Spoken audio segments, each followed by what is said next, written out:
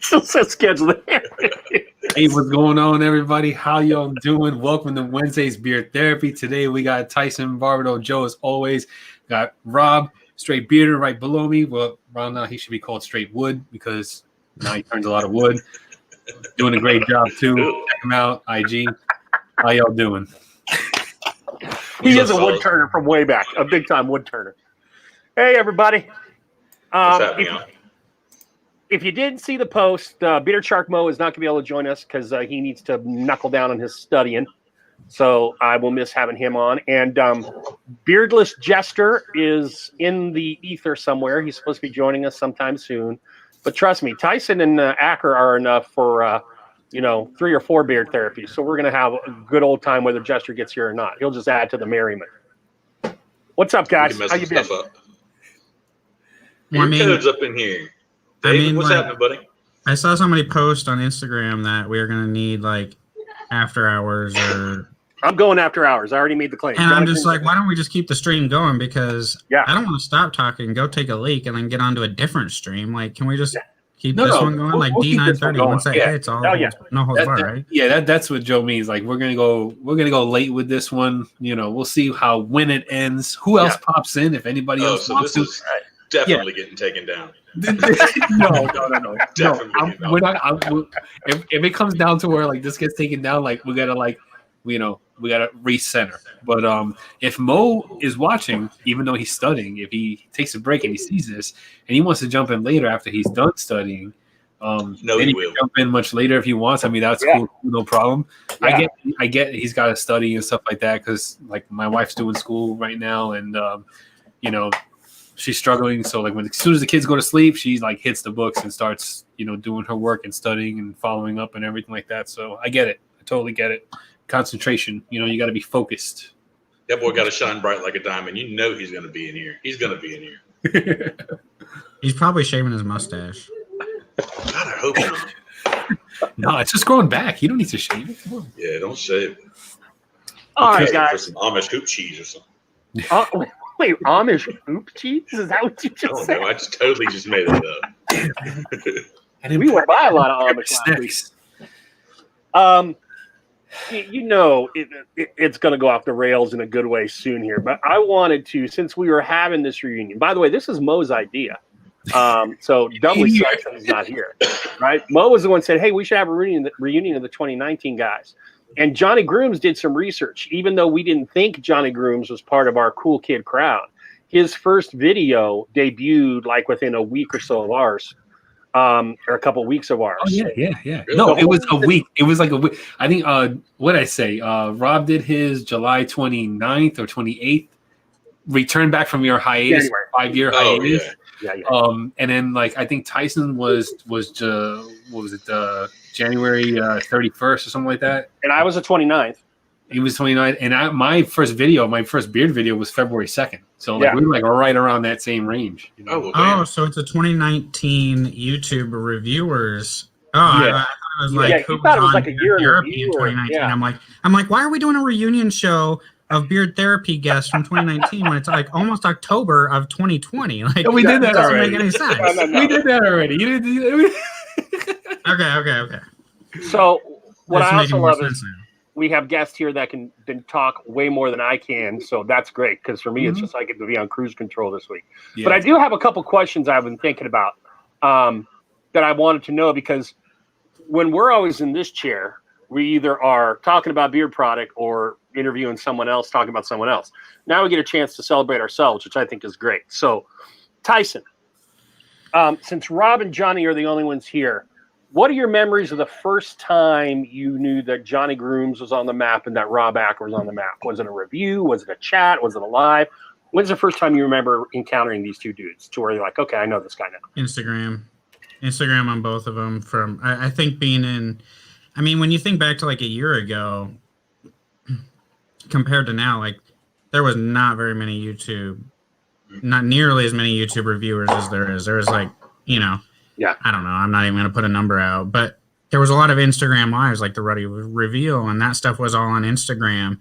So a lot of us communicated on Instagram lives, and, so you'd see things, and half of them you didn't even know they had a YouTube channel. Like I I didn't even know Acker had one right away. Mm-hmm. Well, wait, 2020 name is Rob. I didn't know he had one right away. So, like, I'd see him on Instagram, and then I started seeing, like, his posts of, like, thumbnails. I'm like, this dude's on YouTube, you know? So then, you know, I had to search it out on YouTube and then go binge watch all the stuff. And, you know, I think the thing that we watch, that I think about with Rob the most is just, if you don't like the what up people, like, that's what we miss the most. And when I say we, I speak for at least myself and my other half. Right. Johnny Grooms is like, when I first found out that wasn't his name, I was so mind blown.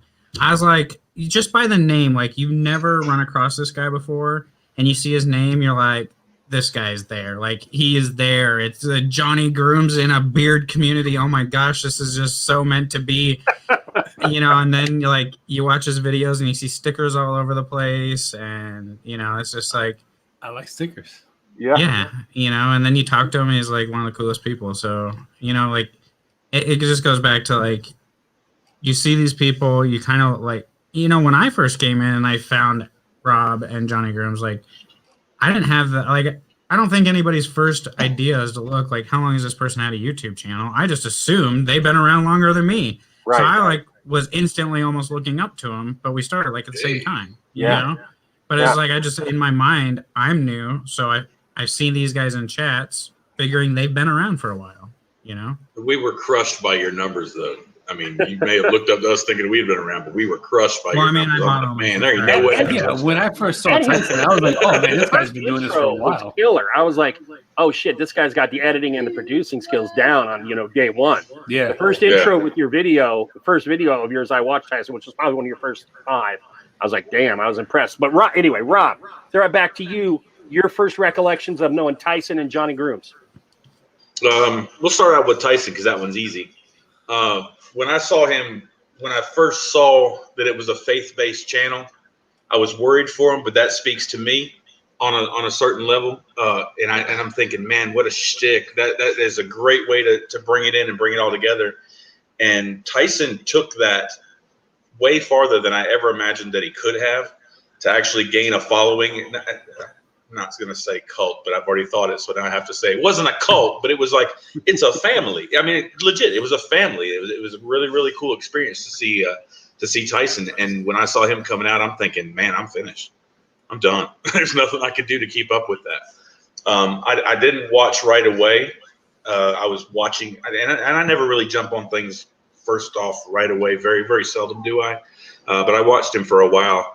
And really, as of late, I've really been enjoying his content along with Dave. That's really good stuff. It's really wholesome, good stuff. Okay. And Johnny, I remember seeing Johnny.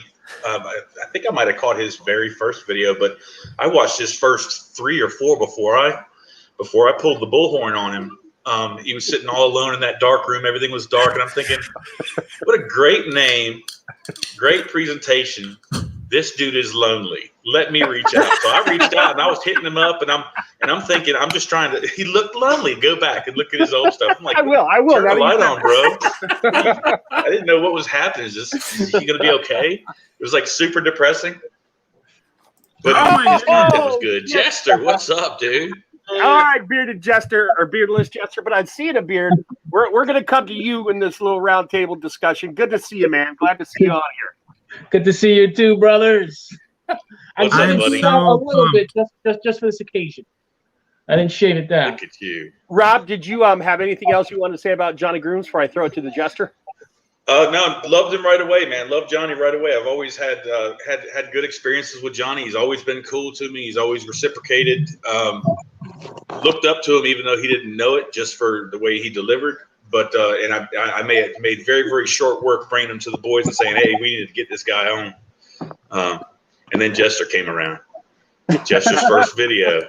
Jester's first video. You have no idea how close I was to hanging it up. I'm like, brother, I can't do that. I was almost about to hang it up. Jester was always there. I remember the only IG live I remember him hosting was with Untamed. Well, Untamed, right? Yeah. Untamed. All right. And I was like, who is this fucking guy with more energy than I've got with the fucking New York accent, which already that accent either makes you love or hate. And I love that accent.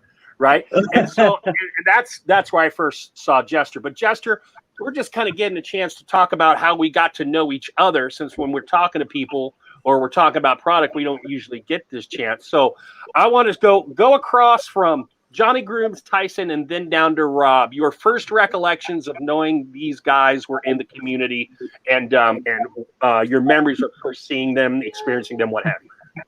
One of the first people that actually inboxed me to say, like, oh, your videos are pretty good, and I like what you're doing. This is like never been done before, blah, blah, blah, was actually Rob Acker.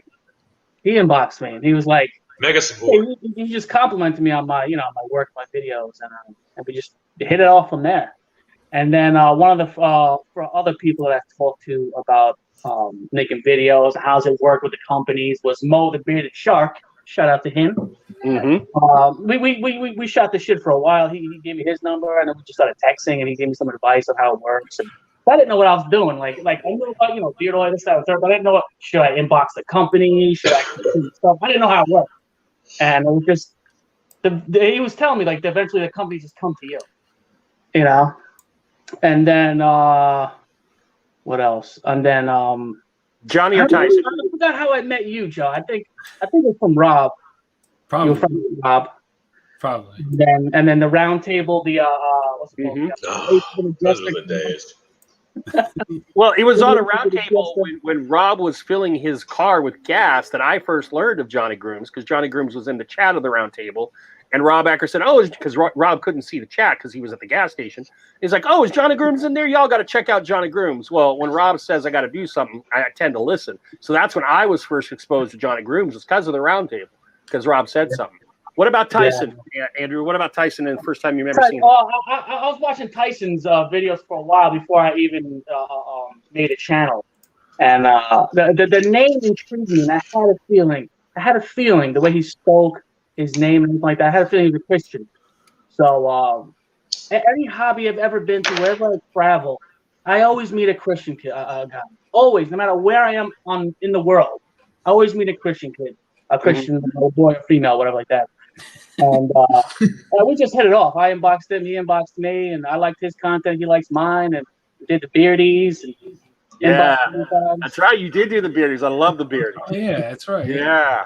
Well, we tried. As I was surfing through the internet, I came across Johnny Grooms' page. I love the way he broke down stuff, and he was really good at the editing too. You know what I'm saying? Yeah. Really good at it. Try. Which really takes him actually a long time, as I've learned. I saw his channel develop. He started with the beard reviews, and then he developed to the gaming, and then head shaving now, which is awesome. Yeah. He's doing all the shaving stuff. Yeah. Now I want you to know, this was never written in stone, but I was up Tyson's ass all last summer about the beardies. I so love this idea. I dropped the 1 minute promo as Dusty Rhodes, and if anyone should have co-hosted that damn show, I thought I was a shoo-in.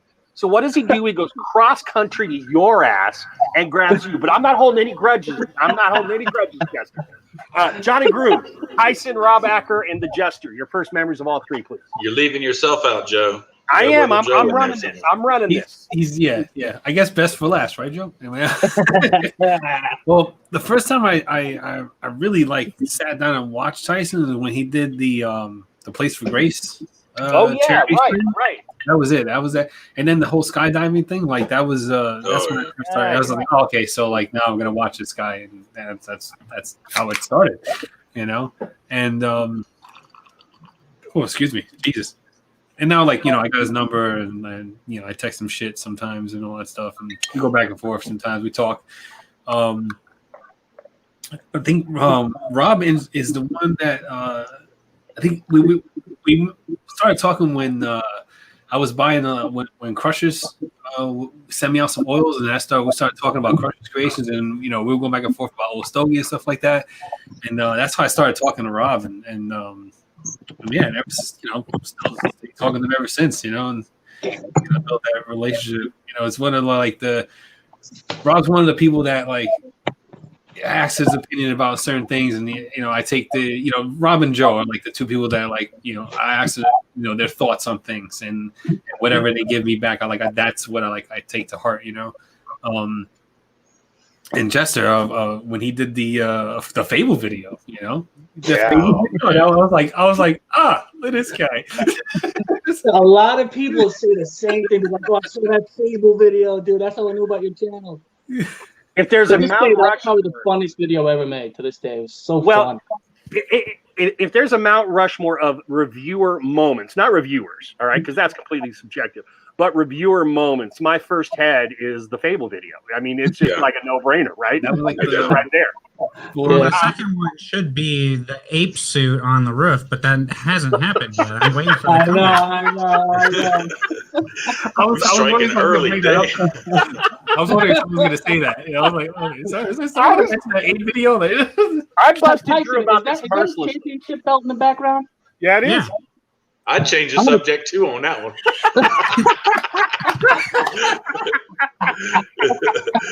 You drove Rob 8 right out of business. That from you. How'd you earn that? What is that? That's the eating championship from. I'm gonna have to take that from you, friend. Okay, so I'm gonna have to take that from you. people are like, "Oh, this guy can eat. Let's have this eating competition." And we're like, "We need a sponsor." So Gary was like, "I'll buy the belt. We'll call it the beard, BFC something. Bearded food champion, I think. Anyway, so we had a competition. Swag, Joe. It wasn't a competition. Tyson. No, it wasn't a competition. Like they thought it was a competition, but I mocked them. What did you guys eat? And like how much? Like what was the like competition? 4 Big Macs, 40 chicken McNuggets, and in 7 minutes. You did that? Yeah. Bro, like a champ with time to spare. Yeah. He had extra food after he was done. He had extra. He had a 5th Big Mac, and he kept going. Maybe it looks better on your wall. I didn't know. He does everything perfect. Kills me. And then like I beat a woman in a nacho eating competition. Like that's probably the proud moment. Not beating Baby Shark and Boo Boo Belly Joe and Cribs, these big dudes. Like beating them. Yeah, like that didn't matter, but beating a skinny little chick in a nacho contest, that was the proud moment. Like, what do you do to prepare? You just don't eat for the whole day and then like, all right.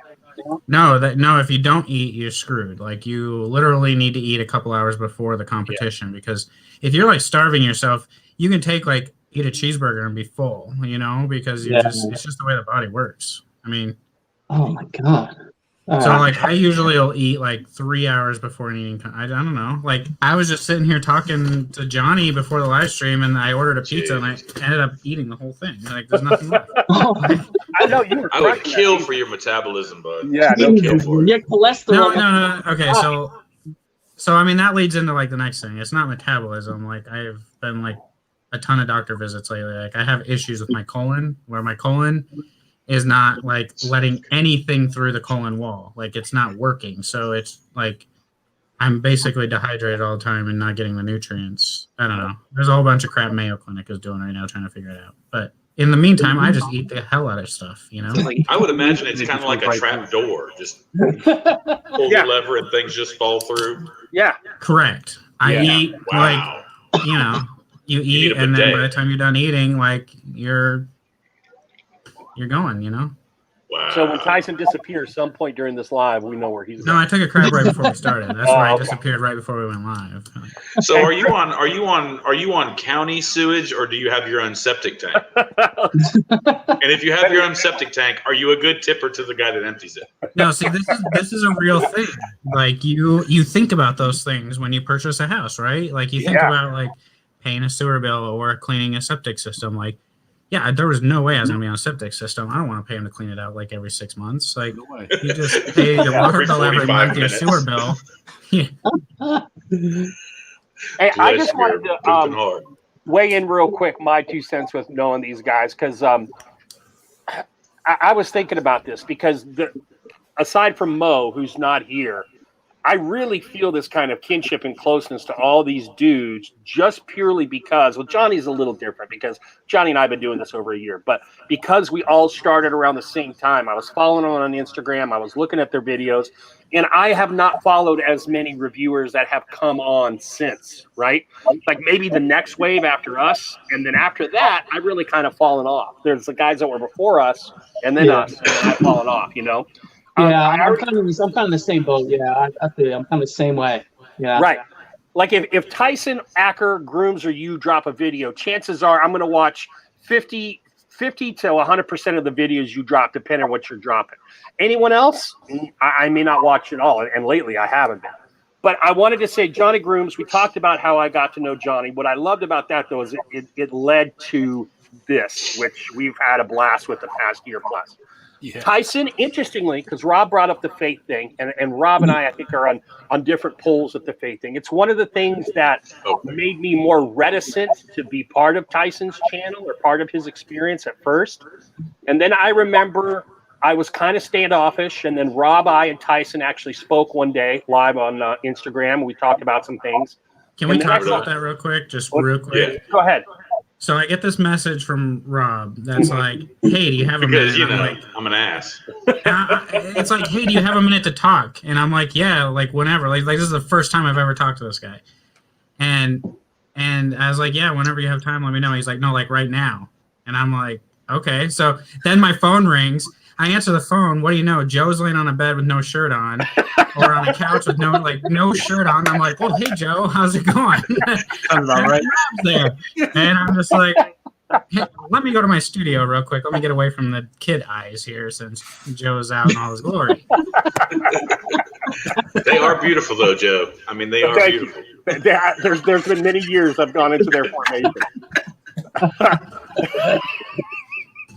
So, and then Tyson was on an Instagram live one day, and both Rob and I were in attendance. And I'm not going to get into all particulars, but it was a hatchet drop on Tyson. And at that moment, I respected Tyson for the way he handled himself in that live. And I said, I need to give this guy a shot. And that's when I started. Now, I had it from afar because like I said, Tyson, when you first came on the scene, I knew of you and I'd watched your stuff. And I'm like, technically, the dude is a stud. And then as you were going along, I'm like, I admired your set. I admired all the purchasing you did. Because even if I kept you at arm's length, if people talked to me about reviewers, I said, Tyson, really commits to the owner. You might want to go to him back in those early days when you were still establishing yourself. Because I respected that about you, even if the faith thing and I didn't really get together. And then, and then from that point on, after that one live, I've been very good with Tyson. Drew, I saw him on the live, Jets Jester.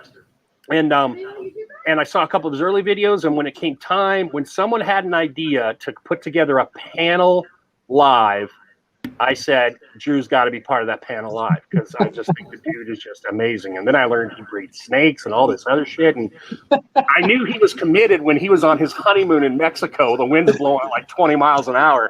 And he's for a bearded round table. Freaking rock.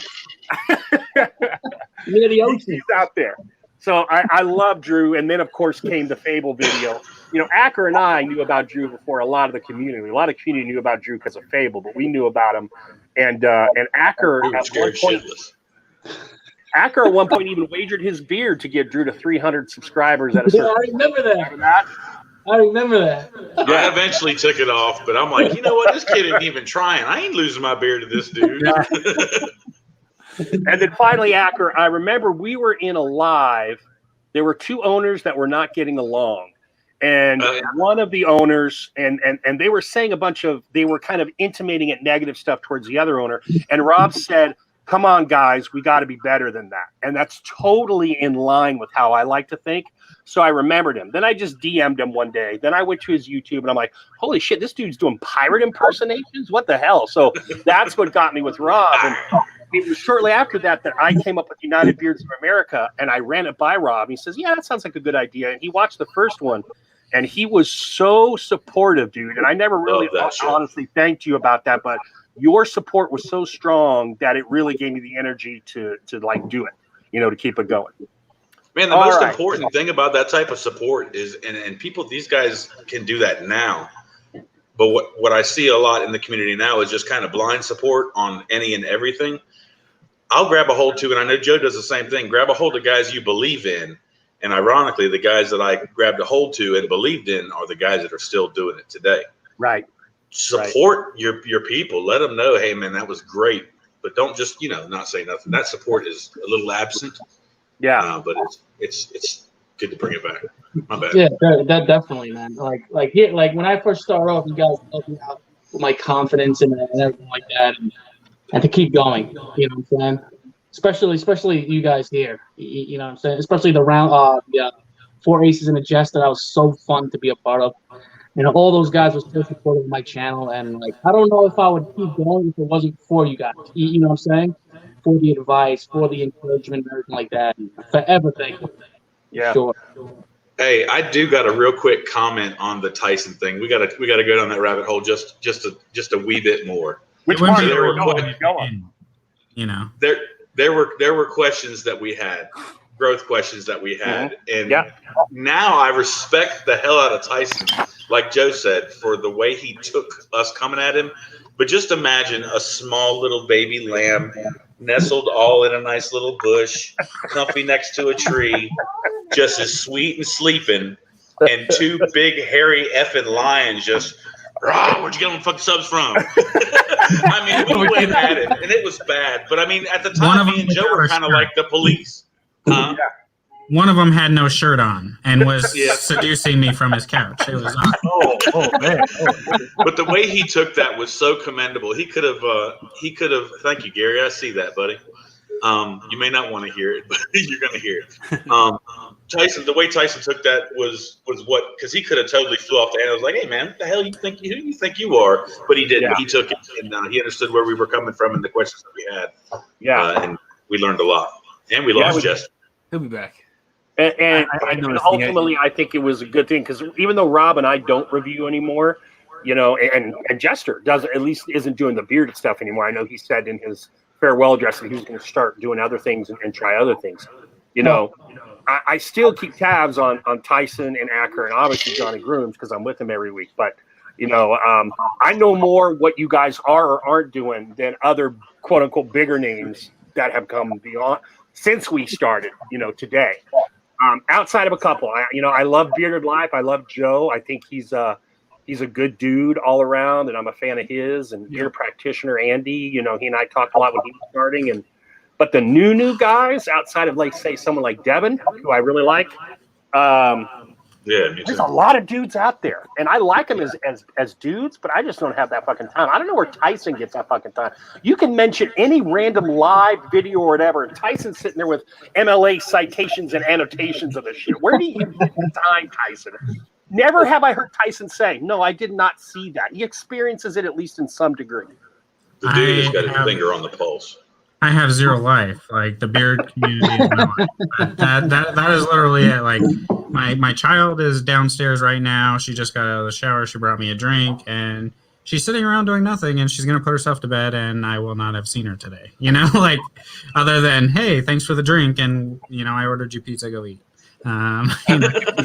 So it gets to be a balancing act, of the father thing. And then, working from home, it's like, okay, working on the work computer, I have my iPad set up here. Oh, somebody went live on Instagram. Beep. You press the button, and you pop it up, and you're starting to just watch while you're working, and things like that. I mean, that's kind of, and I always talk about community support, kind of like Rob said, is like you grab onto people and you try to support them. And it's like, I'm trying to grab onto the community at this point and just grow the beer community, because all these people that are coming in, they're going to have the same 300 subscribers as all the other people. And then it becomes this fight of like, why can't I grow? Why can't I grow? It's like, because the beer community is not growing. Like, everybody's just starting to do reviews. Like, we got to reach outside of our small knit community and figure out how we can reach outside of the hardcore general bearded men that we are and reach grooming the suited beardsmen that go to work every day in a suit and tie that aren't maybe necessarily on Instagram, the businessy businessmen, we all like to say blue collar and things like that. I think, we need to grow. We need to be open arms and bring more people into the community in general. And then that's more support for other reviewers. But the only way to do that is I look at it as like, no matter how much my channel grows, they're going to find everybody else's channel. No matter how much everybody else's channel grows, they're going to find my channel, and they're going to subscribe or not subscribe based on the person that they're watching and the personality that they are attracted to, and how they feel about that person. So why not help everybody else grow as much as possible? Because at the end of the day, if they're growing, the people are going to find you, whether it's in the comments or it's through a suggested video or anything else. Like, they're going to find you somehow. So it doesn't matter if they find me first or they find me second. They're not going to subscribe unless they believe what I'm saying and they like my personality and what I have to offer to them, So I just think, there's so many great company owners, so many great reviewers, so many great people that, like, there's people that don't even have channels or companies that sit in every live stream, Yeah, dedicated, like, hanging out with the boys type of thing. Yeah. Right. I mean, and we have, and I'm sure every live, I mean, Tyson, you've done various lives. I'm sure everyone who's done a live in and out, week in, week out for some time has that core audience where you're like, dude's not a reviewer, dude doesn't do this and that, but he's just a core good dude. And those are some of the best dudes. Hey, Javi, what's up? Those are some of the best dudes that I have met. By the way, Javi, who was my co-conspirator on the Bearded Roundtable, we came up with that idea together. All right, I have one other question, and as much as we like to talk, this will maybe take us to Bearded 9:30. Can I interrupt real quick ahead, just to say I have a bone to pick with you? With me? Yeah, with you. Go right ahead. Because not only did you call me shirtless, not only did you tell me, like, hey, I love this Beardy's idea, I want to be your, like, campaign manager, and then you do one promo and fall off the face of the earth with it, but you also told me that I was going to be like a co-host of this South Dakota video thing that still has never happened. Right. So, like, I don't know. Like, okay, well, Tyson, I can't, you're right. I was going to be the campaign manager and I tanked. But the views for UBA compared to the time I put into editing that bitch just were not corresponding. I loved every last episode. So good, though. I loved every last episode. They were awesome, yeah. Well, thank you. And I doubt people just didn't want to be educated. All right, so here's what I want to do. And Acker was going last anyway, so he can take a walk. We're going to go Johnny Jester, Tyson Acker. Johnny, to the best that you can remember at this moment in time, your high and your low of your time in the beer community. You all get to think about this while Johnny's on the spot. Jester, you're next. High and my low of the beer community. I think actually, well, aside from like, because one of my high points in like my YouTube career for beard content and grooming content, had nothing to do with the bearded community. So I would have to. Oh man, my highest point with the actual bearded community, was definitely that first interaction that I had with Crushers Creations. We had that first conversation, just DMing, and they were the ones that they were the first company that sent me products for a review that I didn't have to pay for. So that was like the high, that was like when it comes to the bearded community, that's like the point for me. Mm-hmm.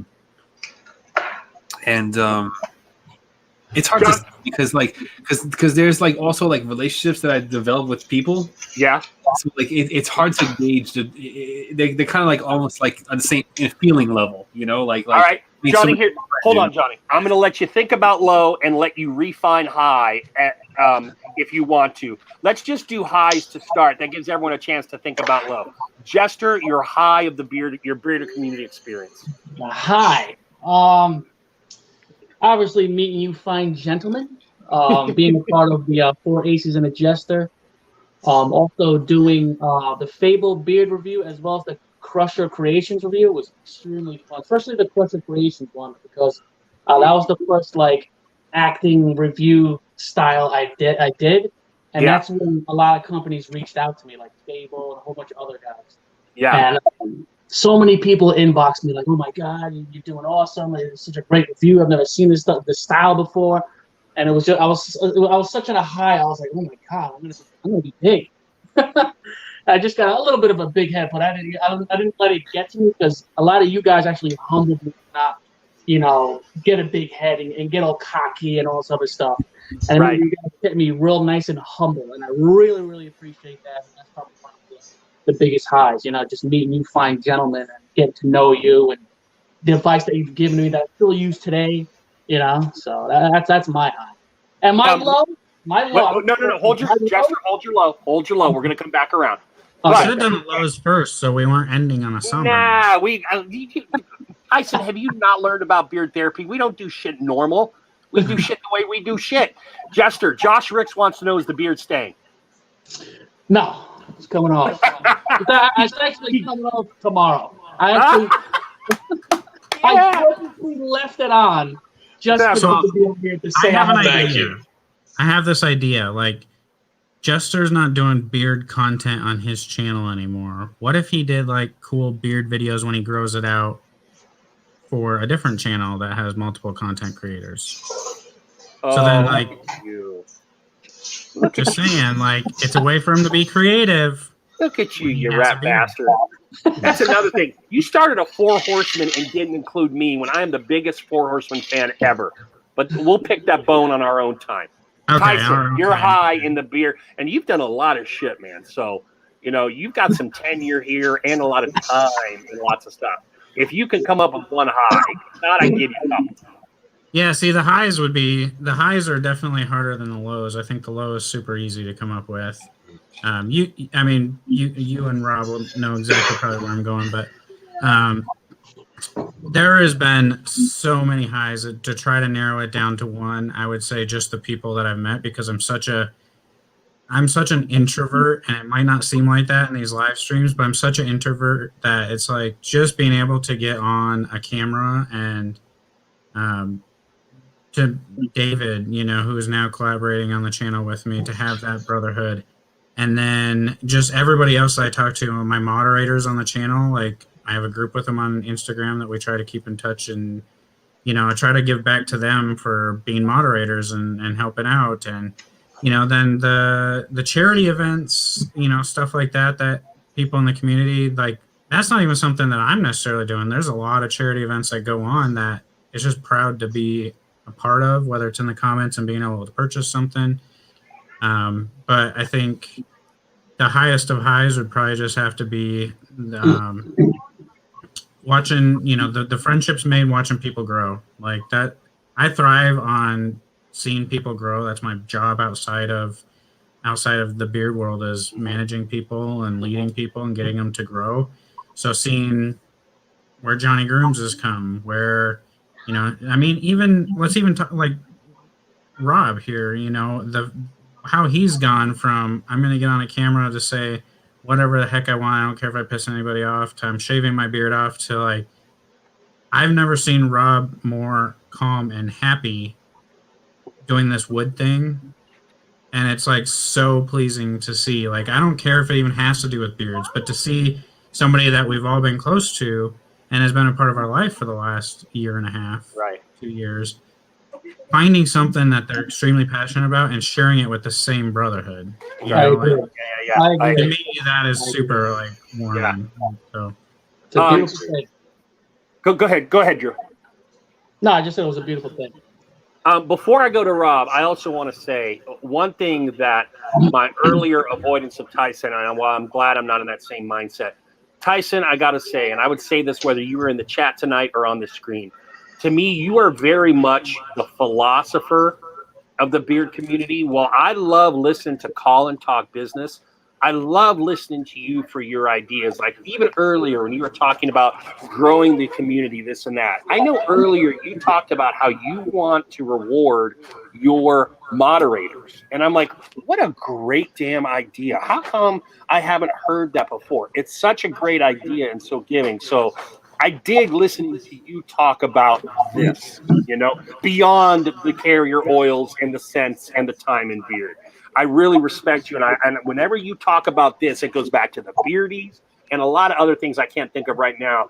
If you want to listen to someone with a vision and someone who's looking out for everyone else, you need to listen to Tyson in Lodge when he has a chance to talk or on his videos, because he is the guy that's looking 2 or 3 steps ahead. Rob Acker, what is your high? This is agree with Tyson. The highs are way harder than the lows. I can pick lows out all day. Yeah. My generic high would be, I think the best time I had, the most fulfilling I had was being a part of the Bearded Roundtable. Just being that voice in the background for whether it be advice or ideas just flow. I love that. Secondary to that is anytime someone reaches out to me and asks for any type of advice for their beard or advice for anything, I give it to them and it works. That's the generic stuff. In real life, it shouldn't be a surprise. I'm an extremely abrasive person. It's just who I am. I don't mean to be. Truth stays up front, and a lot of people can't deal with that. I get it. It's bit me time and time again. In my real life, I really don't have, God, that sounds sad. I really don't have friends. I don't keep people. My circles are extremely small, like 1 to 2 people that I have here. And it kind of carries over to the beard community. I know I come across as, I don't want to talk to you. It's just, I have no clue how. I hate to sound sad sack, but I don't know how to make friends. And this has kind of drawn me out a little bit. But I still have got that, right here, buddy. This is where you belong right here. I got to lose that. But highs, I guess highs is having the friendships that I've made in pretty much everybody on this screen. I would consider of my closest. If we threw Mo in there as well, of my closest that I talked to. I wish I could talk to Tyson more, but the friendships I got. All right, Andrew, we're going to go to you first because you are all ready for the low. So let's hit you with the low, then we'll pop back to Johnny Grooms. All right, I got 2 lows. 2 lows. My lowest is when I shaved this bitch off. That was fucking low. That was low. That was a low point in my life when I had to shave my beard off. That was definitely a low blow for the beard community. Yeah, you're right. It was, man, because I was getting a little anxiety. It's like, am I going to be still part of this great community called the bearded community? Am I going to still be close with these people? Are people going to still accept me on YouTube and everything like that? And it was just going through my mind. It was real stressful. I was trying to think of ways and try to avoid doing that. I just couldn't. And I had to make a decision. It wasn't easy, but the last video I did saying that, goodbye, bearded community, got a lot of views, and it was more positive. It was actually 100% positive, and it shocked me. I got nothing but love, respect, and great inboxes, great comments, a lot of thumbs up, and it shocked me. You know what I'm saying? Because some communities out there could be ruthless. You know what I'm saying? And it could be, oh, you shaved it, you get out of here, you sell out, and it could be, very negative, but it's really positive. The other low was when the 4 aces in a jester, the round table, just collapsed for whatever reason. It happened faster than expected. It just happened like this. It was weird. It was very weird how it happened. Yeah. And it sucked that it happened because I wanted to rock that hat. I wanted to get the shirt. I wanted to get the tattoo on my ass. The tramp stamp. That sucked. That sucked because it was something great. I'm saying? It was so great and tight and such a great fun. We had great guests on. Yeah. From all types, and I think that we could have even went further with because there's so many companies out there, so many new companies that would have been awesome on that show.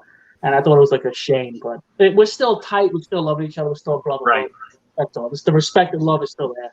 I'm obviously with you on that one.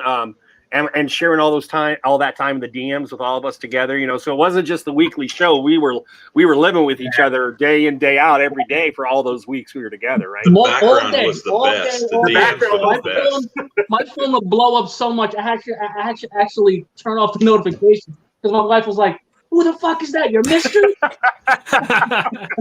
why he never damn answered them DMs, man. But those DMs were the worst back then. They were the best. Yeah.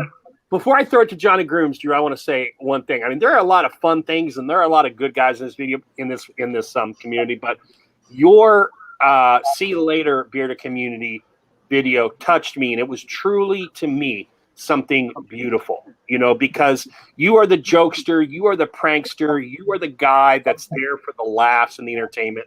And the way you let us in and the way we got inside of you for those, 8-10 minutes, whatever that video was, well, that's usually Tyson's gig, the way food runs in and out of him. But the way we got inside of Jester, and because I know you, Jester, because we've had all that communication, it really touched me, and I thought that was a beautiful video, man. And it didn't make me cry, but it did make me feel in here. I just want to let you know that. Johnny Cruz, I love you guys, man. I seriously do. We love you. I'm just, if I made about 20 more K a year, I would kill the wife so that we could have you back in the community. I just want to let you know that now. She's already produced the 2 kids. We don't need her. I'll keep that in mind. Wait a minute. Wait, did you just say you would kill the wife? I did not. It was all hypothetical. I find myself extremely mad at Drew's wife. Honestly, it's like, damn it, she took one of the greats from us. It's a good thing she's cute. I'm not going to be held guilty by association. I had no control over the words that were just spat out through that mouth over there. This is what happens when the water starts to fill you up and make you warm. JG, thus far, because you're still going. We got three tombstones on this panel. Yeah, I'm still going. The vitality of life. Thus far, what's been the low? The lows. I don't have a lot of lows because I don't really let this whole thing really affect me that much. I think the only low I've had that I've actually legitimately got pissed off about was that I was working on my very first collab with a company that I will keep remain nameless. Why this is therapy. Yeah, no, I'm not going to give the company publicity. Good call, Johnny Cruz. So I was working with this collab, and then the company owner decided to come out of pocket and talk out the side of his mouth like an asshole, and I had to kill the collab because I can't have that. I can't be associated with something like that. So that really pissed me off. That's the only real low part. As far as couldn't have been Gary, could it? No. Love you, G. No, it wasn't Gary. No. Getting far away though. No, but as far as the drama and all that stuff in the community, I don't let that kind of stuff really affect me. So that doesn't really warrant me to categorize it as a low for me because when people want to talk and they want to fight amongst each other, that's on them, doesn't affect me. The only thing that really affected me was that. And still I still feel a little, just angry about it, even now, just thinking it now. Cause it was supposed to be really good. People are just coming on to a certain thing that a beer company is doing right now. And they're like, oh my God, this is awesome. This is really cool. I thought about doing that, in my collab, that's how it was going to be before that company decided to go with the thing that they're doing. So I had ideas and we were going to make this stuff happen. And, that's what it is. But that's it. Tyson? Do we have an hour? I mean, yeah.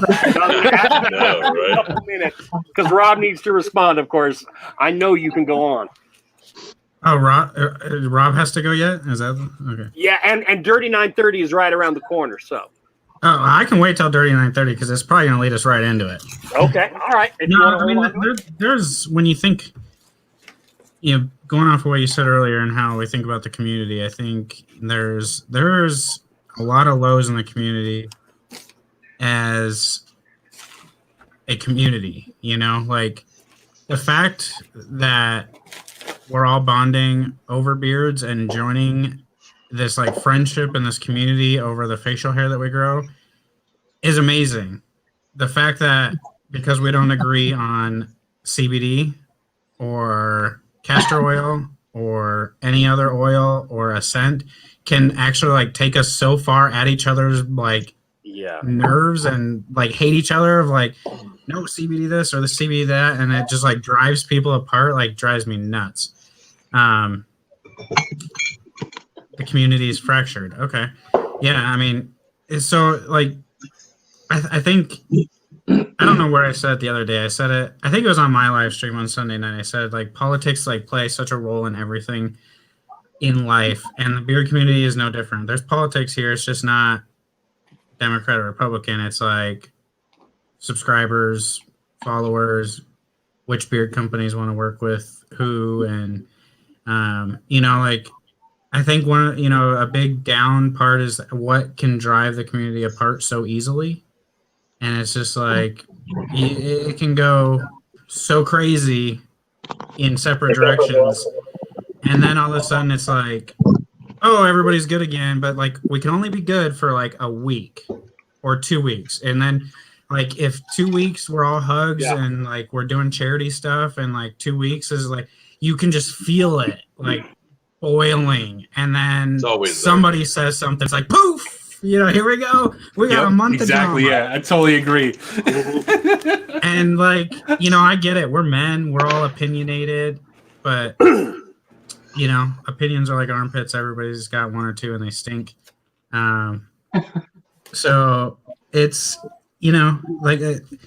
I'd say the biggest low for me personally started with your guys' phone call. Nothing against you guys. You guys were starting to get there. But that started like a 4-month span of like, this crap of how is he growing? And then it went into the Instagram live that was crappy of, and then, a bigger reviewer, and I got into it, and that's just never been repaired, which is pretty much destroyed a lot of growth. But, I think, I don't know, there's a lot. Like, I think one of the biggest highs is getting like really good with companies, right? Like you build this friendship, like, and I know Joe, you're close with Hanyaker, so you build like this friendship, and you have this bond, and you think like, okay, we're gonna be tight until the end. And I have a couple of those, like Adam from Barden for sure. Like him and I came in at the same time. We've been tight ever since. We've had our riffs of things where we don't agree. We might not talk to each other for a week, but then, like. I was probably one of the first people that he told that Kaylina is pregnant. So congratulations. Oh, nice. All right. Congratulations. Trying to spill the beans on therapy. All right. Giveaway. No, okay. Why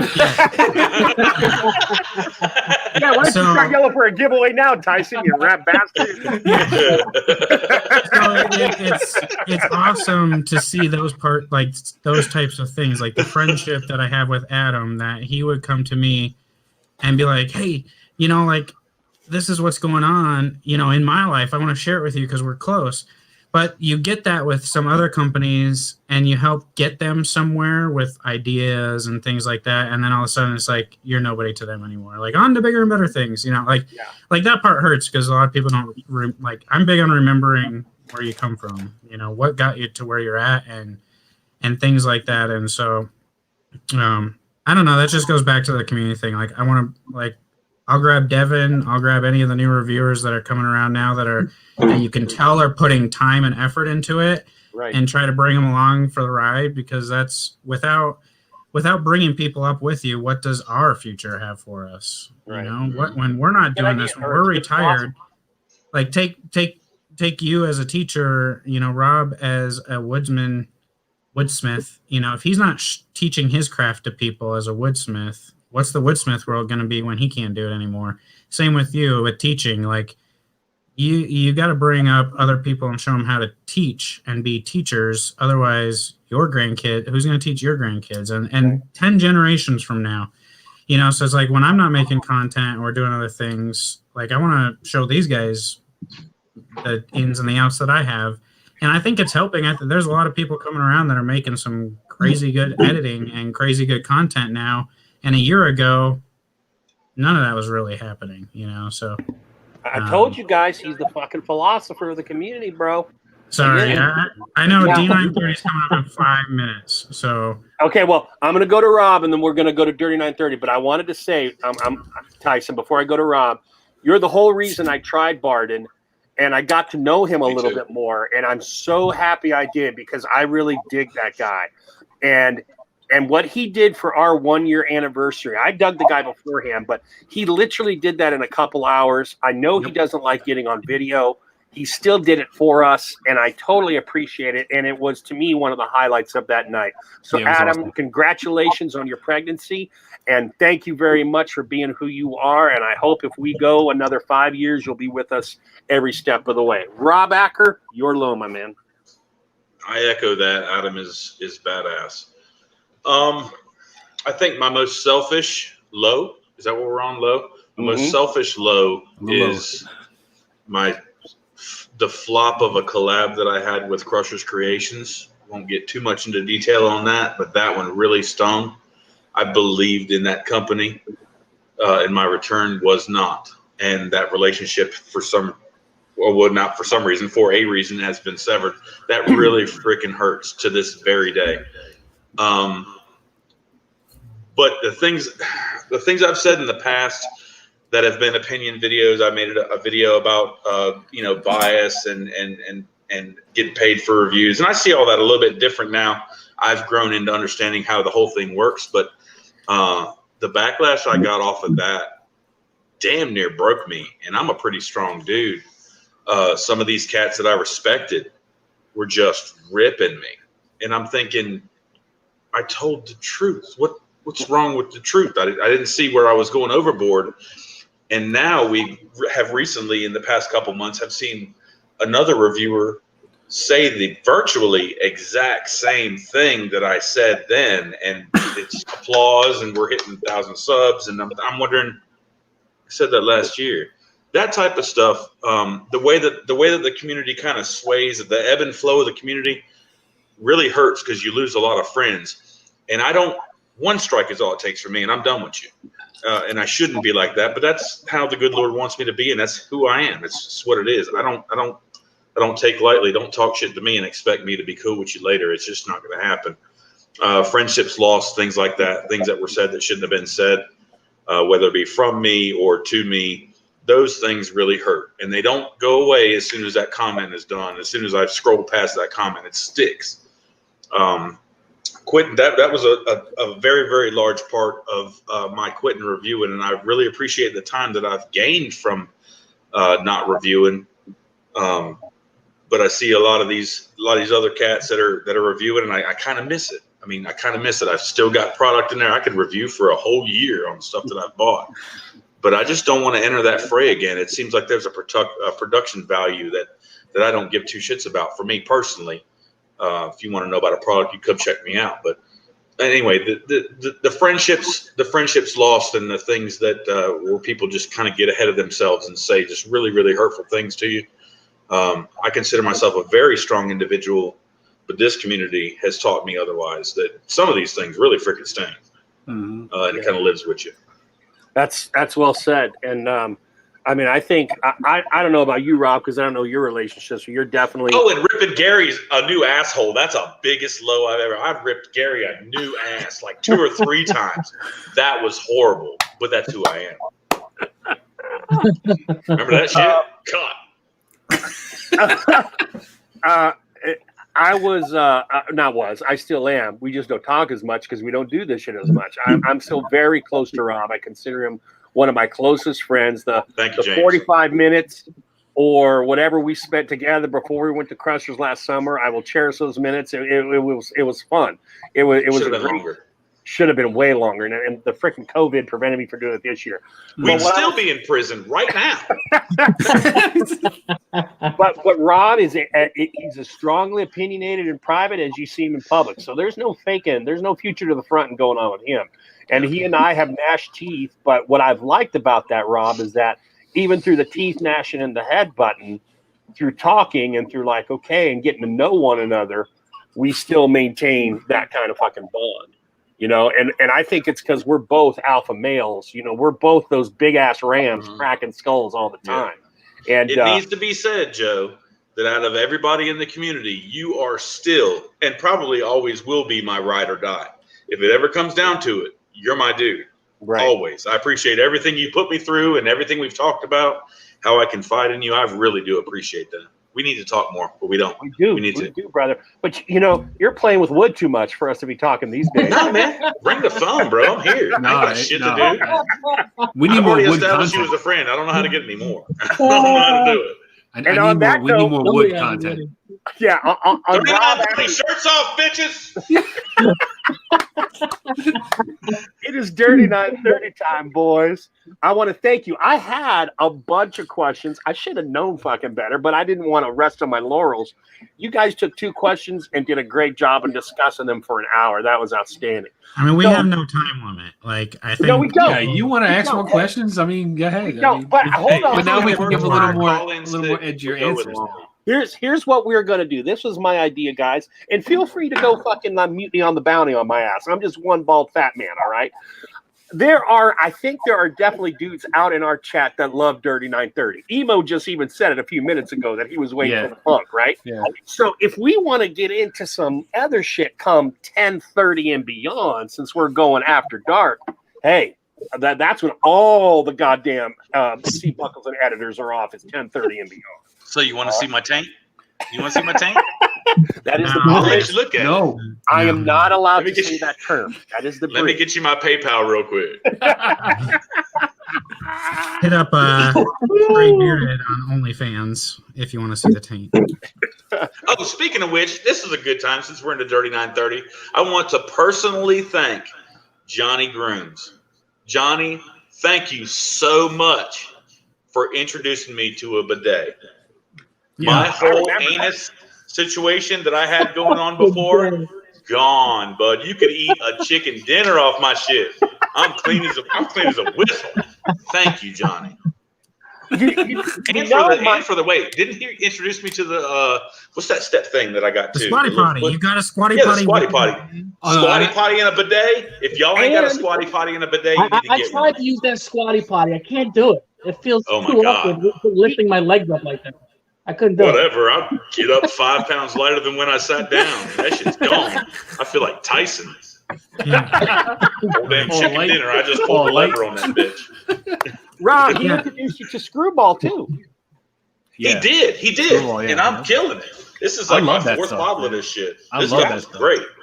I do got to say, Beard Code said try it with grape soda for like peanut butter and jelly. That was the nastiest shit I ever drank in my life. I knew it. I fucking knew that was going to be fucking nasty. So nasty. Young man, you don't mix it. You drink it straight. I wanted to say this real quick. That since you brought that up, the one regret I don't have, and it's not like any of us could do it, but I would love to be a fly on the wall in everyone's big ass DMs, because we had the roundtable DMs and those are so fun, and then we had the therapy DMs, which was me, Johnny, Rob, and Hellafat. And there was some fun-ass conversations that went on in there. But a lot of the bidet talk that Rob Acker is talking about went on, the Screwball and the bidet talk, a lot of those went on the therapy DMs. Yeah. I want to get on to all you guys' business. I want to hear who's talking shit about what. My days as a cop are over. I just want to hear. That's all I want. I just want to suck it all up. Is the therapy DM still going on as it was? Is it still yell-free? No, you killed that pretty effectively, sir, when you stepped back. I did? Yeah, you did. Are other buddies not in there no more? No, Phil is still in there, but it has gone almost dormant. With a post every 3 weeks. Yeah. We dealt with everything, dude. If you could just take those conversations and publish them, somebody's buying that shit. I promise you, and they're going to learn something. I think there's a lot of conversations that should be published. You know, like, oh God. Oh no. That don't need to be published. Yeah, definitely don't. Just don't kill the right person, and they'll put it in a video anyway. You know, it's like a lot of chats and DMs and stuff like that. If you did publish them, like channels would tank. Channels would like be eliminated. People would just walk away. You wouldn't see the same community. If you really let it all out like that. But that's the thing though. Like everybody's wearing these masks. And they're because a lot totally different people than what they are behind the camera. Because they got a safe face because I believe, right. Even though a lot of people talk a lot of stuff, they gotta say like, oh, it's not about the money or whatever, all that bullshit. But I feel like the main goal to make it on YouTube onto social media is to monetize, to gain money. Like a lot of people are like, oh, it's not about the money. It's not about the money. I feel like that's all bullshit. I feel like a lot of people that get into this to really, monetize on a social media platform. It's free money. If you think about it, you don't make that much though. I know, but if like 1,000 subs, you don't make shit. If you hit it and you go viral and you get to that point, like the potential is there for you to make like serious money off of YouTube. There's millionaire YouTubers out there like that are multi-millionaire YouTubers. There's 100,000 beard content. Yeah. So the people that are like, oh, I'm not in it for the money. Come on, man. You gotta be real. Be real for a minute and like fucking like be real. Here's what I'm going to own up to now that I'm not doing this, because this always was sitting in the back of my mind when I was talking about starting a channel with my intern. I always thought it would be the coolest damn thing to. My intern was the first person to realize that I ran the idea of starting a channel behind last year. I always thought it'd be cool. Who's your intern? Well, she's not my intern anymore. Now she's a real teacher, but she was my intern. Her name was Jess. Oh, see, I heard intern. I just went straight to her. You started a porn channel. I always thought it would be cool to have beard companies send me shit, and I think Johnny, we're too niche to really think. I think a lot of guys are too realize that they're not going to get rich off of this, but if they could get free product, a lot of the time, that saves you money. Yeah, it saves money, and this is where I've got Acker to thank, because I was sitting on that fence, and Acker helped bump me into what are my true core beliefs, which are support the company, and if the company wants to throw you a bone, fair enough, but you support that fucking company, right? And I still agree with that. I think there are reviewers out there, past or present, that perhaps rely on that more than actually coming forward with their own money. And that's another reason I respect Tyson so much, because I've joked about it, but dude could be his own cosmetics counter at any department store with the beard oil he had.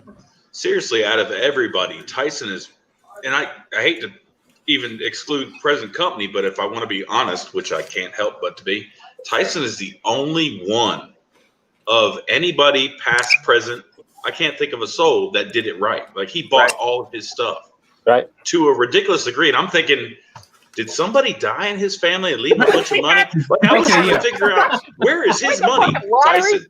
It's so funny you say that. There have been conversations about what the fuck is this guy doing? Yeah. I've asked my job a million times, because it's like I've had people like, what do you do for work? Do you get like a couple $100,000 a year for work that you can just blow on beard content or beard stuff? And it's like you guys want like the ins and the outs of Tyson's life. Okay.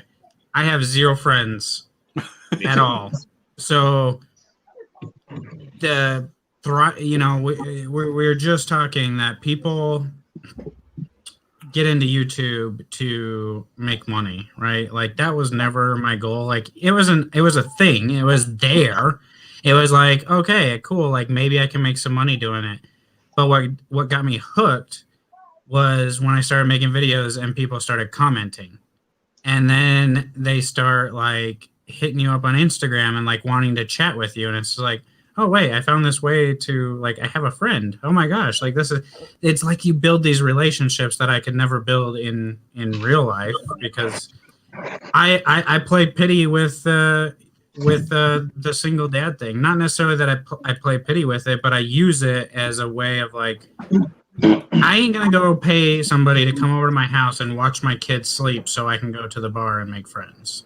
Like, that's just not, it doesn't make sense to me. It's like even in the dating life, it's like, hey, you want to go out tonight? It's like, no, I got my kid. She's in sleep. What do you want me to do? Like, pay somebody to come over and watch her sleep so I can go out on a date with you? Like, come over and watch a movie. Nah, that's creepy. Well, you're lost. You know, like, never discover prostitutes. You got a kid, man. Netflix and chill. You know what? See, right there. That's how you weed out. That's how you weed out the bad ones.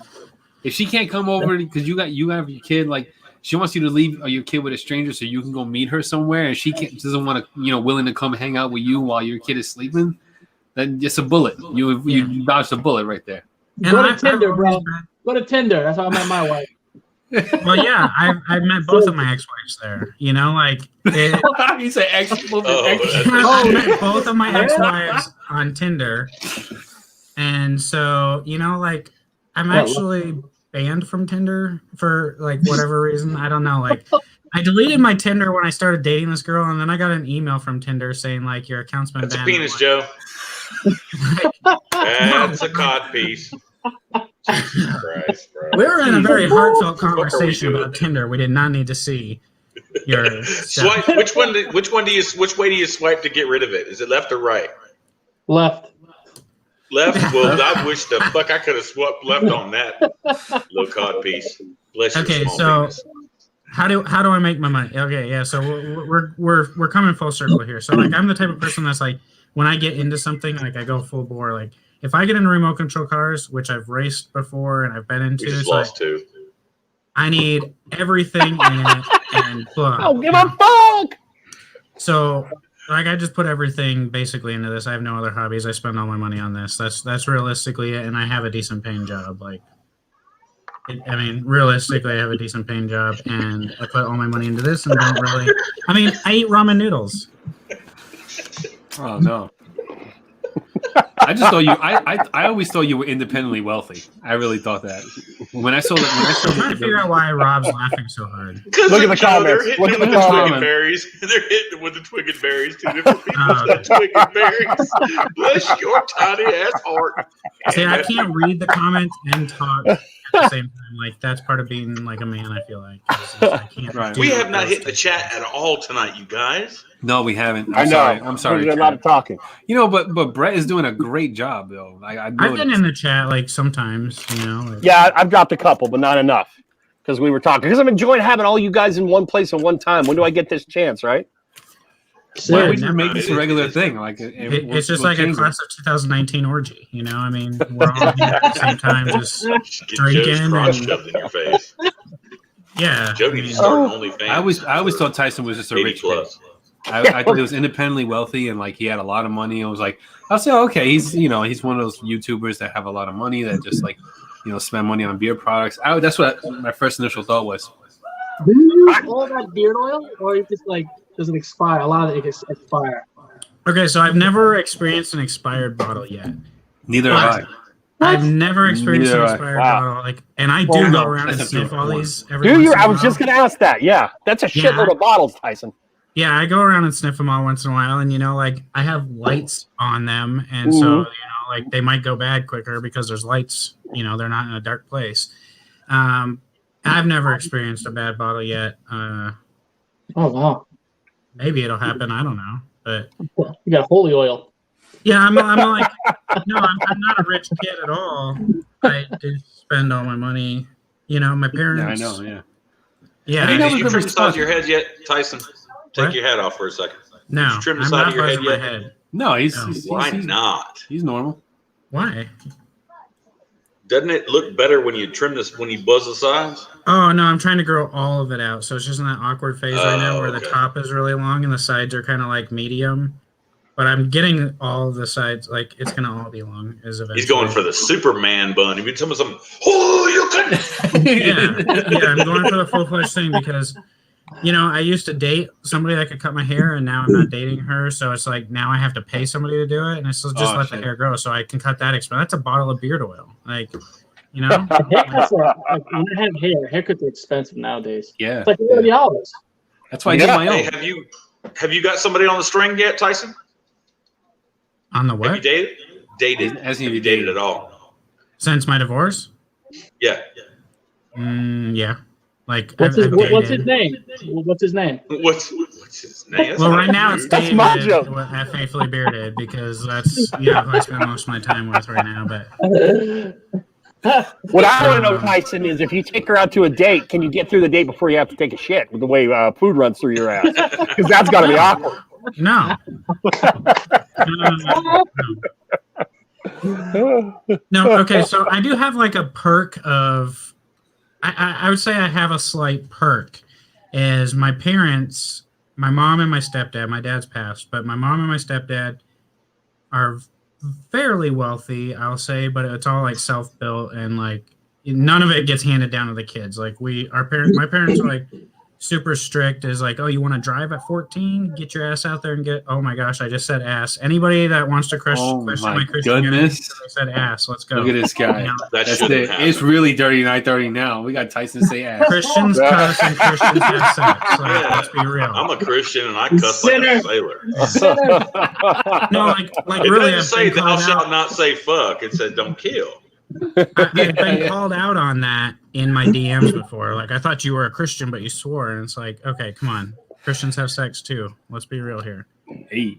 No, so like my parents, like they're super strict, like with money and crap, and they're just like, they won't give you a penny for anything. Like I've literally been broke and had to move into my mom's basement before I got this job. Like when I was 25, 10 years ago, like lost my job, broke AF. And like I had nothing, like I had filed bankruptcy because I was so broke and move into my parents' basement and everything.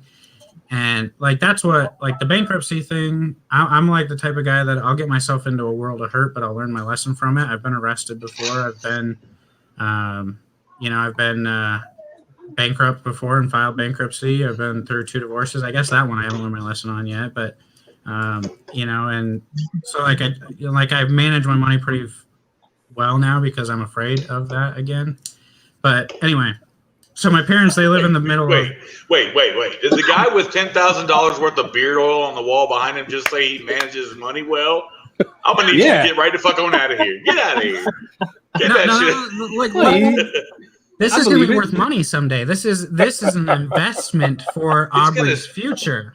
She's going to be able to sell this collection when I die to one of these people in the comments that are just like, look at this beard oil. You're going to see beard oil collections on eBay in the next 10 years. Yeah. Somebody is really waiting to get their hands on a 10-year-old's anointed AK barbershop. If it's got Tyson's autograph and maybe some of his feuds, you never know. Do you have a 1912 just made around right now? No. See? I do. If you've got video. Could you tell if that one went bad? 1912? No, because it smells like crap in front, like brand new. It does. Wait. Hold on, just a second. I wear that one when I want to impact somebody. Rob, in our little community, when the tech evolves in the next 3 to 5 years, Tyson is going to be able to take a quick video that has very little storage, where he plucks a hair from the man bun, signs the oil, and will sell that shit on eBay, so that it came from the Tyson collection. I'm telling you, he is going to be able to sell this shit. You watch. You watch. To the beard fans. To the beard. No, he is. He's got great hair. To the beard fans. I think you got to get creative with a lot of things. So, like, okay, so my parents live in the middle of nowhere and they're hoarders, right? So it's like I go to their house and I'm like, what is this stove and microwave set doing just sitting in your garage? They're like, oh, well, we got a new one. I'm like, cool. I'm taking it and I bring it to my house and I put it on Facebook Marketplace and get $500 for it. Like. Oh, that's so dirty. It's just like things like that. Like, you just letting it sit in your garage. Can I have it? Yep. Okay. Cool. Or like I do the same thing. Yeah. Like just last month, like Canon came out with a new camera. I'm like, cool, I'm gonna buy it. So I pre-ordered it. And all of a sudden, nobody else could get it, but I have it. So what do? You throw it on eBay and you make $300 off of it. Like, I mean, come on. Like, why would you do that? Tyson, hold on. And that camera would have made number what camera that you have? What number is that camera on all the cameras you've owned since you started your beer channel? 5. See, that's a shame. That's one of the main not one of the main. It's one of the reasons why I stopped doing the channel is because I heard people kind of making fun of people making videos with their phone. I'm making videos with my phone. I'm not buying a camera. I can't. I mean, I can afford a camera, but I choose not to afford a camera. I think the biggest misinterpretation in the beer community is that you need a camera. Like, I see people get a camera, and I'm like, your damn phone shot a better video than your camera shooting. Like, these phones are making amazing videos nowadays. A lot of them are 4K now. This shoots 4K. I use the front of my camera, not even the back. Me too. 1080p all day. I don't care. It's just a beard review. I'm not making Amistad over here. You know. Amistad. Yes, Johnny Grooves. All right. Something erupted. Not erupted. Something came up in the chat, and I'm going to throw it around you guys because it's Dirty 930, right? All right. Here we go. Now you get to tell me if I'm the freak or if you are with me here, because my wife thinks I'm fucking crazy. All right, I am not. She's right. Well, yeah, okay, I'll give you that, Johnny Grooms. I am not a public shitter, and there's a reason for this. All right, I gotta shit my own bowl. All right, and the reason is you never know when that fucking Georgia Clay shit is gonna come out of your ass, and you're in the middle of a public place. But if that should happen, what I do is because you can never, and I use wipes. I don't have a bidet at work, obviously, Rob Acker or Johnny Grooms. But if you're out in public and you have that shit that just will not clean up, I have come up with taking a few layers of toilet paper and it sits between my asshole and my undies, and I call it the man pond, so I can maintain cleanliness until I can get home and do the proper job. Am I nuts, or have any of you thought of or done this same sort of thing? No, that's fucking disgusting, Joe. You need to Joe, what are you doing? The camera off right now. No, you don't leave that bathroom I don't care how much time it takes. I'm gonna go get a mop and a bucket. Around me somewhere, there is a mop and a bucket. I will take toilet paper, put it under the sink. I will do whatever it takes, but my ass will be clean. Yeah, you don't stop wiping till it's clean, man. No. What about the itch, dude? I'd want to stick one of them baby bottle brushes up my ass just to clean crazy it. About like they make something for this. It's called a pad. Women use them on their menstrual cycle. Yeah, but I don't want to spend all that money, Dyson. Don't you have a But woman there's in your things house left on your skin, though. Like, there's things left in the innards that create itches. Does that itch not just drive y'all crazy? It does, but if I'm at 12 o'clock on a school day and I just gotta go, and this thing, it just will not clean, Rob. It's like I said, it's like Georgia Clay. It has a life of its own, and it's like Spider-Man adhering to shit. All right. I bet you put some Ajax on a corn cob and shove it up that thing, it'll be clean. Well, I've got that kind of. I'm sharing a bathroom with students. I don't have that time. All right, so none of you have ever man pond. Yes. No. The only time I've man pond is strange shit you're talking about. Like I've taken dumps in weird places before because there was like no bathroom, but I never did the man pond. Okay. All right. Then I am afraid. You seen the videos when them dudes just prop up against a plant in the mall and they shit and they just pick their pants up like it ain't nothing. Johnny, I'm sure, could hit us with 12 videos right now. How do those people live their life? Yeah. Well, it's people that have solid poops. They don't ever have the clay. They don't have the mud. They just have the perfect corn poop every time. I'd go for a solid poop right about now. Me too, for the last 10 years. Wow. Not enough Imodium in this world to give me a solid poop. But see, the Mississippi clay is somewhere between the wet poop and the good old-fashioned solid poop. Because the wet poop you can still clean up. It just takes a few wipes.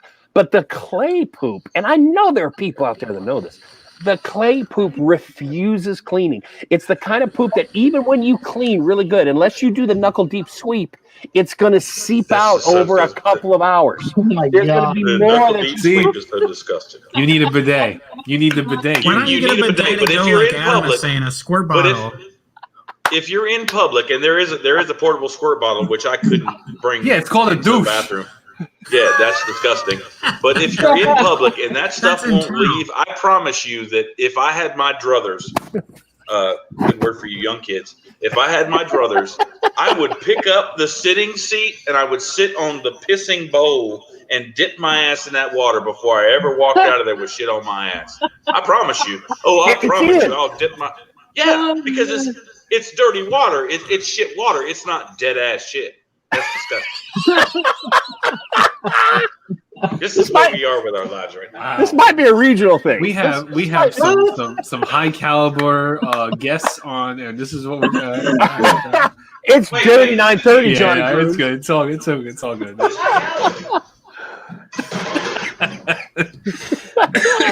Oh shit. Okay. Didn't walk in the room, you can't teach me this in class. I forgot Ryan was in here tonight from Clever Beards. Yeah, I was waiting for you to discover that. I didn't want to post that. I wanted you to find that one on your own. Ryan, this is a life lesson. This isn't grammar, vocab, or literature, brother. This is a life lesson. I can't do that in class. Ryan, don't. These guys are obviously bad influences, and they're drinking, and we are. This is totally getting taken down. No. Since Clever Beard's in here, and I can't remember those guys' names, but since Clever Beard's in here, I'm going to tell you that I was a tester when they first put out their new stuff. Thank you, Joe.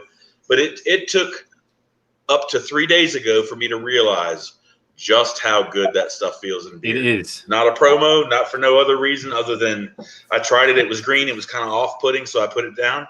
I put it in my beard like 2 or 3 days ago. Holy smokes, that stuff feels really good. So it's the heads up there, top 5. It's definitely the hemp butter in here.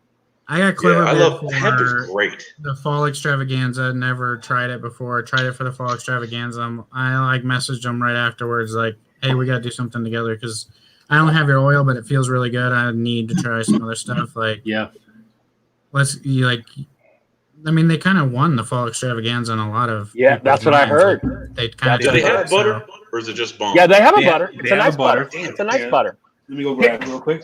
And I'm glad you said that, Tyson, because I'm kind of proud papa here. Even though I'm not Ryan's dad, he's a student from many, many years ago, and I kind of helped get him into just the beard culture game. Oh, see, and now that you say that, I don't know about Clever Beard.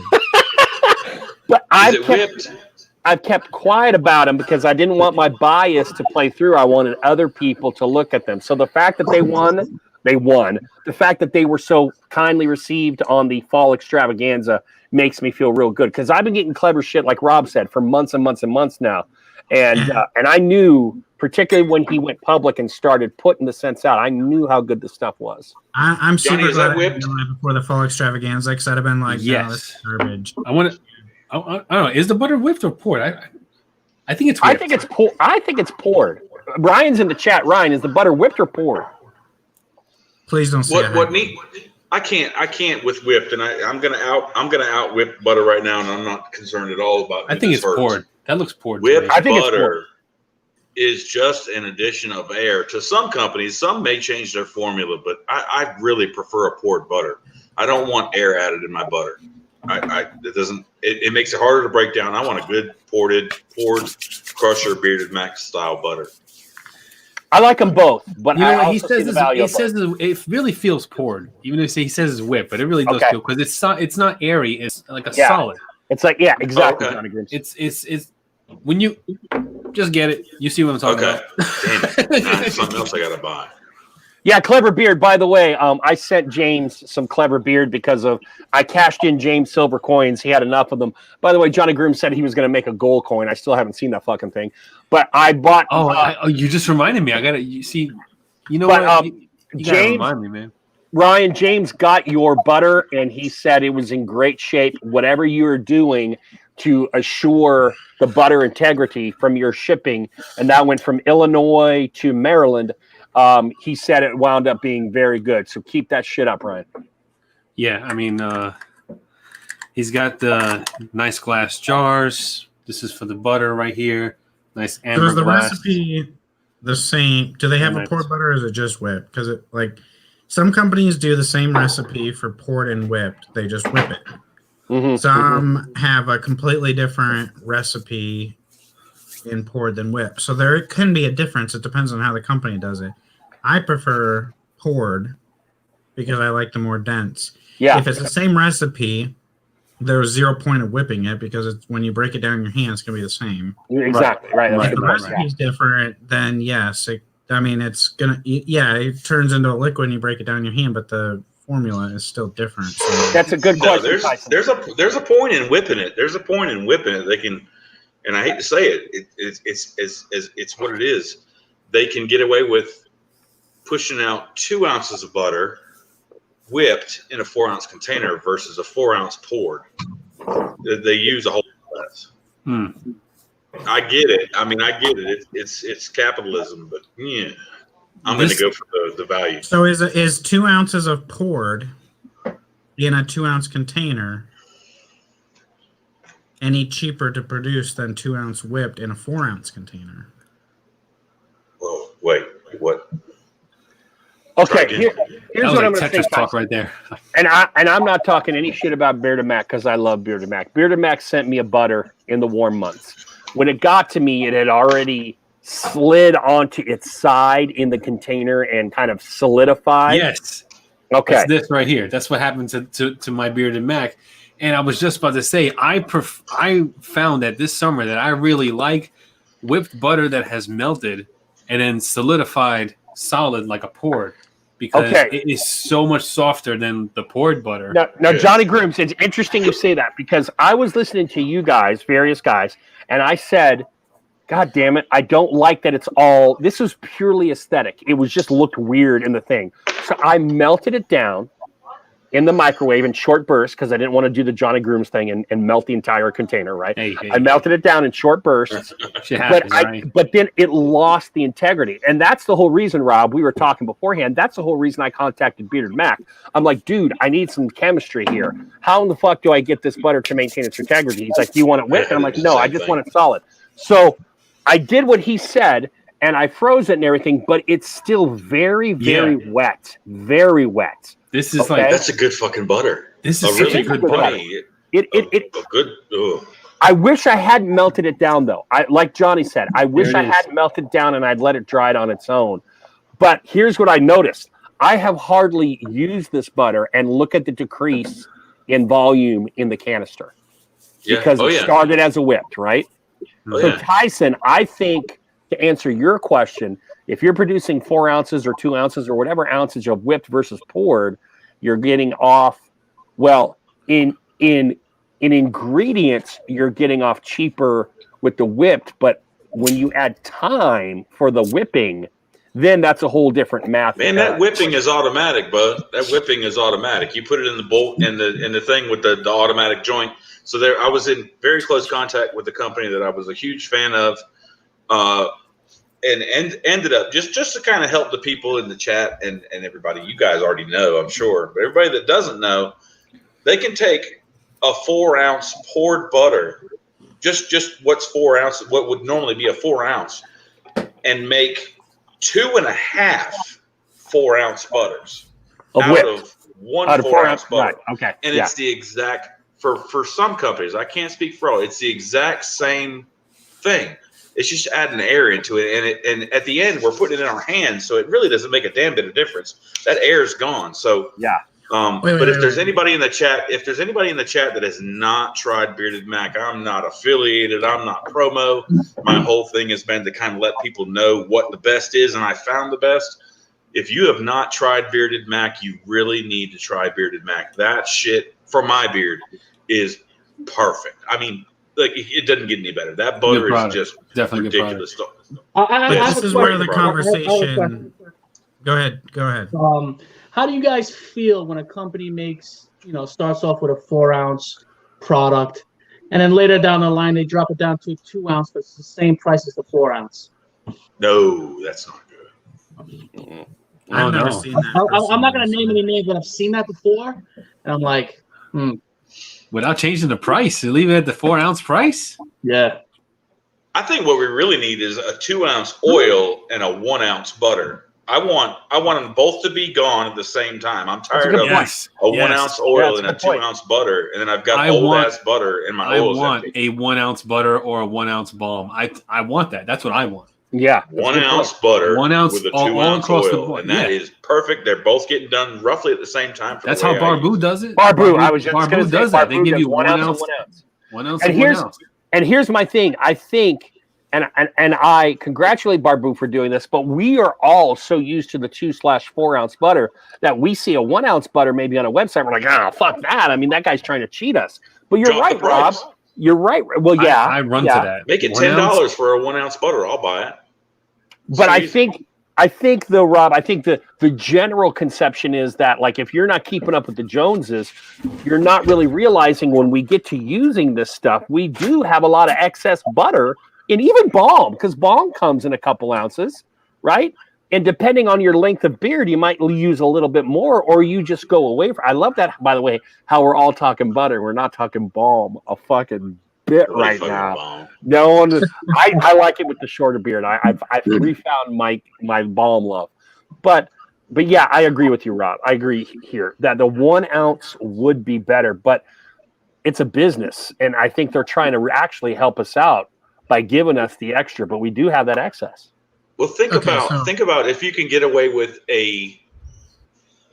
if you can get away with a 1 ounce butter and a 2 ounce oil for $25-$30, it makes it a whole lot better than a 2 ounce butter, 1 ounce bomb for $35.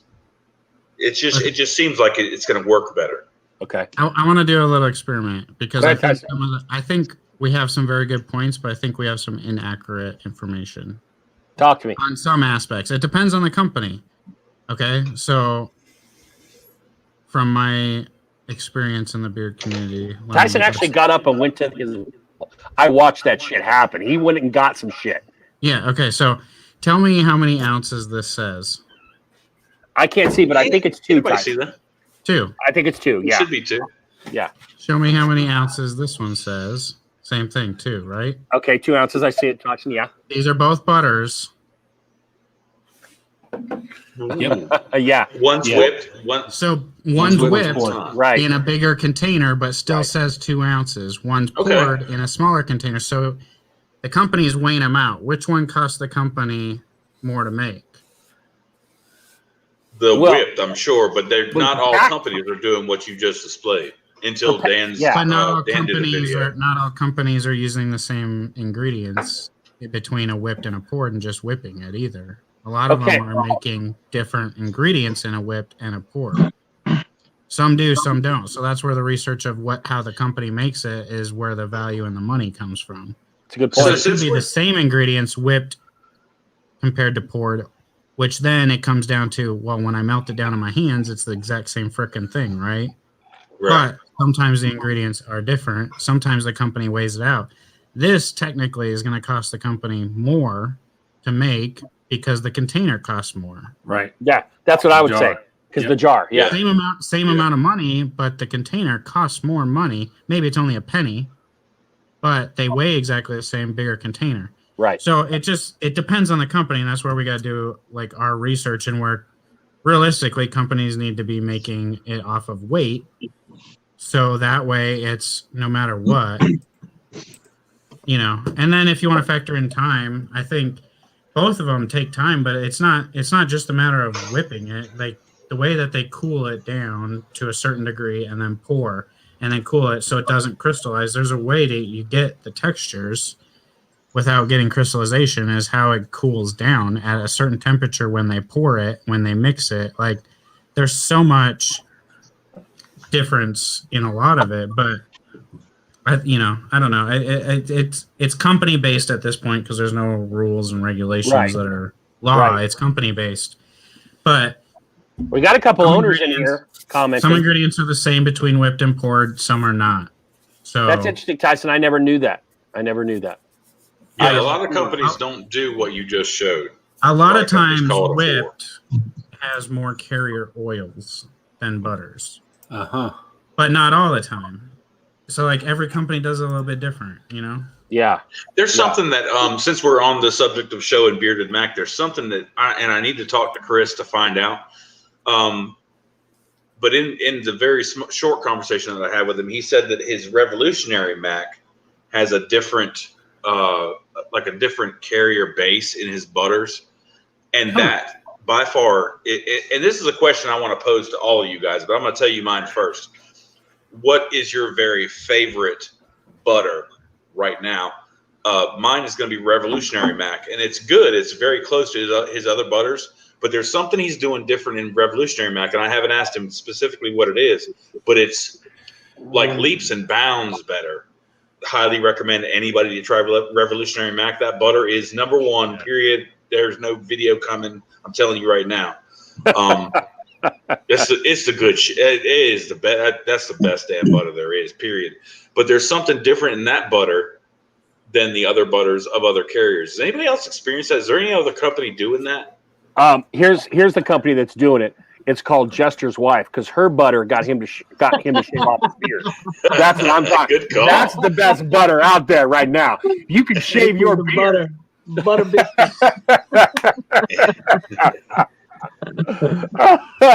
I hope Jester's Wife isn't watching this. Bearded Pup. Oh, I got some bearded pup. pup. Haven't tried them. Yeah, Johnny Grooms has bearded pup. Their butter is awesome. Yeah, really? Their butter is awesome. I think I have the black tie. I think it's called the suit and tie. I got Beaver Hunter. Because Beautifully It's kind of I think they use like 8 butter or something like that. yeah, it's a really good butter. Yeah. Rob, I can't answer one, but here's what I can say. I'm still a fan of Crusher's original butter, not the whipped. I'm still a fan of that. Yeah, that's that utility top butter. five. I still have the that's pitch huge. So good. Top Okay. 3. I still have that pitch black. I also really, really like Brothers Groom's butter, man. That is a butter. I told them on a live, all you have to do is breathe on it, and the heat from your mouth will melt it. Now, that was a bit of That's just scary or heavy. well, but it feels so damn good. Yeah. And I really liked Barbudos, but what I don't like about Barbudos is over time, it solidifies. And you get that hockey puck effect if you have it too long. Yeah. Basically, if you know what I'm talking about, Jester, because I know you got a lot There of it is. That's Barbuda right here. right there. So I'm not saying it's any worse, but aesthetically, when you dig your finger in and it slides in like there's nothing in there, that's a great thing. That's Barbuda when you get it fresh out of the can. You let that stuff sit a while and you dig in, and it's a much different experience. And I think it can turn people off. Doesn't mean it's any less productive for your beard, but just where you're like, oh shit, now I'm actually truly digging in to get some stuff out because it's so hard. Yeah. And this is 8 butter right here, which is still just as soft and slick as the first day I got it. Yeah. Oh man, I get to try their butter. they have a good butter. That, the scent in man. Honest Ape's butter, man, lasts longer than any other butter scent. They really have got scents on lock. This But they've been Sherlock, trumped. I mean, it's really, really good. But they've been trumped by these new guys coming out like Mac and whatnot. I'm I telling tend you, to not like the really light, like soft butters. I don't know. Like I don't like them. Like I don't like whipped butters very much, and like super soft butters where you can just kind of like grab it and your finger goes through. Like I don't know. I like the full body, like the thick stuff that's like takes some work to get out. I'm know? with you. See, I'm with you. that's kind of like how Miner's butter is. Miner's butter is like, it looks like an airy whipped kind of butter, but when you go into it, it's solid. Like my finger does not go sink inside. Like it's a solid kind of butter, you know. And this Troubadour scent is one of my favorite scents from Miner's. I gotta plug it every time. I love it. I don't mind. Does Miners have beeswax? Miners, I don't even mind a little bit of beeswax and they don't have butter. They're all butters. It's mango butter, shea butter, cocoa butter. Oh Jesus, I can't read that. Coconut butter, argan oil, metal foam oil, and then the fragrance. At the time, the heavy butter stuff really helps provide some hold. Well, like Fables CBD, man. Fables CBD and Bearded Mac. Here we go, Johnny Groom. My bad. Fable CBD and Bearded Mac is the best, but Fable CBD is predominantly butters. It provides hold, and next day softness is freaking stupid. Yeah, I got that too right there. You're paying $70 for a combo, but I promise you it's worth it. I'll never empty that container. I've been using the grower when I first shaved my beard, right? The last time I shaved it off, I used the grower every night. You know, I just recently stopped using the grower every night, maybe like a week ago, but I've been using it every night. It's because like one, my wife really likes the scent, and because like this butter makes my beard feel really, really good, especially when I wake up the next morning. I put a good layer of it on, and next morning my beard feels all nice and soft and everything like that. I don't know if it has to do with the CBD. Maybe he did something different with that butter, but it's awesome.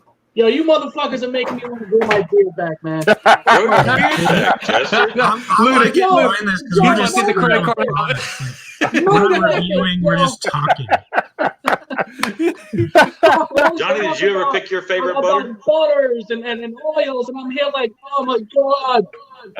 Right I'm gonna grow my oh, beard. Use the butter and all that shit. That's what I'm gonna do. So there's no mistaking, Johnny. To help you guys out, everybody's got a shelf. Everybody has a butter or something. Their best is pulled to the front or closest to where they're going to be. Yeah, what is your closest to you? The closest to me right now is Chronic Beard. Dang, no kidding. Chronic Beard's butter. Shit, dude. It's really good. I mean, I got them all. I mean, these are just the 3 I have down here, but I have another 2 upstairs, and this is the one I've been walking around because I'm going to drop a review on it soon. But the Chronic's butters are just, I'll show you. Like, hold on. just it's like it's like super buttery soft. It's really good. Rob, have you tried Chronic yet? Oh yeah, I love Chronic. Okay. I love Chronic. It's for the most part. I hate to say, like, Jolly Old Fat Man. I love his sense and his creativity and the art and everything. I like the way that butter feels in my hand, but it treats my beard terribly. But that's my beard. That's a totally subjective type thing. It leaves me feel real greasy. But Chronic has got that great balance of softness and moisture. Yeah, Chronic is really good. That Munchie set is freaking I want to say that's a definite, like, it's a well-known company, but it's also a sleeper company also, because like not a lot of people are talking about Chronic or have Chronic. He's been on here a few times. He's been on some other lines and all that stuff, but I really feel like he should get way more attention than he's getting, because Chronic makes an amazing butter, amazing product.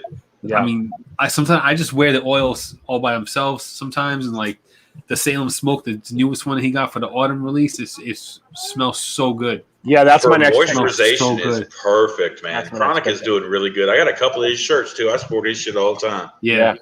And he's an awesome owner. Like he'll sit down and talk to you for hours. He has an awesome logo. That logo is awesome. We did the shirt too. We did the Beard Therapy episode, and I think Mike had me on in the green room for like another 2-3 hours. Like afterward, we were just talking. I was like, man, I gotta go to bed, man. I'm tired. He is a cool dude. And here's what I'm going to say about Gary, because you guys are talking about this and I didn't get a chance. I can't wear that Vitality as much as I wish, but that Vitality is some good ass shit. I love that. Vitality is really good. But but I'm gonna still say, and that's probably because I can't wear the Vitality as much, that fucking Ultra, man. If I weren't married, I'd be cheating on my wife or girlfriend with that fucking Ultra, dude. That Ultra is the shit. I now don't. I mean, the opening of the container is like this, and it's 2 or 3 inches deep, so it would fit your package perfectly. But Ultra is the shit. As far as conditioning, man, Ultra can't be beat by anybody. Yeah. I've still yet to try one of Gary's legit butters. I've tried Vitality, and I love the sound it makes. If you have Vitality at home, listen to the sound it makes when you stick your finger in there and get it out, that air popping. Oh, bro, it's so freaking good. Well, here's Chesapeake. Super soft, no hole. Here's Chesapeake butter right here. Right there, yeah. That looks butter heavy as hell. It's nice. It's a nice thick butter. What? Is it softening? What's the result? Yeah. Oh, yeah. Joe, what scent did you have in Vitality? I've only tried one of Vitality. I have whatever the first scent was. That's what I have. The Irish Blue or something? No. Just the basic. Something or something. Well, I bust Gary's balls because it was just regular scent. Feminine scent, but it's just kind of floral. It's really nice, actually. Apricot and some florals to it. I really like it. Whenever I do hot oil, very sensitive to it though. Whenever I do hot oil, Vitality is the very first thing that I put in my beard after the hot oil treatment. That shit's super soft. You do a hot oil treatment?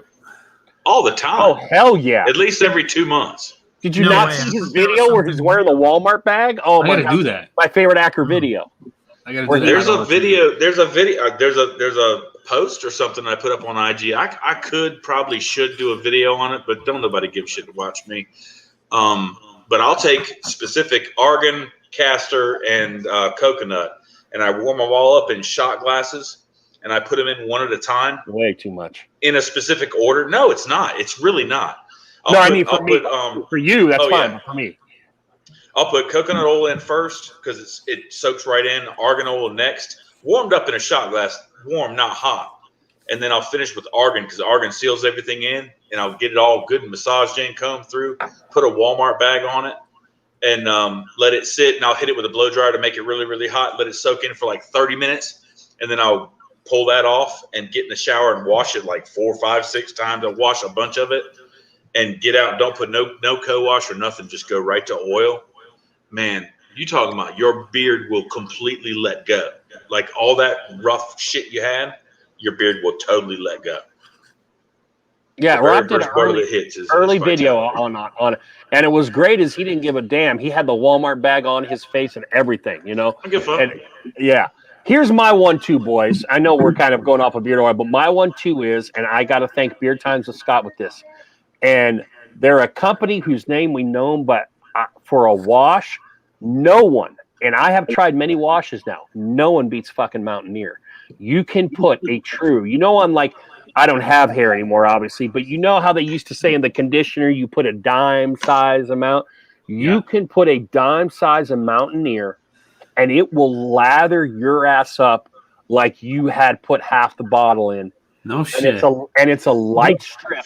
And then I follow that up with Chesapeake Ultra, and I am good. Now there are a lot of good washes that I'll follow with Chesapeake's Ultra, but if I want that real good lather and light strip, I'm going to Mountaineer every damn time. You know what really pairs well with Chesapeake's Ultra is Han Younker's Bareback. Yeah, see, I've got that and Ultra, and then like what I it's just like, I've been finding scents that complement the Ultra because the Ultra has its own weird, like, little unique scent. It's not really scented on the chemical. So like that wash with that one, and then like Chesapeake's Blanco goes so good with the Ultra. That's why I use this a lot, because I use the Ultra a lot, and this oil is like almost done. I'm like, I gotta get more. Hopefully, this comes out again, Gary. If you got more Blanco on there, let me know. I need to order another bottle. Well, Gary told me his Ultra is good for 2 years of shelf life, and so I bought 2 bottles, and I'm just about to dive into both of them. I'm still working with some co-wash I bought from last year's Black Friday sales.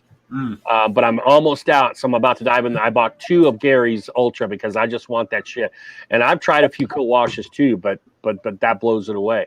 Yeah. That Ultra is just fantastic. I almost feel guilty talking about this, Drew, but not fucking really, if I'm being honest right now. Oh, why? Because he doesn't have a beard? Because his beard is going away in 12 hours. Wait, do you have to shave it again? You got to shave it again? That's what he said. Oh, shit. You got to shave it again? It was use Ultra on your pubes. It'll be the softest pubes you've ever had. I'm gonna pour that beard oil like.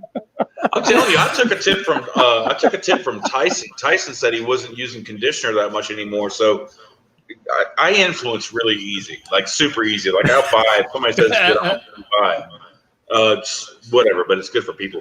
But Tyson said he wasn't using conditioner that much, and I really have never backed off a conditioner. I always used to use it at least 4 times a week.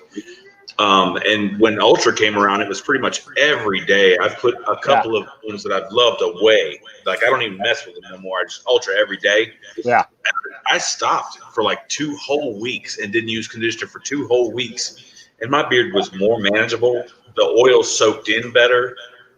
And not to take money out of people's pocket for Ultra or whatever conditioner you're using, but damn, oil and butter by itself with no conditioner really does wonders for your beard. I feel that some of that conditioner just kind of blocks that oil from being able to get in. Oh yeah, because it coats the hairs. So like anything that goes on top will beat off. That kind of makes sense to me. I've been using a leave-in conditioner. I haven't really been talking about it. What did you beat off?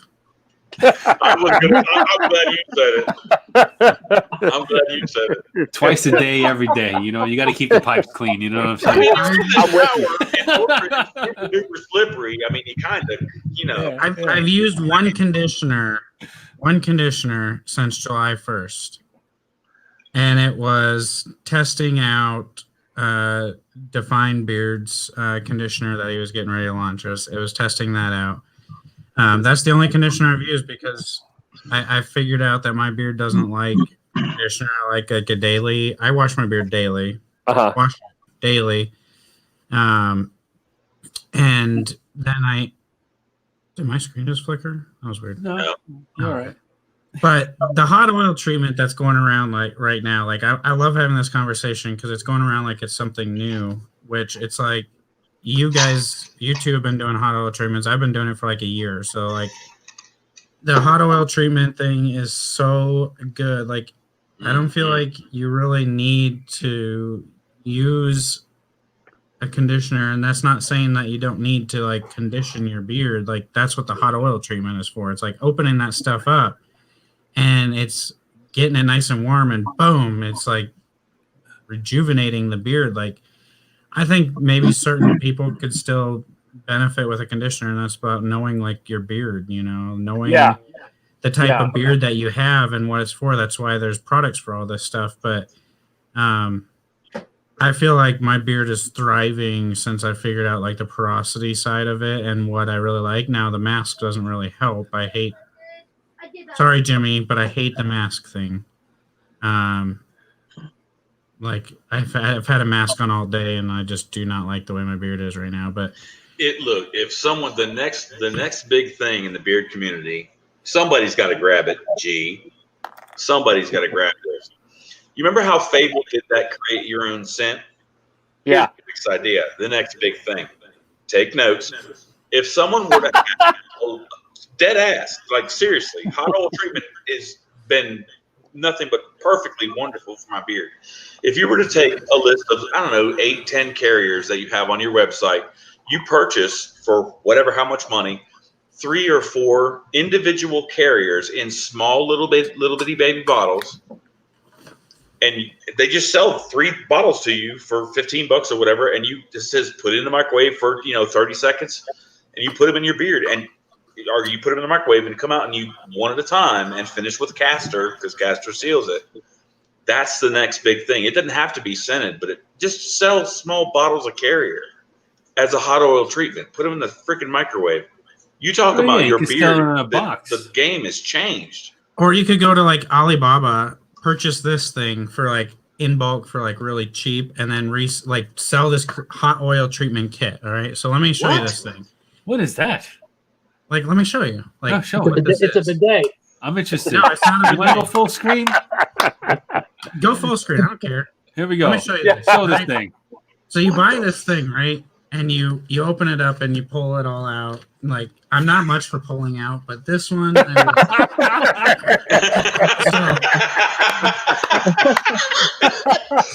pulling it out, and you have this, and it's this, right? Like, for demonstration purposes, I'm just going to put it on my head. But you put this on your beard instead of your head, like this.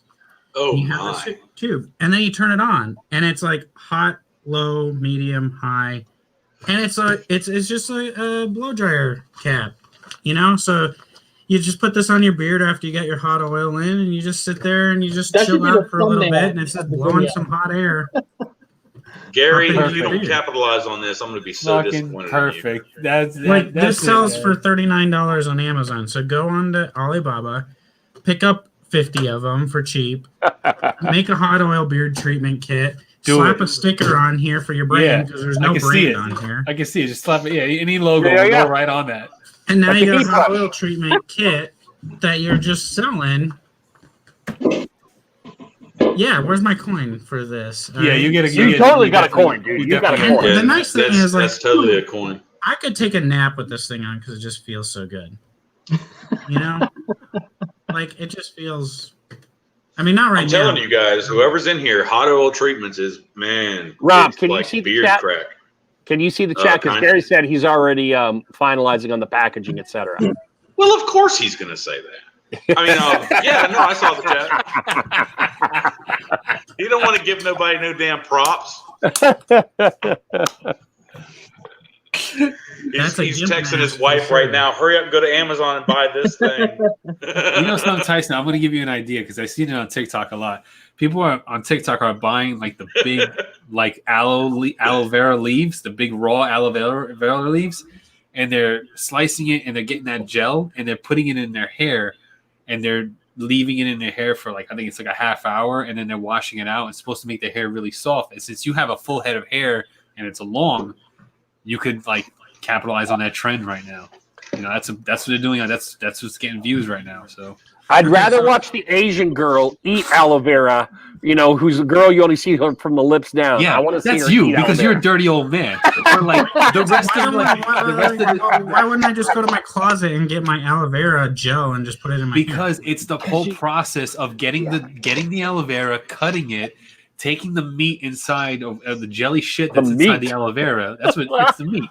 and they blend it in and they putting it in their hair, and these videos are getting like tons of, hundreds of thousands of views. So like, it's a trend. I don't know, but I mean, that was kind of the purpose of like where the channel is going. Is like, I have long hair, like I could start doing men's hair, bring in Johnny Grooms to do, or bring in Jester to make some one-off videos on shaving your head. You know, like make it a group community like channel of where you can get all your content. But I'm letting you know that's like the main trend right now. They're grabbing these aloe vera leaves from Whole Foods. There we go. Well, why do that? I have an aloe vera plant. Like I can just snap one off. Even better. It's free. Tyson, you have the huge one, dude? Okay, hold on, Johnny Grooms, because I know this is right up your alley. Tyson, when I think aloe vera plant, I'm thinking like a 2-inch wide leaf. We're talking about like 6-inch wide leaves, dude. Huge aloe vera leaf. It's a big aloe vera leaf. Like really well, I don't big. have a Whole Foods, so I guess I'm SOL. That's because sound sucks. With long, skinny things. Yeah, I mean the aloe vera they're getting it's like that wide and it's Cut it out, Drew. Huge, you know. Get somebody to represent I'm about to head out soon, guys. I got work like sure. Yeah, Drew did his 2 hours, so if Drew's got to go, Drew's got to go. But I want to ask you one quick question, Drew, before you go. Yeah. I know the beard has had to go for various reasons. Are you still raising snakes? Yeah, I'm actually in the middle of actually selling a lot of them. God, she's ruining you. Huh? She's ruining you. No. Does she cook good at least? Look, you got to break it down to us. Does she at least cook good? Oh shit, yeah. I wouldn't marry her. Then do what you got to do. I wouldn't marry her, but you know what? I'm taking off the ring, man. I'm getting divorced. Tyson, will you marry me, Tyson? As long as I put content on the channel, like I'm in, buddy. Give me a straight. There you go. I'm going my beard back. As long as you got a bidet and don't dip your ass in the toilet water. All right, brothers. Take it easy, man. Take care. Drew, thanks for stopping by. Gary, you're sending me one of those. Gary keeps talking junk about sending something out. I might have to buy from him, but he always got to keep it in stock. I'll be right back. Good to see Andrew for a little bit. I'll be right back too. I'm going to make it really uncomfortable. I got to pee on something. Don't mute it. Yeah, really. I just peed in the can sitting here. Welcome on into Joe and Tyson. That's right. That's right. I mean, what crap can we talk now that they're gone? Because that's what we do. No. Well, do you poop with the door open? Like if your kids are not home? Oh God, no. If your kids are not home. No. I am. That is Tyson, as open as I am, and I really am open, even in real life as well as this channel. That is the one thing that is very closed. That whole act. Let's just keep that shit like tunnel vision right where it belongs, and let's not bring that to the open. If I poop with the door open, the dogs will come in there, all three of them, and put their nose right in the crotch of my panties, and that is disgusting. Because I don't know what the hell they've been licking. I don't know. I crap with the door open all the time. I don't know. Well, you only have one other inhabitant in the house, and I imagine she keeps herself pretty busy doing other things aside from hanging out with Dad. All right, so let's delve into that. So what's the reason you feel the need to poop with the door open? Is it a freeing thing? Do you want to get the air circulation? What's the reason you feel the need to close the door to poop? Because that's my personal business. That's my business. I'm just kind of like, hey, I'm an open book. Somebody's going to have to tell this girl why she's bleeding. Like, I got to teach her about life, you know? Like, no. How old is she, Aubrey? Real quick. She's 8. Like, it's going to happen any day. No. She's wearing a bra. Okay. Well, that doesn't equate to anything else. You just... Tyson, you got 3 to 5. You got 3 to 5. You got like 2-3 years to go. 3. Rob's got 2 of them. I got 3 of them. You got 3 to 5. Yeah, you got some time. You got like 12 years old. Yeah, but the world is changing. There is girls in her age getting their period. That's what I'm saying. You got 2 to 3. It's the steroids in the chicken. I'm sitting here trying to tell you. That's it's the steroids in the chicken y'all eat. Is chicken nuggets. Oh, for God's sake, she's going to have a big booty and a period before you know it. Tyson has a big booty. Tyson. Oh no. Tyson, you're the tech guy. Hit up the YouTube videos that explain this shit, bookmark them, and get ready to sit her ass down whenever it could happen.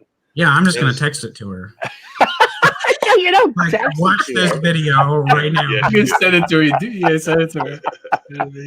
We have neglected the chat so bad tonight, guys. Oh, I've been paying more attention recently. I've not heard anything out of James Pershing. Is he still in here? That's my buddy. He's kicking ass, man. He is a mean guy. James Pershing and I have not a couple. We have a little project coming up down the road. He and I together because I love that dude's wit and I love his sense of humor. No, he's a good dude. Yeah, he is. There's a lot of good dudes that are in here in therapy. I consider them all very, very close. Yeah. Even though I probably don't talk to them. You know, it kind of brings me back to like, you know, what's one of my highs in like in my venture in YouTube and all this stuff, and it's definitely like the people who I've connected with and stuff like that. You know, products come and go, companies come and go, but like, you know, when you sit down and you talk to people who like, you know, strangers, you guys are literally like we're strangers who became friends that like are just blindly supported me in this shit. You know what I'm saying? Yeah. And, like, yeah. I have people that I've known for years, you know, who will not support me even to this day. Will not watch a video. Will not say, "Oh, you know, I saw your video and like, you know, you did a good job," or ain't like no words of encouragement or nothing like. And it's so like weird because like you think it's people who you know all your life, like, you know, you think that they're your friends and like they got your back and stuff like that, and when they don't make you feel that way, it's eye opening, you know. Yeah. And guys are just strangers, fucking strangers who I never met before, I never spoke to before, and be like, "Hey, you're doing a good job of your channel. Your channel is great. I like to watch your content." You know, it's like that support, you know. Right. And I think that's the high. Now that I was able to like really think about it and narrow it down to you know words, because I'm not good with words. Yes, Chris. Yes, even you. But it'll be a whole lot easier if you stop calling me Acker. So I've got a request. So this is my therapy family. Yeah. It's hard to post this, so I detest being called Acker. I'm Rob. No, there's not many Robs. I detest it. It's a military thing. I've done it. You know, I don't need it. If y'all guys could just call me Rob, I'd be so happy. But hearing Acker is just so impersonal. That's a good point. I started doing it when you and Ape were in the same chats so that I could designate my Robs, right? And all then the other Robs are gone now. It's just me. So y'all call me Rob. Johnny Grooms, I want to slide into your comments real quick. It was eye-opening when you told me that, like, and I forget if it was in a DM or on a beer therapy one, but when you said to me that I supported you more than your wife for this particular venture. This is true. Your wife is mean as hell, though. I mean, it's not hard to beat. I'm not going to go into all that, but I was just like, damn, that's powerful. You know? I don't get that at home. Like, nobody supports. Nobody. It. You know what? I think of it as like if I had a business, right? Let's say you open up your own beard oil business, right? And like your first customers should be like, you know, your friends, right? Yeah. And like you having a channel, the first people that should support you and like, you know, your channel and like drop good comments and watch your stuff is your friends that you've had for years before you were doing YouTube. Yeah. I found that to be the opposite. Like I started doing YouTube and the people who I used to talk to for years never even asked to see how I'm doing or anything. No one texts me. No one looks at my stuff. No one. And even when I hang out with them, it's like I'm not there. You know, I get that feeling. Yeah. Well, here's a little behind the curtain. Because when I met Rob last year, there because of our time, we had gotten to really know each other, but approximately I'd say about 5-6 months. I met in July. We had first started chatting in February. Sorry, if I got $1 every time someone said Rob in the chat right now, I paid my rent for my mortgage for them.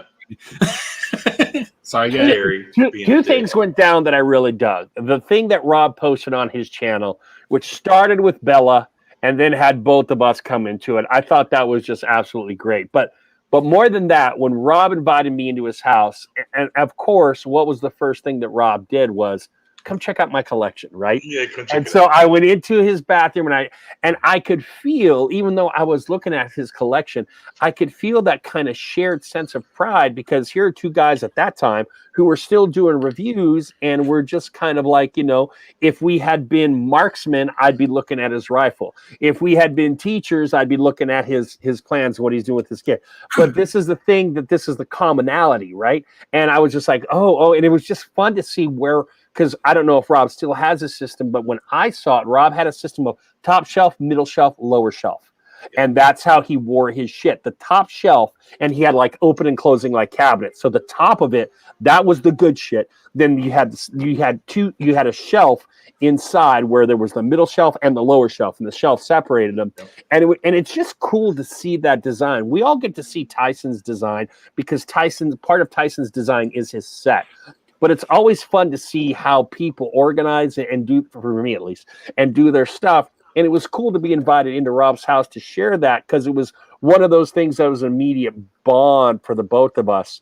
I totally wish that I was his neighbor, so I could be like, yeah, come check my shit out, dude. Oh, yeah. Because, the house is ready to be for sale soon. I can piss this guy off in a second. You can come by.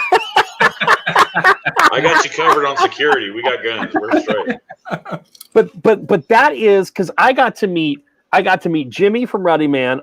I got to meet Rob, and then later on in the day, after Rob and I spent about an hour together, Rob's like, let's go to Crushers. And I'm like, fuck yeah, let's go to Crushers. And we went over to Crushers, and that was fun too. And that was just a great, I mean, Johnny, you've experienced it because you got to meet Joe. I know Tyson, at the minimum, you've experienced it with Jimmy, with your skydiving stuff. You got to meet Jimmy, who I know is very close to you. And that is, to me, that's the true beauty of this whole thing. When you can actually meet some of these dudes that you've been interacting with for months or maybe even years. And I don't know, to me, I'd still always be a friend with Rob, but that cementing of that personal, to me, is what was really cool. I would love to go to Utah and meet Ryan. I would love to go to Oklahoma and meet Billy. I would love to go, or even though he doesn't like Billy McMahon, I would love to go to Kansas and meet Brett. Obviously, I would love to go to Jersey and meet Johnny Grooms, because Johnny Grooms I've been doing this shit for a year plus, and we have never met.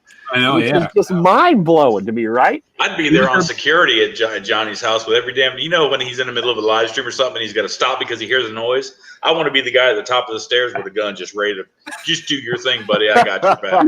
Wouldn't it be wonderful? Like, seriously. Of course it's not realistic, but wouldn't it be wonderful if the guys in the chat, not like we're going to buy plane tickets and shit, but just for a split second, wouldn't it be wonderful if we could all just like go to a bar or go to somebody's house and share a beer? How cool would that be? And just talk shit, That would be great. Where the hell Joe go? I don't know. He cropped out. Oh, he don't want to go to the bar. Fuck him. He drinks near beer anyway. My bad. I'm just playing. That would be awesome. That would be great. I think we'd have a great time. Same bar? Rob, I hit the wrong button. Were you saying like go to a ball game or something? A bar or somebody's house. Like, y'all come here or something, we cook, or wouldn't it be great? It'll never happen, but man, it'd be great. Man, I'm just thinking about, the fucking ghost hunting trip that we were supposed to have. Fuck. That would have been awesome. But we know how awesome we are. So at the very least, we would have a great time. But I think there's some magnetic personalities out there that we'd be pulling some of the bar into our tables. You know what I'm saying? Oh, yeah, for sure. Oh, shit. Tyson's on the phone. We got to do Vegas. I'm texting my daughter telling her, like, I'm going to come put you to bed in a few minutes, so make sure you're ready to go to bed because it's 8:45 and I should have had her in bed an hour ago. What an awful dad I am. You're not just awful. Threaten to take her picture with that hot oil treatment thing on her head, and she'll go to bed right away. No, she's not old enough for blackmail yet. Like, yeah, she's so young and innocent, naive. Yeah, she was wearing it earlier today, like trying to model it, and I'm like, oh. By the way, Johnny Groom still has the best idea for all of this shit. For one nuclear explosion of bearded dudes together, it's the Johnny Groom's cruise, man. Yeah, we gotta do a cruise. Oh, that bearded cruise. They're selling a bunch of ships, though. Y'all heard that? Mad cheap. You heard that shit? No. They're selling they're selling a bunch of ships. I think Carnival is getting rid of a bunch of ships. Like, they're not doing it. Like, Carnival, like, cruises are not getting ready to be a thing of old, but a whole lot less prominent than what we see them now. Oh damn! So you got to pay for them. Cruises are dope. I know. That's what I'm saying. Like I'm ready for my next cruise, and how awesome would it be to have 20, 30 guys from the bearded community, on a fucking cruise, unlimited drink package, and we're all going live at the same time. Dragging our pissed off wives with us while they roll their eyes at how stupid we are. Sorry, Texas. Sorry, California, but the Eastern Seaboard is about to have some fucking fun. That's what I mean. Dude, that would be awesome. That would be awesome. About the beard oils you don't like and throw them overboard like this. I'd be thrown overboard. No, Tyson would be taking a plane in because I know Tyson. Tyson would want to be part of that shit. And he would take his South Dakota ass and he would be taking a plane in and have because because planes freak me out. Well, you flew once to North Carolina, right? And you met with Jimmy. I really regret not meeting up with Tyson when he came around here. That is probably one of my bigger, if not biggest, regrets is not meeting up with Tyson. I should have. I even think I asked you where you were at and tried. Yeah, I'm a super introvert, man. I'm not scared of people. I don't fuck with people. Sorry. I just don't trust. You're like a big bad guy with guns, and I'm like a little guy with no guns. Well, the guns are to keep the people that I don't like away from me. I don't like people, man. I like some people. I like you guys. That's why I jumped out of the plane, James, because planes freak me out. So I was like, I'm out. I'm out of here. Well, if we give Tyson enough lead time, his ass can drive. All right, because I mean, yeah. You know what I'm saying? It would take a couple. His parents are loaded. He could take time off of work. The parents loaded coming back. By the way, I've seen. But he jumped out of one. Yeah, because they freak his ass out. That would be a blast. And I don't just say that in the I know it'll never happen, because I have a little starlight in the back of my brain, Johnny Grooms, which is why I always mention it, that one day it will happen. Because I have a cruise planned. Yeah. For 2022. Oh shit. And it's planned already. It's it's a thing that me and my family are gonna do. So fuck them. We just want to meet with the boys. I don't want your wife to pop my neck off with her big watermelon squeezing thighs. Yeah. He doesn't care about bearded Mac. Fucker, go away from here. Just pop my head clean off. Yeah, no kidding. It's kind of mean, bro. I'm slightly afraid to hang out with Johnny just for the fact of the one Instagram live I saw where he released it's like an animal was hanging out with him and decided to try to commit suicide off of the top of a tree all the way to the ground. So I was just like, I don't know, is that hanging out with Johnny make you want to just jump off yourself? Of a tree? Yeah. It's not my fault. Johnny took such good care of that chipmunk and it still wanted to kill itself. Wait. At what point does removing 2 of his fingers count as Johnny taking care? I'm never gonna live it down. Jesus Christ, man. No, it was an accident. I should never say anything. You probably should have kept it to yourself. Yeah. I'm glad you didn't. Everything myself. No, that's being the open and transparent side right there. Is I accidentally chopped off this guy's fingers. No big deal. He still loves me. Rest in peace, Alvin. You're probably in heaven somewhere. But I don't know. There was supposed to be a meetup this July of this year at Mount Rushmore. There's 5 people that were coming, and it's just COVID killed everything. Yeah, COVID killed it. Yeah. No, you can't say that. We had such plans, man. Well, this ain't monetized anyway. We can say COVID. Yeah. We need to, as much as I hate to say it, Brett and McMahon are at the geographical center of our nation. We're talking Kansas, Oklahoma. So for if we want to be a true democracy, and even though it's closer to frickin' Tyson, that's where we all need to convene. Oh, yeah. Kansas City would be perfect. Let's just meet up in Kansas City. Yeah. We can get some barbecue and a Chiefs game. Wait, there's no water in Kansas City? Is there a coast? I only go places where there's coast. Well, we can have Bearded Coast meet us there. Oh, Eric Kennedy. Yeah, that'll work. Hold on real quick. Because we're all having fun, we lost a thematic element of therapy. Eric Kennedy, Cal Ripken, the Iron Man, Johnny, wants to know how the rabbit is doing. Oh, how my rabbit is doing. Yeah, the hand-fed rabbit. Still got 10 and 10? Currently, yeah. Totally different approach on this rabbit. I have a wild rabbit that I've been taming in my backyard for some time now. We're bonding over rabbits right now. My rabbit's wild. My rabbit was wild. I was mowing the lawn and I saw this little brown thing and I'm like, oh shit, that may be a rabbit. Let me stop. And sure as shit, it was a rabbit and ran around. So the rabbit, I haven't seen the rabbit. I think he went away for the winter or found somewhere to hide. A cat got his ass. Maybe. Yeah. You didn't protect him. The album cat. I mean, my fence, the way I built my fence is like there's no gaps. We dug a trench and put the fence in the ground with the posts. So there's no going underneath my fence. So once you're in, you can't get out of my fence unless you jump it. See, that's where the duct tape comes in. Crazy son of a bitch. It's funny you say that, Rob. I'm the duct tape master, and Kelly, my wife, always laughs at me because I think duct tape fixes anything, brother. From health to actual shit, I just like duct tape it. Just duct tape it. So just like putting lotion on the skin. We haven't seen the rabbit. I don't know where it is, but we still leave the food out. Sometimes probably decided to go jump off the tree. A hawk got it. Wait a minute, a hawk or a cat? One of the two. If you have not, how big is your backyard, bro? My backyard is it bigger than the shop? Yeah. Oh yeah. How long has it been since you saw the rabbit? Oh shit. Jesus. My wife uses someone that feeds it. I'm gonna have to ask her when's the last time she saw it. No, this is a cover story for something just got your rabbit that you kept unprotected. Yep. Shame on you. Oh, ain't my rabbit. It's a wild rabbit. We just fed it. Where's PETA? Wait. Yeah, really. Where is that PETA account? Johnny's gonna sit here and claim it ain't my rabbit when a week or two ago he's talking about how he's hand feeding his rabbit. He's Donald. Oh yeah, it's free range, safe in my environment, in my backyard. little tabby cat come snatch your junk up. I didn't put the rabbit there. The rabbit came into my backyard. I've been feeding it. We got closer and closer. We're almost able to pet it. We've been able to feed it. Yeah.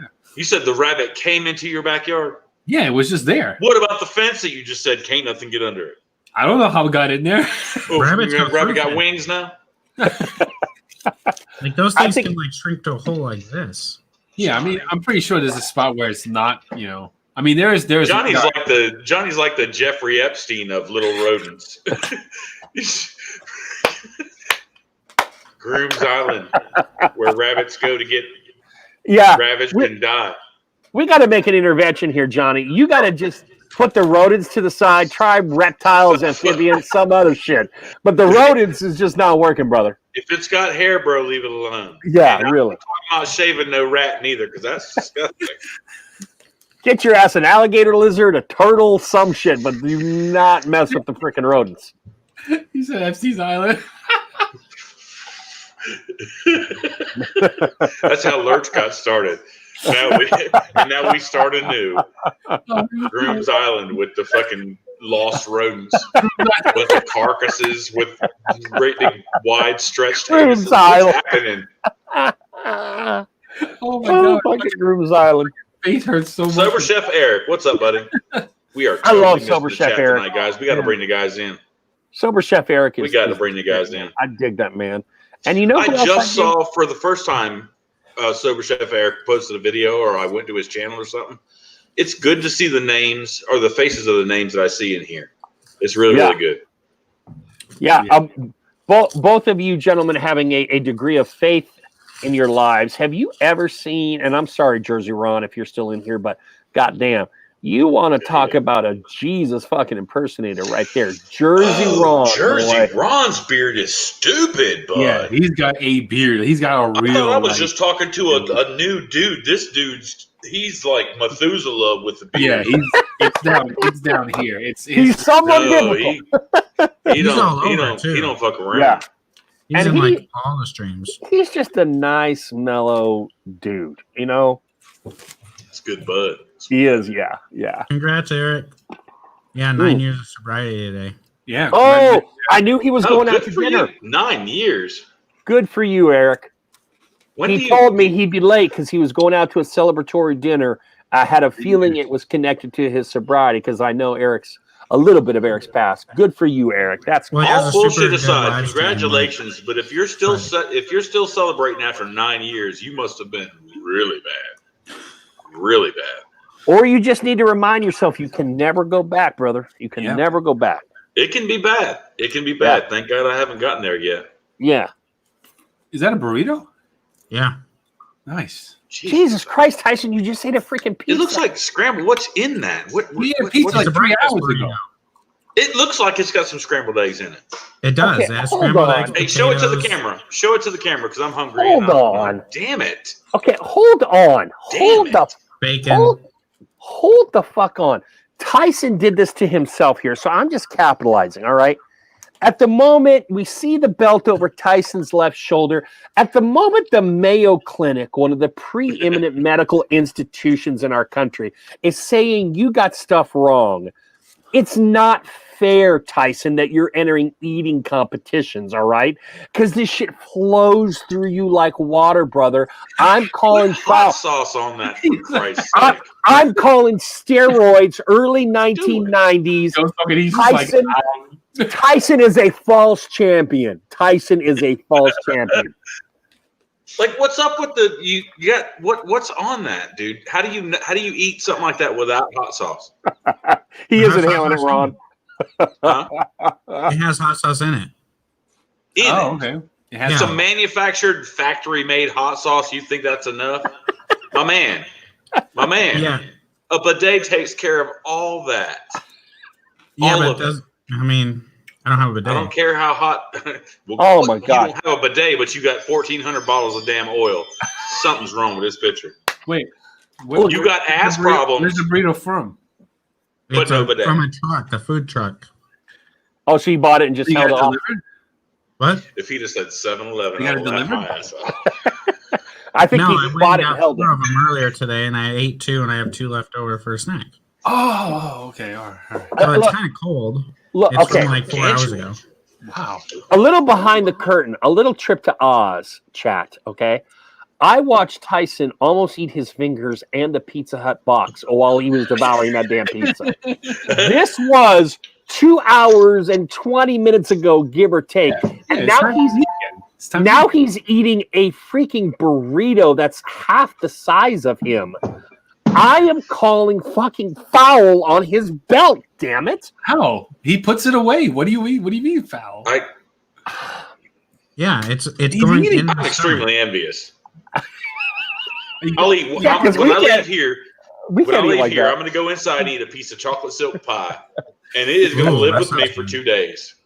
No, but he will end his shit tonight. That burrito will be gone probably before the stream ends. I hate your metabolism. I hate whatever the damn one-armed bandit shoot of an asshole you've got. I hate that. I am fat, and I eat hardly nothing. We have seen his hair grow. We have seen his beard grow. We have not seen his fucking stomach grow. And I have literally watched him pound it's thousands of calories tonight. It's high intensity workouts. It's 5 sets of 20 push-ups and then it's like 5 sets of 20 sit-ups. He does high knees for 20 minutes. Like that's what I just sit here working out all day long while I'm watching these live streams. Yeah, that's what it is. Yeah. Wow. 5 sets of 20 jumping jacks. That's how did your hair grow so fast, Tyson? Are you taking biotin or something? Like your head hair grew super fast. I rubbed CBD on it.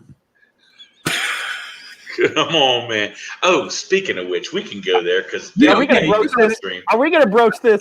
That's a hot topic right now. That's a hot topic. What's up with the damn CBD drama? What is the deal? If you don't want it, don't buy it. Quit knocking companies. What's happened? Did y'all catch all that this week? Yeah. Okay. It made me blush, and I'm an asshole. Here, what I am this guy up hard for. Here's what I'm going to do. I'm going to weigh in as a non-reviewing neutral observer. Okay. Johnny Grooms told me about this. I went and watched said live. Some observations. Don't fucking bathe your kid while you're on live on Instagram. That's number one. All right. Ooh. Number two is I don't know a damn thing about CBD, but I haven't bought into it just because I spend enough money on the limited amount of beard products I buy. I don't want to buy a bunch more. It seemed like those two younger dudes at least had some bit of research behind them, because I was hearing numbers drop, and the one dude, I guess, owns a shop or is part of a shop that does this daily. That's where I come in at. So in this whole CBD argument, my thesis is don't bathe your kid on a live. The rest I just got to back off of. What do y'all think? I totally missed that. But I'm gonna tell you what. No, I didn't see the live, and if you hope one of y'all will DM me who that it was, I probably won't be able to see it. But if it's still available, DM me and tell me who it was. Yeah, there was some wolf that I watched that had some crazy things to say, and it seemed like a bash thing. It seemed like something this dude Rob would do. That's like kind of some shit that I would do, but I've learned my lesson. But I will tell you right now, as far as CBD products go, I need to try more than just one. I tried another one since, and it didn't have too much of an effect. But Fable's freaking CBD. As far as it ain't making me calm. I vape the shit every day. But as far as softness to my beard, bro, Fable CBD. I'll never buy their regular CBD or their regular beard products just because I want their CBD stuff. That stuff, I don't know what it is in it that makes it super freaking soft. Completely and totally let your hair let go. The way I see it is like I believe the argument. It's what I got from it. I believe the argument is that the CBD that's in the beard oil is not enough to give you the benefits of CBD. Now, when I think of the benefits of CBD, because I take CBD regularly, every day, full spectrum is really important. Yeah, I take full spectrum doses every day, at least 35 to 40 plus grams, milligrams, not grams. Jesus, that'd be huge. Milligrams a dose, and I do at least 2 or 3 doses a day. So I'm taking a lot. The benefits of CBD is it's an anti-inflammatory for your body. It helps you with anxiety. It helps you, just be, mellow when you take it internally. Like it affects your mood in that way. As far as the benefits for beard care and hair and all that stuff, I believe that there are not enough studies to see where that lies.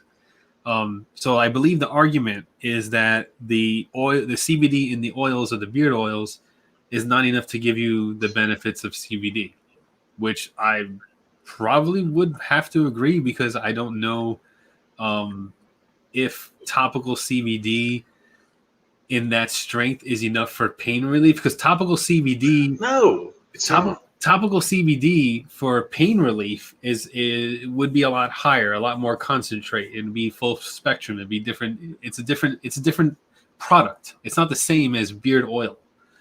So I don't get the full argument of what they're trying to say. I believe I from what I got from the live is that it's they don't see the justification of the pricing of the beard oils with CBD in it if you're not going to get the benefits of CBD. I believe that's the argument. Not 100% sure, but I believe. But it still costs the same. I mean, it still costs the same to produce. But if you're looking to beard oil, CBD, it's not therapeutic. As a therapeutic, strength. Yeah, it's not. You're a fucking idiot. There's something about that CBD that just makes my beard soft. I'm not looking at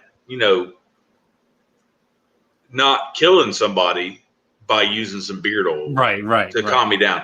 It's something about, and I can only really speak to Fabled CBD, making it super duper soft. It's way different than their regular stuff. That shit's worth it if you're on the fence. The Fabled CBD stuff is really worth it, but you're not looking at calming down off of a beard oil. I mean, you go to a doctor or go to Tweedle Farms and smoke you some CBD, but not for beard oil. Not for beard care, not for the cosmetic use for it. It has a valid purpose in with my beard hair. It really completely just totally breaks it down. All that coarseness is gone for me personally. Mm-hmm. Yeah, I mean that's what the that's what they were saying. They were saying that the companies are ripping people off. That's what Gary was saying, that they're ripping people off because they're charging more for the CBD products than the then regular don't fucking buy it. products. I mean, that's the argument. That's the whole thing. Our whole industry, the things that we value, the folks that are watching this, it's all buyer beware. If you buy something from a company and you don't like the scent, well then you just lost your effing money. It's every single thing we do in our industry, feel, scent, everything. It's all subjective. If you don't like it, don't dare ask for your money back. It's all buyer beware. Yeah. I mean, if you don't like it, don't buy it again.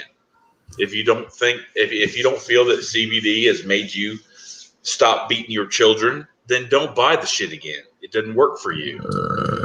But for anybody to say, hey, your CBD doesn't work. I didn't, I went out and I, beat you. Don't do that. Right. What the hell, Joe? Oh, okay. No, Tyson. Here's the way I look at it. No, Joe head came across with his face. People think companies is the price higher? Sure.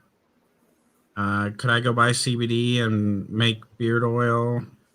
Could I go buy full spectrum CBD or CBD isolate or whatever and put it in my beard oil myself and it be more cost effective? Sure.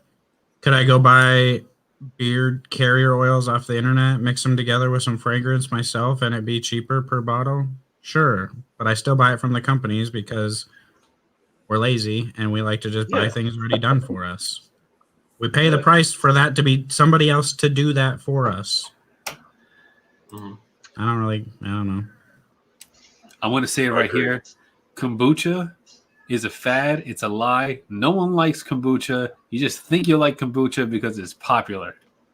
Kombucha's popular. I was making kombucha in my kitchen 5 years ago. What is been around a while? Kombucha was my life. Kombucha is like it's like a fermented drink that like supposed to help your gut health or whatever. It sucks. It tastes awful. It smells bad. It's disgusting. Everyone who says it's good, they're fucking lying. It's bullshit. No, I'm right. You know what? I went because you go to Whole Foods, they have like a whole kombucha bar where you can like, make, fill your own jars and shit. It's disgusting. I tried to drink it. It's horrible. It's just like pineapple on pizza. It's disgusting. It really is disgusting. Pineapple on pizza is a disgrace.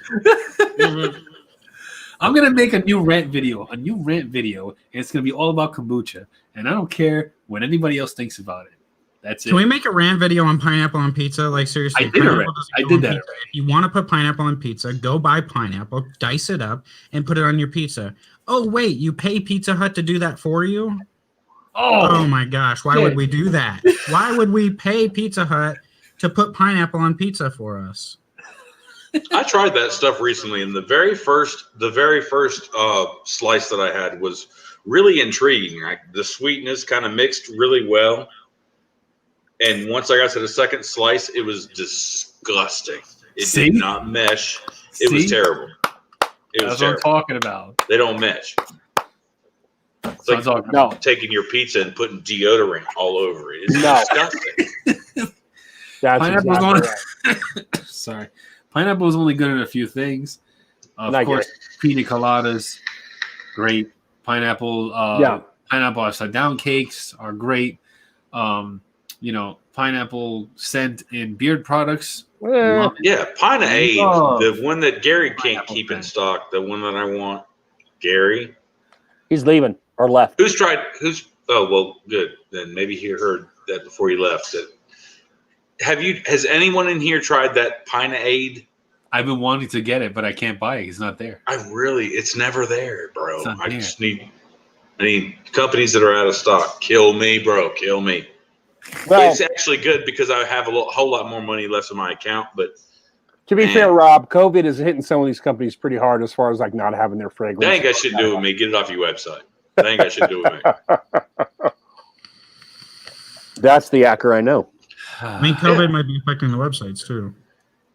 That's why Miner's new CBD, their Captain's, I think it's called Captain's Stash or whatever it is. Damn it, That's got pineapple. That's got pineapple scented oil in there, and it's awesome. I love that scent. That pineapple in beard products. Oof, that and blueberry are like right now. Those are my two favorite kinds of fragrances: blueberries and the pineapples in beard products. Have you tried, Johnny? Have you tried Lux's Bilberry yet? No. Wow, that's a good strong blueberry. It's really good. No, I grabbed his. I think. Oh shit, what's his name? Oh my God, he's not Scott. He's not Dan. Holy shit, what's his name? No BS, Matt. Matt. No BS. Thank you. He just did a Lux video that prompted me to buy. He did several scents from Lux that prompted me to buy Lux's Exotic Bastard. Let me tell you, I've got a 15-year-old daughter. She loves her dad. She's just like me. She's super duper opinionated. But she never ever compliments a scent, and I bring every scent to her. She's like, yeah, it smells good. But she walked by me in the kitchen the other day after I just bought this one from Lux, and she just, she didn't say damn. She says, Dad, you smell good. It was Lux's Exotic Bastard, bro. I couldn't believe he just dropped that this past Sunday or 2 Sundays ago, I think it was. And it was still available on the website on Wednesday. And I'm thinking somebody's slipping, but that's a really good one. I don't know why I went left like that. It might be the. I haven't bought Lux. I haven't bought Lux since Vintage and Bilberry time. He's got to soften that bomb up. Somebody's got to tell somebody. So what I need, and I'll say it. I'll go out on the record and say it. So what I need from Lux, his scents cannot be beat as far as originality. Just totally outside of the box. He's the only one that's really doing totally outside of the box. But that bomb for me is way too stiff, and that butter needs to be just like reformulated. But his scents are stellar. This guy has got just a gold mine as far as a company. I just wish that a couple of those things be reformulated. But the Exotic that I just got was a little bit softer than the other bombs that I just got. Man, it's perfect, bro. It's perfect. I think the butters are good. I like the butter. Hold on, I got one butter. I disagree. I think he's a very good beard scent maker, but for me, it's that scent is awful. Ugh. There's the butter right there. If I want to piss people off, I wear 1912.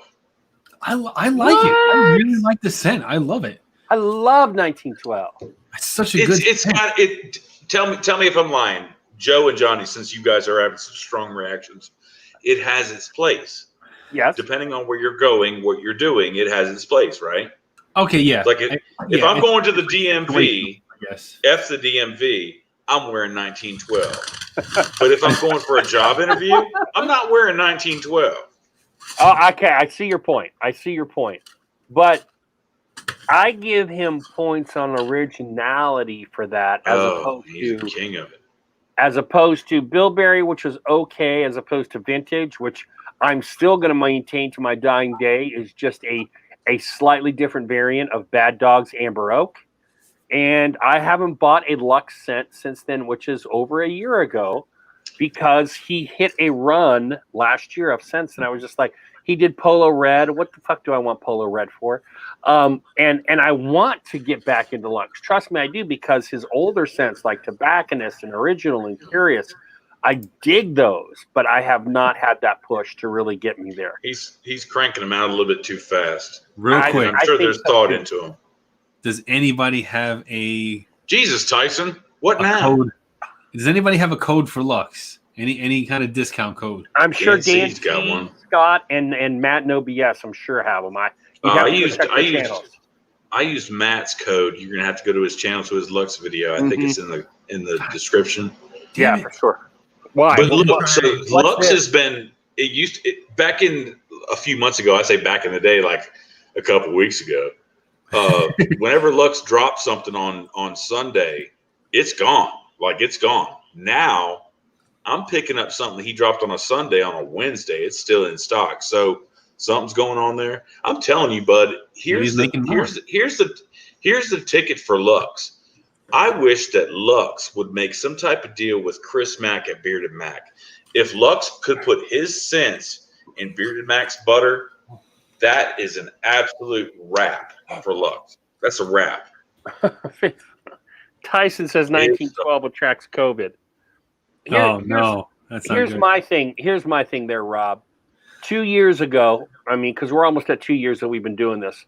Lux was the shit. Think of how many companies have hit the pavement since the last 2 years. None of them are still doing it like Lux, though. Lux, as far as as far as just like totally out there sense, like there's not one single thing that I have from Lux where I can say, where I could just blindly pull out a scent. But there's tons of other like Barden's tobacco, bourbon, leather. I mean, that tobacco jumps, the leather jumps, not busting Barden at all because it's great stuff. But I'm going to call you. I've heard you talk positive shit about Barden. I've heard you talk positive shit about Bearded Mac. I do not hear you on the regular talking that same positive shit about Lux. Maybe I'm not listening. But I think it's because the bomb holds me off. That bomb is holding me off. It's too hard. So here's a trick that most of the whole this would be one of those Dan C videos that would fill a week, but I'll just tell you instead of making them myself. So I will take Lux Bomb. I'll get a half a pinky of Lux Bomb and then a half a pinky of Crusher's Unscented and mix them two together. And I have a great damn kind of butter with a little bit of oil. There you go. But his stuff is really too hard for me. I don't need it. I agree. It's great for short bearded guys, but it's very stiff. It's extremely stiff. Although I don't have any, you and I did some trading back in the day. I don't have any Lux Bomb right now, but that's okay. But yeah, I mean, if you want to mix Crushers with Lux, I could see how that would work. Actually, as I'm sitting here thinking about it. Unscented Crushers with Lux, man. Get Lux warmed up in your hand. Like if I'm putting 1912 Bomb in, I'll put like a half a pinky of 1912 Bomb in my palm, a couple of 1912 drops, and half a pinky of Crushers, and just get it all together. But it's perfect. It's perfect. So I get a bomb butter. I just picked up Bilberry. Just picked up Bilberry. Oil. You just picked up Bilberry? Got it. Ordered it. It's on the way. What? Wait. He's got a couple cents since then that I want to get, but I just won't put. Tyson's got a rabbit. Yeah, Tyson's got a rabbit. Oh, look how cute. Fuck. That's Johnny's rabbit. Mine is brown and a lot smaller. Because he doesn't have it in his basement, telling it to put the lotion in the basket like Johnny does. I don't even know. He's running outside. What are you talking about? His natural habitat. Here's what I'm going to say. Tyson ate a whole pizza. He ate a burrito and some other shit. The rabbit's next, bro. The rabbit is next. Raw and furry right there. I tell Road Texas Pete hot sauce. Rabbit, I'm going to eat it. Look at them long ears. My goodness. That's a cute rabbit. Oh, look cute. That's what they're saying in the chat too. Don't eat it unless you mix it with rice, says Billy Rogers. I'm gonna take y'all to pee on Sober Chef Eric. Here we go. We've all tried it. Let's answer Sober Chef Eric's question to the best of our ability. Sure. What is the scent profile of 1912? Garbage. Tyson is a huge, and I'll tell you what. Go smell your garbage can after you throw some ashtrays in. No. Tyson, I love you to death with or without the rabbit, but that's a little too harsh. No, there's some smoke to it. There's some coffee to it.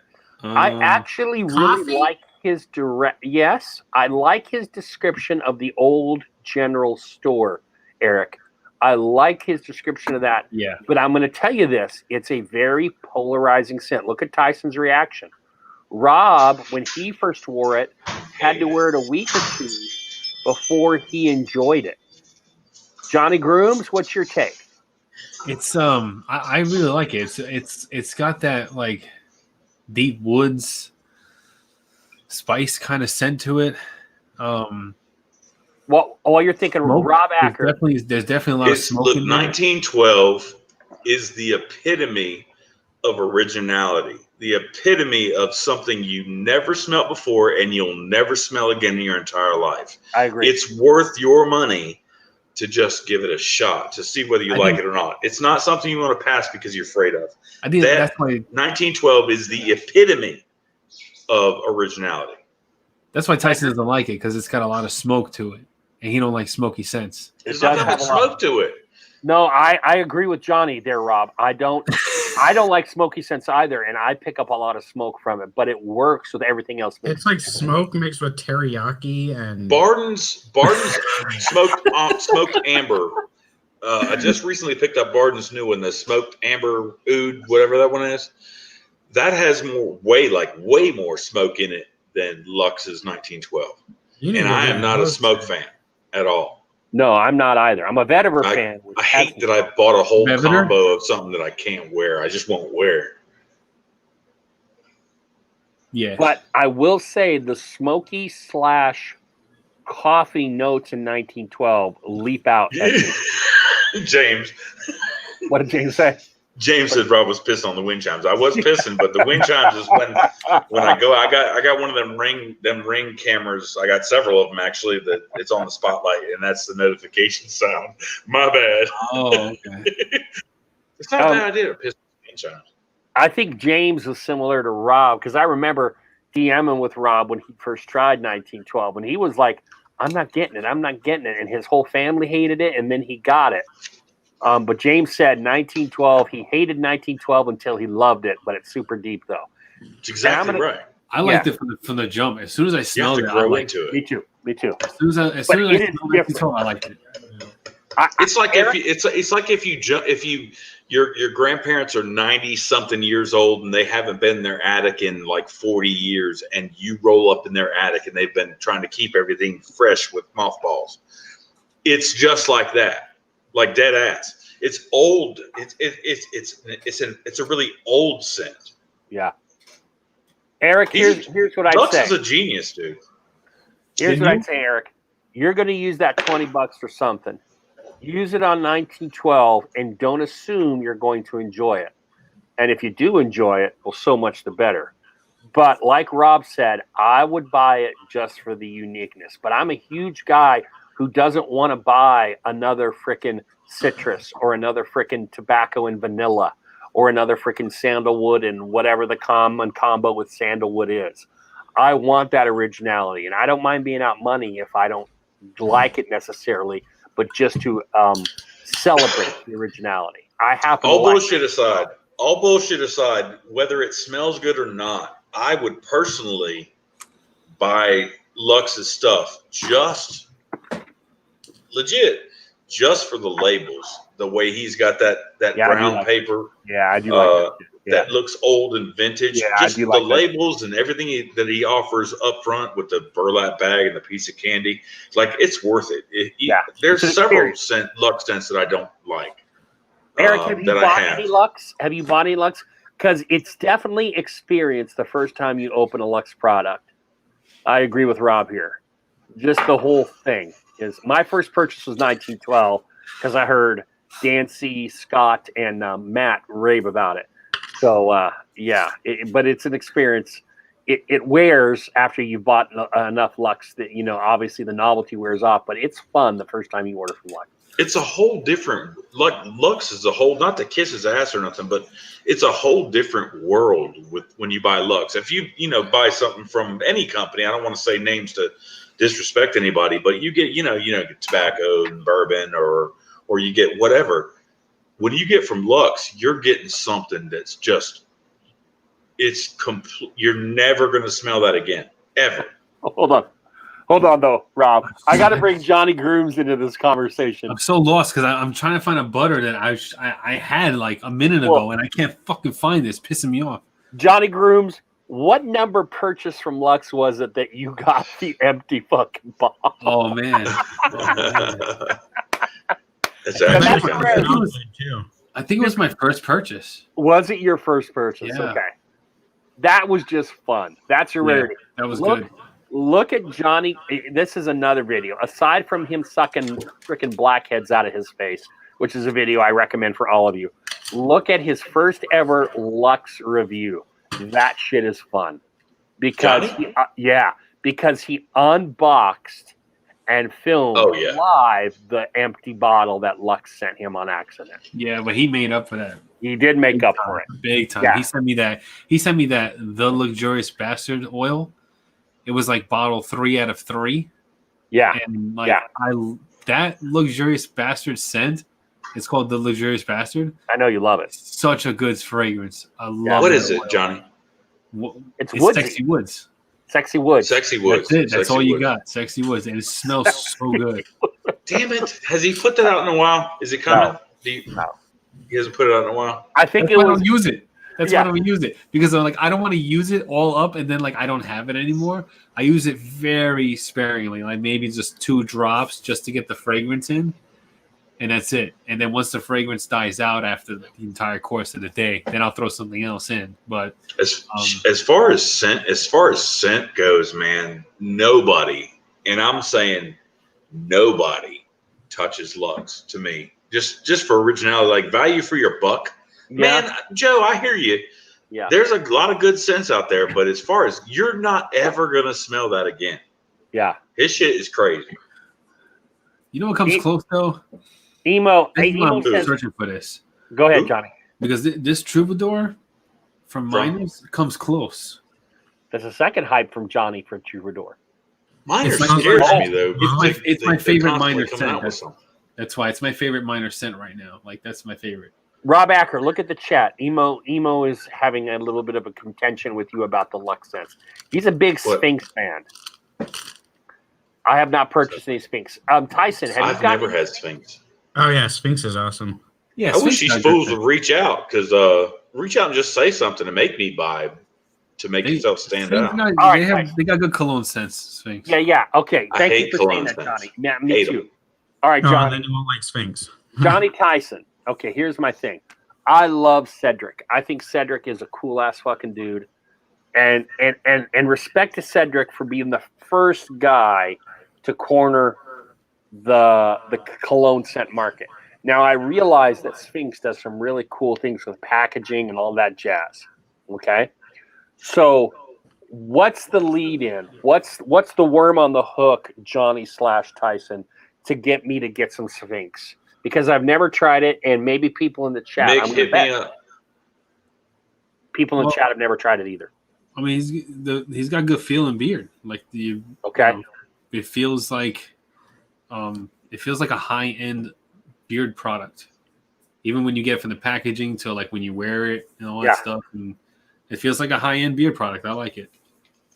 Tyson, I know you said Sphinx is fucking awesome, and you buy everything when you go all into a company. What's your take? I don't have everything as Sphinx because he's got like 80,000 scents. Yeah, he's got a lot. Really? Oh, I didn't know that. Okay. But he has really unique. Like Johnny, do you have Ecstasy? No. Like he's got really unique scents, but then your cologne-ish scents too. Like Ecstasy, I wouldn't consider necessarily like a cologne scent. It's just a good smelling scent. Sorry, ice cream burps. But yeah, I mean, you're gonna get that luxury feel all the way across the board, from the packaging to the scents. Like they don't necessarily seem like with Broke Ass and Beard Justice. Like you get the cologne, like you get the Mimic cologne straight up. Like, yep, this is a cologne I smell. There's other stuff I feel like in Sphinx. Now you have to remember, like Sphinx, the sister company of Sphinx is a fragrance company. Okay. You have to also remember, like Sphinx will he'll sell his fragrances to other beard companies. So like there's other things getting, like he'll sell the base, but there's other things getting added in there, you know? But he's got shave soap, colognes, women's fragrances. There's so many things. I'd say a fragrance aficionado dipping into the beard world that has a really good carrier blend. I mean, he's really new to butters. Like his butters were literally just launched. He's been pretty much oil and balm. Right. So I would go more with like a fragrance aficionado, like super deep fragrances that you can't really pick much out of. So I wouldn't even compare like Beard Justice with Sphinx. I think it's Beard Justice to me. It's been so long. I couldn't even comment on Beard Justice Feeling Beard because it's been so long since I've had them. Yeah. This is the Sphinx balm right here. Let's get it open. Yeah, and it's a very light holding balm. I need to know about the butters from Sphinx. But if they're all cologne, are they all cologne, or is there some originality? To my knowledge, guys, what do you think? No, there's like Caribbean island. There's some other stuff in there. There's tobaccos. They're not all colognes. This is my favorite. La Fraîcheur is my favorite scent from the one that I have. Like I say, he's got like fucking 150,000 scents. La Fraîcheur is a good one. So this is like hands down my wife's favorite beard product. She smelled all of that. This is her absolute favorite is this one right here. Tyson, have you tried Hubris? Long time ago. Okay. Because Hubris has not gained traction from what I've seen lately. I don't understand. I hear so many good things about Hubris. I just haven't had the chance to buy anything from them. I know I just bought Lux tonight, but I got 4 cents from Hubris recently because of King Tali. He recommended one. King Tali recommended. He's like, hey, he's re-releasing. He's got a limited run on an old scent. It's brown sugar. It's gunpowder. Seems like you'd like it. I jumped on it, and then I went on there, and I decided, let's poke around. So I got 3, and he sent me 1. I'm going to tell you, and now Hubris has been around for a long time, but when I look at, like you were saying, Rob, he hasn't gotten the traction. I mean, I think he does have it in limited quarters, but that's a guy who I hadn't bought from ever, and I know we got some people in the chat that bought some Hubris. Tyson said it's been a long time. That is some shit that you need to invest in. Maybe it hasn't been that long. It's like I think I had Hubris, but I couldn't tell anything apart because it wasn't labeled right. Like it didn't have the scent profile or the name of the scent on it. I'm like, I ordered some stuff and I'm like, well, which one's which? And I think I was DMing. I'm like, what is this? Okay, Tyson. Criticism that is valid. That is valid. Okay. So it is Hubris. So yeah. So I wore it like a couple times, but I didn't know because I was like, I don't know what this is. Well, talk to your boy Adam and tell him to increase the font on the scent profiles of what he's got because I can't see that stuff. If you can't see it, if it's not labeled, I can't see it. Barden Adam or Honeyhocker Adam? Barden. It's really small. Yeah. You know what I found out today? I would have totally tried. Remember Beard Dude? For the guys in the chat that have never experienced Beard Dude, that was one of the very first reviewers that was going against the grain and giving you really good quality photo shots. He's got a whole nother thing going on now, but he was big into Hubris. And Joe, did you ever get Beard Dude's Beard DOOD? Yes, the dude. That's a collab. Yes, I wanted to try that, but they didn't offer it in a bomb. It's a wonderful little scent. I'm not gonna lie. It's a good. That's the only Hubris I had until Tali said you need to get on this shit, and I'm glad Tali told me. That's one that I've not. I've not pulled the trigger on Hubris. They didn't have the the bomb or butter or something to go with it, so I don't mess with it. I'm a matchy. Well, I don't remember at this time either. But what did he has? McMahon will be able to tell me it by the looks of the comments. He has stuff in like squeezy bottles, like pre-wash, and there was a whole bunch of weird crap that I bought from him. Yeah. And I say that in the nicest way possible because I don't think the scents were bad and the feel wasn't bad. It's just I got confused on what I had because I had like 5 bottles and I'm like, I don't know what these are because they didn't say like what they were, but they're in different bottles and I didn't know what scent I had. Yeah, right. So it just got confusing to me to where I didn't do it. So I'm with you there, Tyson, in that I think his website could be cleaned up a little bit more, and his labeling. I got one of those scents, and there was just like no fucking name on it. I remembered based on how I ordered. So there's definitely some screws that could be tightened, but if I'm just like if I'm talking level playing field and I'm talking about feel and beard and scent, that dude is bringing the shit. That dude is bringing the shit. All right. The Hubris. Jay from Hubris. And he's a name I've known about since I started because Dan C and others had reviewed him, but it took me nearly 2 years to get around to ordering because it took a guy whose opinion I respect, like King Tali, to say, hey, check this out. And he was right. And these are guys like Ryan and Billy. McMahon in the chat. McMahon, sorry, McMahon, I know you don't like Billy. Who have these huge collections that, and we were going back to this discussion earlier. Tyson and others who talked about it, who are guys who have as a valid opinion, even though they're not doing reviews or whatever, that you should be listening to. I listen to what these guys say, man, when I'm going to make purchases nowadays. Has Dan C done a review on Hubers yet? I bet if you go back early days, he did for sure. But that's where, like, I think like company owners like Hubris could also benefit from listening to stuff like what you're saying, like clean up the website a little bit. Yeah. And if somebody like myself, as somebody that's been in the beard game review world, whatever you want to call it, for almost 2 years, doesn't use the product because they can't figure out like what it is, like there's something wrong. Right. No, I'm with you, Tyson. I'm with you there. So I don't think a lot of consumers are very turned on at that aspect either. I don't know. No, I'm with you But there. for me, it's like, you know, I don't know. I'm big on presentation though. I think if you're gonna put something on your bathroom counter, you want it to look at least halfway decent and know what it is. Right. Yeah. Yeah. I don't even think it said, like, he had weird names to it. Like there was like beard oil and then there was other stuff, and it's just like, I don't know if this is beard oil or if it's Right, he had the beard food, or I don't know the exact like a name, beard food or something. which was like a butter. Beard food was not His butter was like beard food. not good. Not good. It was what was it like? Was that the crazy. bamboo shit that you had? Way Yeah. back? Oh Yeah, my I god. remember that. I Oh remember my that. goodness. Oh, beard food. Bamboo That's a butter, right? Beard food. People were Yes, that's his falling butter. all over themselves for that beard food, but it smelled like death, and I hate Okay, to so- bust them up. I It was loved the terrible. beard food, and I remember now.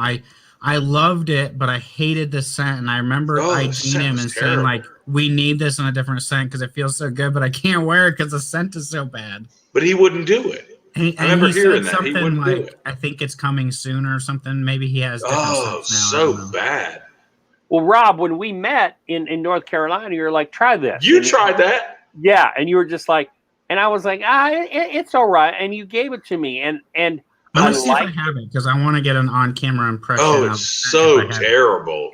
Probably, and I'm not trying to bust him up because I'm sure he does great things, but yeah. and it's all subjective. But beard foods, what'd you say it was? Like cucumber anuses? What was it? What was it? All I know is that Sugar it's cane? his butter. I don't know how many cents he's got in it. It's his butter. No, I mean, like you said, it was something. It was bamboo. For sure it was bamboo. Yeah. And terrible, bro. You didn't like it. I know Terrible. you didn't like It Yeah. felt really good in beard, but the scent was, man, it was just really off-putting. And You I ain't agree with picking nobody up with that. I agree with you. I actually have who is it? Rocky Mountain. I remember buying a combo of their balms, and they have kind of a moisturizing balm. They have a bamboo balm, and it's okay, but that bamboo is really strong. I like it mixed with other things, but yeah, that for you, when you handed me that shit, that bamboo was a little too far forward. Kind of like how I You're feel being about so coffee. nice. You're being so nice. No, because I didn't really mind it as much as you did, to be honest. But You know what? Talking about coffee, Joe. Yeah. One that I know would potentially change you, but it's going to cost you. Yeah. And I don't want to buy it for you, even though I would love to buy it for you, is Fable's Harvester. Holy shit. Oh, Holy shit. that coffee scent? Johnny Grims, did The you get the Harvester? harvester? No, Oh my God. I have the roaster. Johnny, the roaster the coffee scent is amazing. You got the roaster. Wait, sorry. I said the wrong one. The Okay, roaster. Yeah, No, roast. not the Yeah, harvester. I got the roaster. I said the wrong one. The roaster is so good, dude. Yeah. That's like that's my go-to if I want to be noticed, or it's either 1912 if I want to piss you off, or the roaster if I want to make you fall in love with me. Yeah, And roaster these is- hoes be falling in love. That roaster is good. Yeah, it's a All great right, Rob. Good. All right, Rob. So let's side by side this because I know you're a big fan of something else I like that's coffee, and I don't like a lot of coffee. Harden from Barbudo and the roaster from Faith. Oh, damn! It's Harden is a very close second. I Okay. love Harden, but the new Harden is not the It's same different. as the Yep, old Harden. yep, you're right. But the But old Harden coffee- is definitely number two. Okay. Harden Barbudo gets so overlooked. Their Yeah, spongy butter, their Yeah, scents, man. Manteca. Barbudo should be way above. Barbudo should be up there in my top 5 companies or everybody's top 5 companies, but for some reason, marketing or something slowed them down. But their stuff is like really good. Well, he's doing okay on his end because he's got and Ryan is from Utah, which is where Barbudo's from.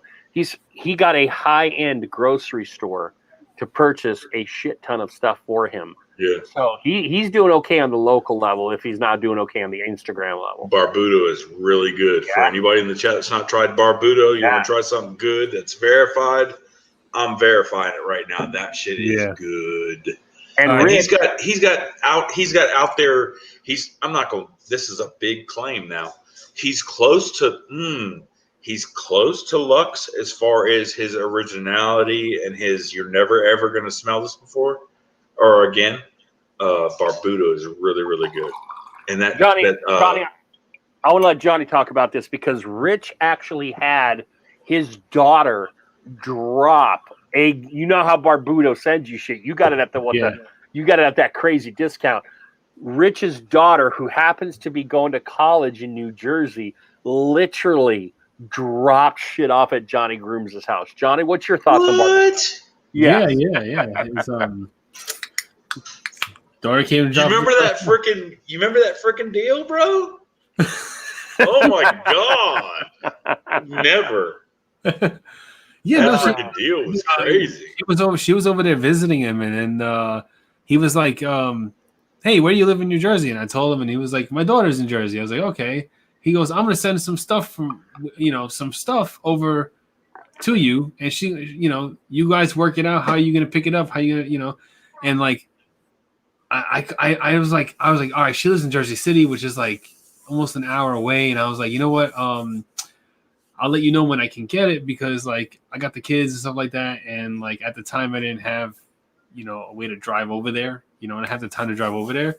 And she was like, you know what, I'll just bring it to you. And okay. So I gave her my address. She came from my front door and like handed me all this Barbudo stuff. And I'm like, oh my God. Dude. Oh, yeah. But on a side note, real quick, we do have a giveaway tonight. What? Yeah. We've been holding that till 11:40, brother. We have a giveaway. Tyson? Is Tyson pooping? He's got to be. Possibly. Definitely. Who's giving away? We do have a giveaway, and it is community sponsored. It's a community sponsored giveaway. Mr. Billy Rogers was giving away a bottle of Ferocious Dirt. The scent is called Dirt Road Therapy. I saw him say something about that. Yeah, it is. Here's a scent profile. It's dirt, mountain rain, honeysuckle, oak moss, cedar, and white oak. Oh, that sounds good. That is the scent profile for Dirt Road Therapy from Ferocious. The winner would contact Billy Rogers, aka Shaky7772 on Instagram. Okay, so hold on, Johnny Grooves. Hold on. Number one, Devin newbie, still wet behind the ears, said therapy with a giveaway with a question mark. Devin, this is where the people in the chat do the giveaway, my brother. This is where we do not do the giveaways because we love our community. Number two, wait for the fucking dots. Johnny Grooms, it's all you. Dude, I'm entering this. No, it's Ferocious. That's all right. I actually have some Ferocious on the way. My bad. And I got a trade. Are we not talking about hubris anymore? Because I found my beard food. Yeah, we're done. All right, we'll do this giveaway. What does it smell like? We'll do this I would imagine it smells like tank. Let's do this giveaway and get it over. Okay, let's do the giveaway and then we'll get into this beard food. Billy Rogers, thank you. Dirt Road, Dirt Road, Ferocious, Dirt Road Wait Therapy. for the dots. Wait for the dots, of course. Enter once. I can't believe I have to say this, but enter once. People are already dropping numbers, JG. They don't count. Yeah, they don't count. I don't see count. Fucking beard code.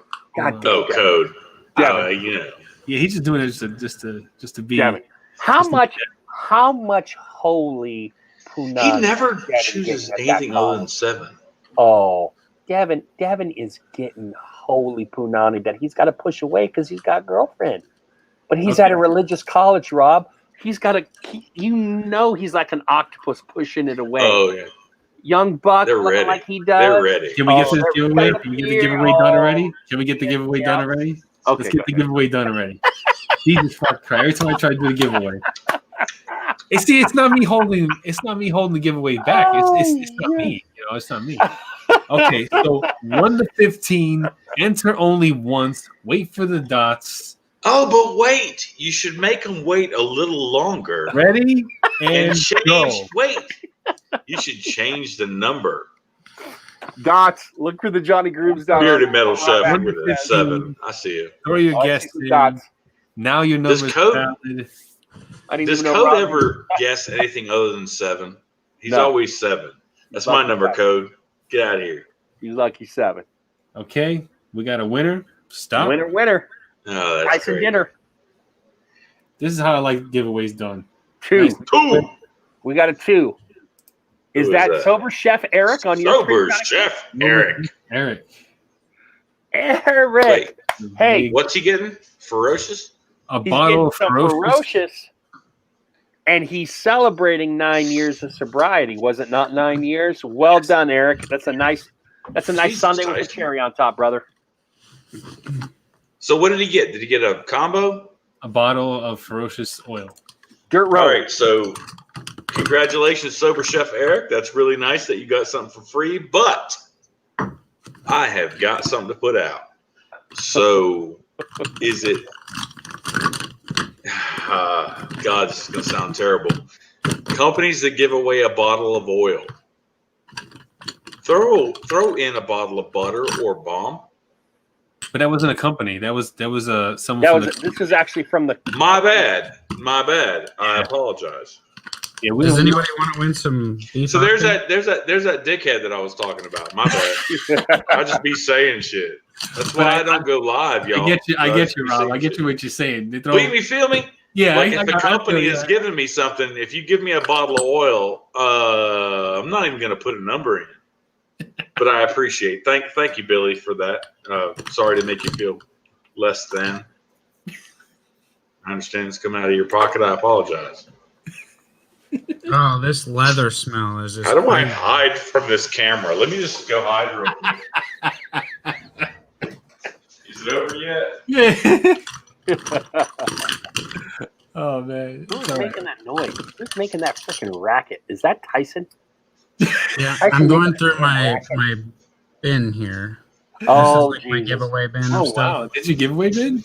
Yeah. And so I'm trying to find my. Tyson puts a KC Chiefs jersey in the shot. That was unintentional, guys. I'm sorry I put the Chiefs jersey in the shot. Chiefs. Yeah, I'm trying to find if I have Eat more. yogurt for breakfast. Chumps. I mean, I have this. Billy, I'm waiting for your. I've been checking your page, Billy, for a while for your. I think it was a big unboxing or a big review or something coming. I've been checking for a while. Is it coming? Oh, don't do this now, camera. Uh-oh. Look at, He did look say at leather Tyson's emo. forearms. He looks like Popeye. Yes, yeah, I told you. I mean, It's what Show that happens when you forearm, live Tyson. quarter pounders all day. 5 sets Like of 20 freaking Popeye. curls. 5 sets of 20. Oh, 75 now it looks like pounds each. toothpick. Sorry. Never mind. It must have been a camera trick. Oh, I Yeah, like it that was- faithfully bearded T-shirt there, Tyson. I like that. Man, the Oh, doctor. yeah. I want to With be. the old logo. I want to be faithfully bearded, but $4.99 a month is a lot of money. Here, look, But what? $4.99 a month is a lot of money. I So want to be don't pay faithfully for bearded, it. huh? So you don't have to pay. Oh, so it's free? Oh, Yeah. Well, how do I get the cool little green thing when I comment? Well, then you got to that you have to pay for it. Oh, well, there you go. I want to be faithfully bearded, but I'm not trying to pay for it. Well, you don't have You're to cute, pay. but you're not that cute. Is this hubris or Hubble? that's hubris. That's the big H is hubris. This is hubris. Or who? Hubble? Like the freaking telescope? Isn't Hubble like the beer brand ripoff one? No. Oh, I know who you're talking about. You're talking about. Oh shit, Tyson. Now you're taking me down. Huxtable. That's what she said. Huxtable. Huxle. Huxtable is the beard brand. I remember That was when they the were biggest all the joke. shit for 3 weeks. Huxtable. Speaking of Where are drop they? ship, speaking I of see drop it ship, in there. you know Dr. Squatch's drop ship soap? They do not. Really? Yeah. Which Don't- one's that? No, of the 10,000. Johnny. That looks They like do. AK. The only thing is that they mix their scents, but the soap itself is not their soap. Hey, This I'm is gonna tell you not something. today's news. One of the best. Really, that's soaps new to me. I just found out. Good That's to why know. I didn't know. You that. just found out? Yeah, I didn't know that. I didn't know. Do you know where they get it from? Soap guys or something like Yeah, I that. can give you the website. Probably freaking Beard Gents. No, it's Beard Gents got some good damn soap. They got a good soap. Yeah. Hey. My I kids just want want to say, see. Okay, like I cannot stand this stuff. I'm sorry. Which one? that's What is that? That's chronic. It's Wake and Which Bake. one? Okay. Oh, I love Oh, that's a good. I love Huh. it. It's It's cannabis. a good one. Love it. I love the Yeah. cannabis scent. I love the cannabis. Maybe you should twist one up, buddy. I'm just saying. I can't That- stand I- the use smell of it. That Tyson, I mean, you that, could use a little loosening. if I ever visit Tyson, I'm gonna bring him. If you ever I'm what? telling you, bud. If I ever visit, I'm gonna bring him. loud. You didn't bring Give him what? some shit to make him go to sleep. No, don't you To live in a lose place a- where it's legal? Isn't it legal over there where you live? No. No, it's not. Oh, It okay. should be. Is it Use some medically shit to legal? make you fall asleep Is for it 2 legal? days. It's on the ballot to be legal. Hey, Is it legal for like for medication? Like what for, was that? Was that No. chocolate that you just broke there, Tyson? No, What it was a that? coma. Everybody's been asking Johnny to break a coma, and he ignores them. yeah, so- everyone wants to break a comb, and no one wants to buy me a comb. I Why bought do you need to buy one? Just take one of your Ace Beard Co. ones and snap it. They ain't around anymore. Oh, speaking of which, here's a good I don't time. have Here's any a good Beard Co. opportunity for a question. Here's a good opportunity for a question that I would like to be the very first one to answer to. The absolute worst product that you've ever used and done a review on. I got Mine will be my very first trek outside of the U.S. A company called Super Furry.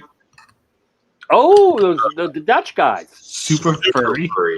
The Super Netherlands. Furry. So it had some intrigue to begin with. They have completely different profiles, but super duper greasy. And Tyson's comb brought it to my attention because they had like a balsa, like what's that wood that they make planes out of that fly Balsa, like you're right, balsa wood? balsa. Crap! I That found comb it. was garbage. Like, what is this crap? I don't even know what it is. What is that? That's hemp. That's hemp stuff. That's hemp oil, right? Joint and muscle pain relief. Yeah. CBD hemp oil. Yo, Oh, It let me just actually put is this in my not beard. bad. Here, hang on. no, put it on your kneecaps when they hurt, or your feet, or something. It actually does work. It's true. Yeah, Joe, top- who's your absolutely worst? Are you going to go there? Who's your absolutely worst one you've ever reviewed? Are you asking me? I hear you say Joe before that? Joe, yeah. Okay. I'm either blessed with a very versatile beard, or I just haven't hit that company yet. But Come as on. far as anything I reviewed, I was okay with beard. However, scents. I got to go to a company whose wash I just proclaimed as being amazing, because it is. Scents, I'm not a fan, but how that works in beard, I am a fan. It was the most conflicting review I ever did, and that's Mountaineer Beard out of West Virginia.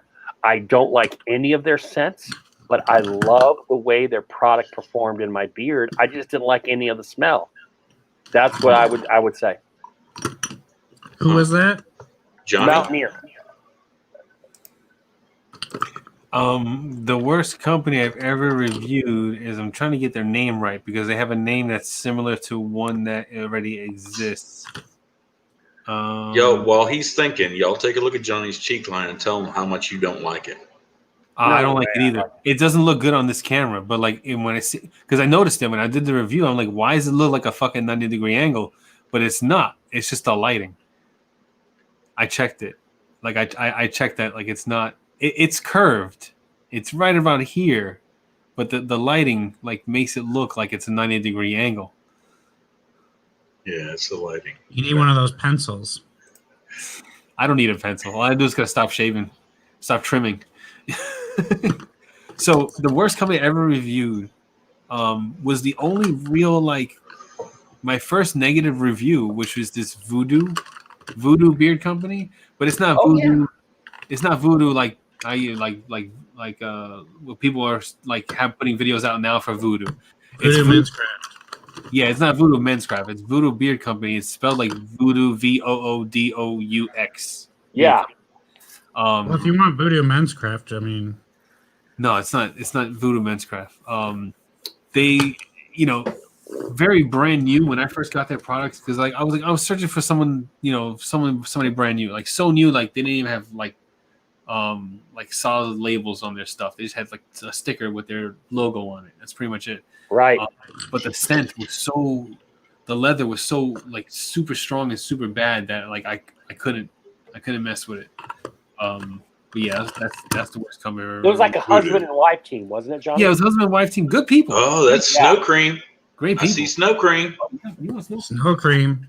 That's good shit, Doug. Yeah, I like it. So too. I'm not a big fan of the scent. Sugar rum right there. Oh.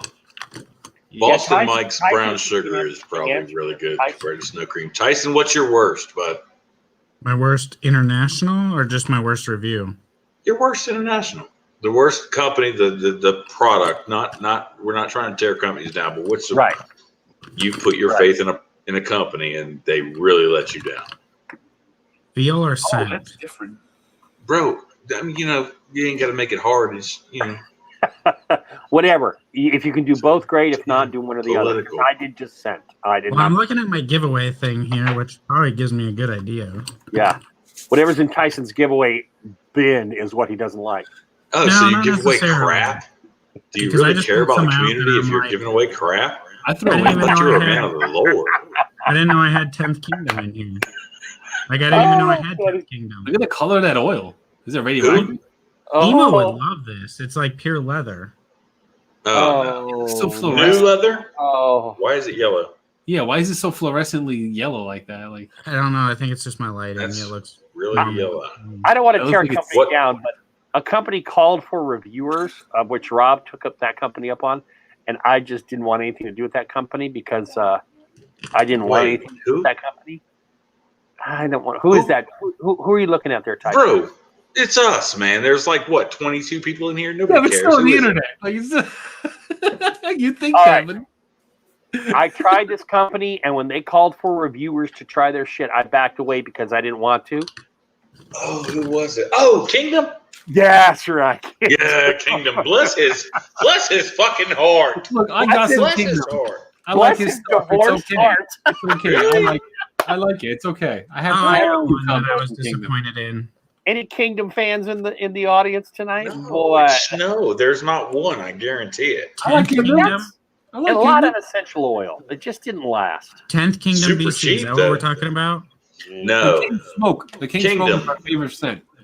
Kingdom Beard Company. It's I haven't. I have. The guy's got a hustle though. No bullshit. The guy has got a serious hustle. Like he really, really means it.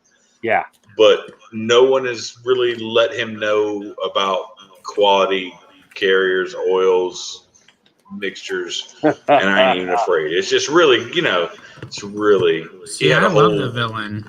King. I think the villain smells really good. I'm with James Pershing. I was not a Heroes and Villains fan. No. Not a Heroes and Villains fan. I liked the scent, the villain from Heroes and Legends. Or Heroes and Legends, sorry, not Villains. I never had Super Combo. Yeah, on a trusted review, James, I'm reading between your lines, brother. I'm with you. But I would say one that well, that's not a review anymore. That's probably deleted. I agree. Which kind of just goes, never mind. I would say, yeah, Kingdom's not even around anymore, I don't think, is he? Didn't he? Yeah, no, he's around. Yeah, nearly as much as he a 35% off happening right now. Yeah, he's selling 2 for. Blocked me then because I don't see buy it one get 17 free. Dude, I gotta tell you, and I feel bad for the guy. There was a series of Instagram where the guy melted down, and then he put on a crown, and he had a green screen with a castle behind him. It was like watching a car wreck. And I don't want his beard, right? I don't want to laugh about it, but man, was it just? And he had a wife then. Since then, he doesn't. And he would complain about, like, I've been around longer than some of these companies, and he just didn't get it. Oh yeah, if any company ever goes to any type of entitlement, like I deserve this, I'm done with you. Like done. If you think you're entitled because of time or because you think your sense of the best, I'm totally done with you. I'll never buy from you again. Humble gets my money. Humble and marketing gets my money. All right, my turn. I'd say that the company that I just like had rave reviews, like a very good person telling me like you gotta try it out, it's so good. It's like now kind of no longer really do anything. Gingerbeards. Oh, I never tried them. I was like disappointed the whole time. It was like, you got to try this. It's the best thing ever. And I was always kind of disappointed in it, like from the beginning. But now he's not even making products from the way I understand. What are you hoping? So much about you were crossing my fingers. Like your fingers for what? Posted something. Did he just post something? Gingerbeard. He posted that he and 607 were going to do a collab together. That's been in the works for 2 years. See y'all next year. I'm sorry, but not really. I just thought I saw him put something up. Oh, damn. The last time I talked to Jamie, he said he wasn't going to make products anymore. So I don't know. That's funny. Well, not really funny, but I don't know who's trusted anymore. No, he just put up a thing right now. He's making 4 days ago. He's talking about but he put one up the other day that said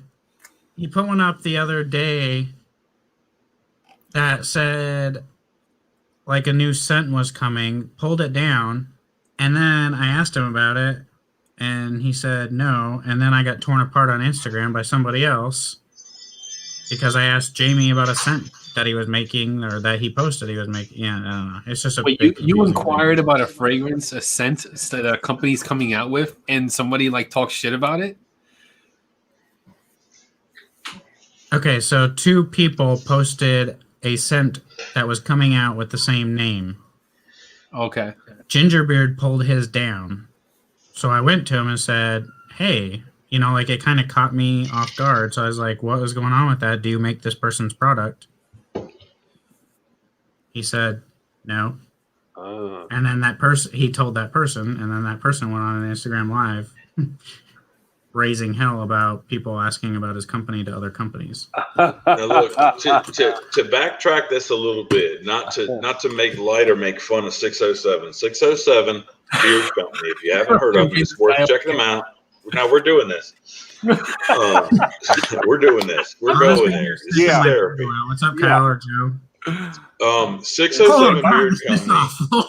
A lot of people talk cash shit about him because it took like 2 or 3 months to get their order, and the dude was super slow. He's super busy. He works in the oil fields or something, but he's super busy. But to date has probably the most deep conditioning beard butter that I have ever put in my beard. I think he might have gotten. Did he get number 1 he got number 2 at least or something of beard butters for me last year. Man, the butter was just glorious, but the guy couldn't handle the impact. And even a couple months before he blew up, I told him, I said, man, you need to safeguard against what's coming because this shit's not regular. This shit's really freaking good. You need to prepare. Yeah. Get ready. He didn't listen or something else happened, whatever the case is. His 607 Beard Care.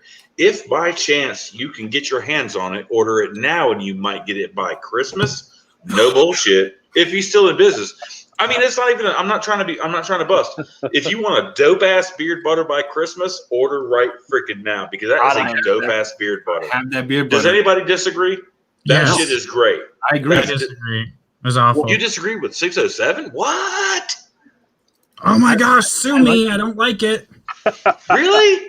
His stuff was so softening. It was stupid. I think maybe we got like a really good batch, Rob, because like I had the 607 butter. Every now and then I put it in and I'm like, damn, this is some good shit. And like, I don't use a lot of it because I know like I'm never gonna get it again, and it's the only jar of it I have. So like, I like that's the same thing like that Lux oil. Like and he gave it to you in like little mason jars, like little 4 ounces of a ton of butter in there. Yeah, so you must have got yours late, Tyson. Something must have changed. It was maybe it changed, or maybe I got it early before he changed it, or something. I don't know. I just felt like it was greasy and gross. Like I couldn't see the absolute softest my beard has ever been. And it's so weird because when it melted down, every single product I've ever tried, it's been 607 beard butter. This is one I wish didn't go out of business. What's that? Aurora. Oh yeah. Never heard of them. Never tried. Their butter is so good. Dan did that. Yeah, Aurora, and this is amazing amber, like one of the best scents I've ever smelled. Aurora Beer Company, they went out of business, or they stopped producing earlier this year or something. Why is it? Is it a clear jar? What the fuck is it so yellow for? It's the natural. What the fuck is it so yellow? The beeswax. No, thank you. So good. Here's a quick peek behind the curtain. This is what I know, particularly for you long-time therapy watchers. Ryan agrees with me. See, there we go. Rob was the one that told me to get on 607. So I tried it. I shot a review for it. I really dug it. Well, I got it because Rob said to get it. So yeah. So we set 607 up to be on therapy last fall, a year ago. I probably have some of that garbage in here. Due to his job or what have you. Send it to me. And then things came out, or I heard things about his, as Billy Rogers is saying in the chat right now, his customer service and this and that. Look, if we're separating, and I know, Billy, you're saying that screw this guy, and I agree with you. Okay, that's fine. To me, I bought the wrong scent, but the quality of the butter was there to me. But he really screwed up when he had a couple guys like Mo and Rob doing reviews for him, and he wasn't expecting the orders that were going to come. He wasn't ready for it. Yeah. Look, so I was working in the background for this guy and got him someone that was willing to financially back his company because he wasn't ready. The financial backing was meant to help him hire or whatever it took to get him to move his company forward. I got that all lined up for him. Guy was ready to go. Yeah. Really? I didn't know that. Yeah. There's a whole lot of things I do behind the scenes. I want to help support the really, really good stuff. If you're garbage, I don't care. But got him lined up with a financer, a financial backing to help him move his company forward. And as soon as that happened, because it was right after my review, Mo's review, where I'm like, bro, you got to get ready. I kept telling him, I was like, bro, you got to get ready. It's coming. Because his stuff was really that good, not because we put names on it, but like if you put this out to the people, they're going to be all over it. It just takes word's going to spread like wildfire. Yeah. And he wasn't ready. And then when he wasn't ready, he would get all kinds of negative comments and posts and things back where people have been waiting for a month after their order.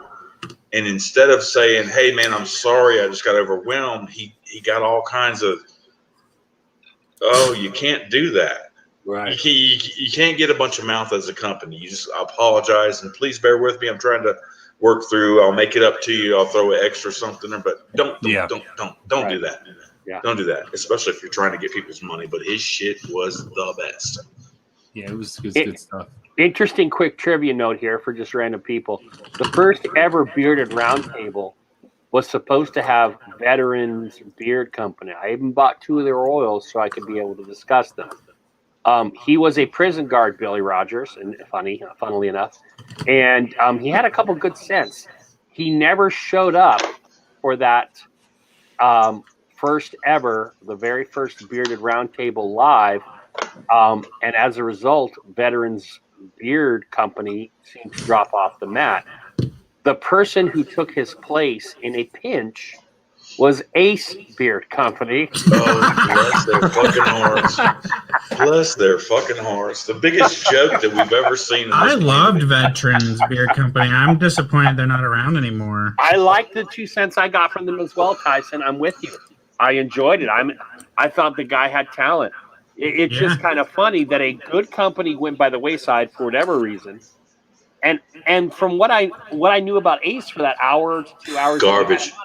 He seemed like a nice guy, but then now Rob and I are DMing a lot at this time, and Rob has gotten some stuff from Ace, and he's like, garbage. This stuff is not good.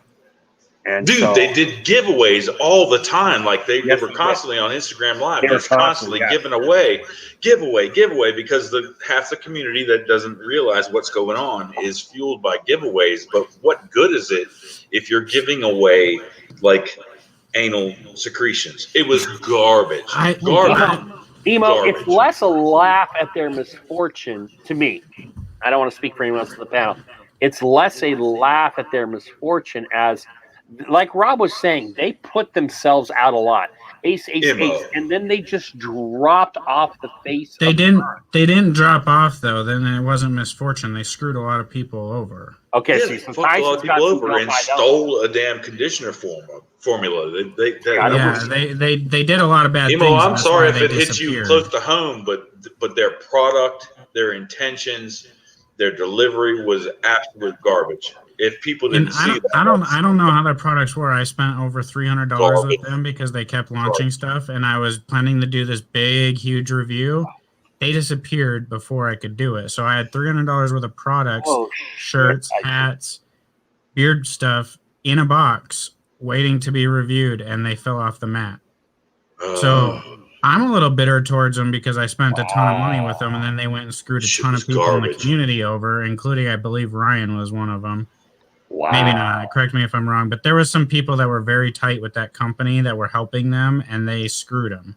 And so Steven, that metal guy was. I take note to those people, that the people that were tight with that company, and not just that company, but companies that flop. I take note at who was doing all that screaming and all that hollering, and I get their product and it's absolute crap.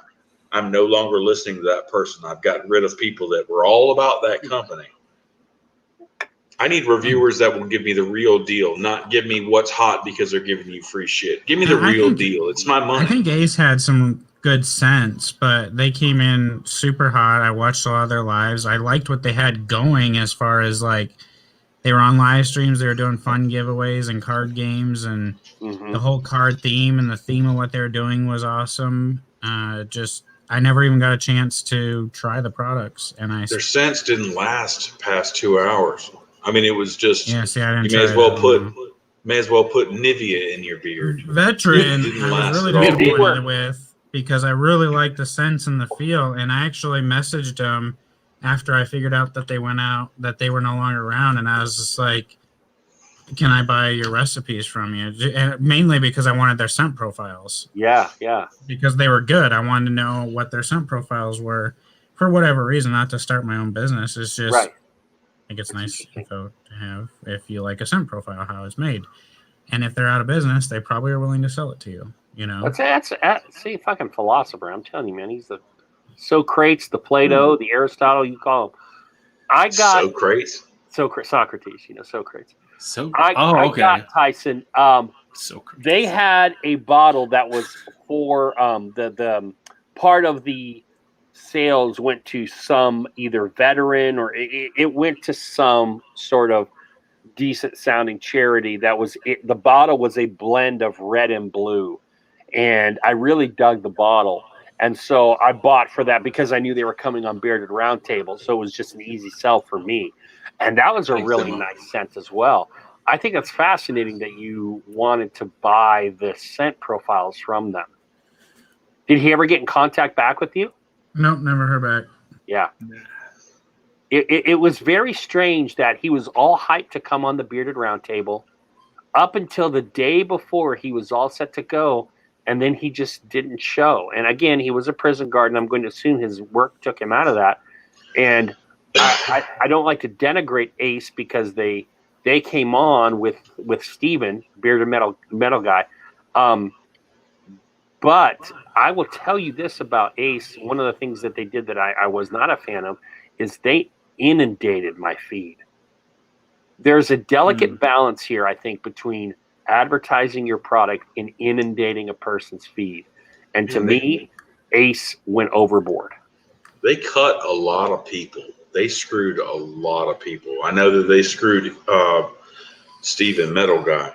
They screwed him out of a collab. Time. And I mean, time. Steven really, we all know Steven. He works really, really hard for the beard community to get things out there, whether it be good or not. I'm not sure how that works out with him, but he really was completely and totally invested in that company, and they even screwed him on a collab. And he was so upset. He was like, I'm sure that was his first heartbreak in the community. Yeah. That was a really, really bad deal. No doubt, because he was like, I don't know if he officially held the term ambassador, but he was like an ambassador to them. And he talked to me. Friends with them. He was like beyond an ambassador of the company. Yeah. He was like good friends with these guys. And they vanished. And he's like, I don't know where they went. Right. He didn't know where they went. And he was fixing, and I'll be honest, I'm not going to lie to you. He had a couple collab ideas with them that I was like, fuck, Steven, I don't know how that's going to smell, but it sounds awfully damn good. And then they just left him on an island high and dry, And the one thing about Steven is he's one of the nicest, most pure dudes out here as far as just like, hey, let's all just get along, pacifism, and like, let's all just come together and be dudes together. Yep. And to be done like that, that's unfortunate to me because I like the guy. That's wrong. So back to something we talked about, hubris beard food. Oh. You're going way back, Tyson. Right back to the food, yeah. Like I have it. Because I never he went to go get it. I've used it multiple times. I like it. It's so good. But when I smell it, it's like straight up just like pencil shavings. It's like baby puke. It's like pencil shavings. Like I feel like I'm back in the high school and I'm telling my mom that it's pencil shavings in the dresser drawer in the baggie. Pencil shavings. I got to tell you though, a lot of early woodsy scents. I'm gonna drop a little bearded bastard from Dan C. And I'm not saying this is a negative thing, but he's a big bearded bastard fan. I'm not talking Lux now. I'm talking the bearded bastard. And he has something called I forget what the hell but it smelled like if you popped open a pencil sharpener and you sniffed all of that like discarded like shavings, which I don't mind, but there was a lot of that kind of wood smell going on about 2 years ago, Tyson. So what wood is made? What wood is pencils made out of? Is that cedar, isn't it? I want to say cedar, but it doesn't smell like cedar to me. But if you smell Damn Yankee cedar, it smells exactly like their cedar something. Some of the cedar tobacco vanilla. Yeah, so that or what Scott put out. It smells just like the inside of the dispenser for this pencil sharpener. So talk about bearded bastard a little bit. Has anybody tried it? Never tried it. Aren't they really high? Aren't they very expensive? I bought their sampler because one of my I'm going to the holy, not Trinity, but Quartet. When I first started, before I became a reviewer, I'm a Scuba, Dan C, Beard Times with Scott, and Matt No BS fan. Dan C was big on the bearded bastard, so I bought their sampler. If I am looking at their sampler versus all the companies I've tried, they rank at a 6. They would get a 6 out of 10. Now, I don't blame that on Bearded Bastard because I think at the time they were probably doing stuff and there weren't all these other companies out there competing with them. They had a vanilla. They had something called either Marrakesh or Morocco something, but it was really spicy. I kind of liked it.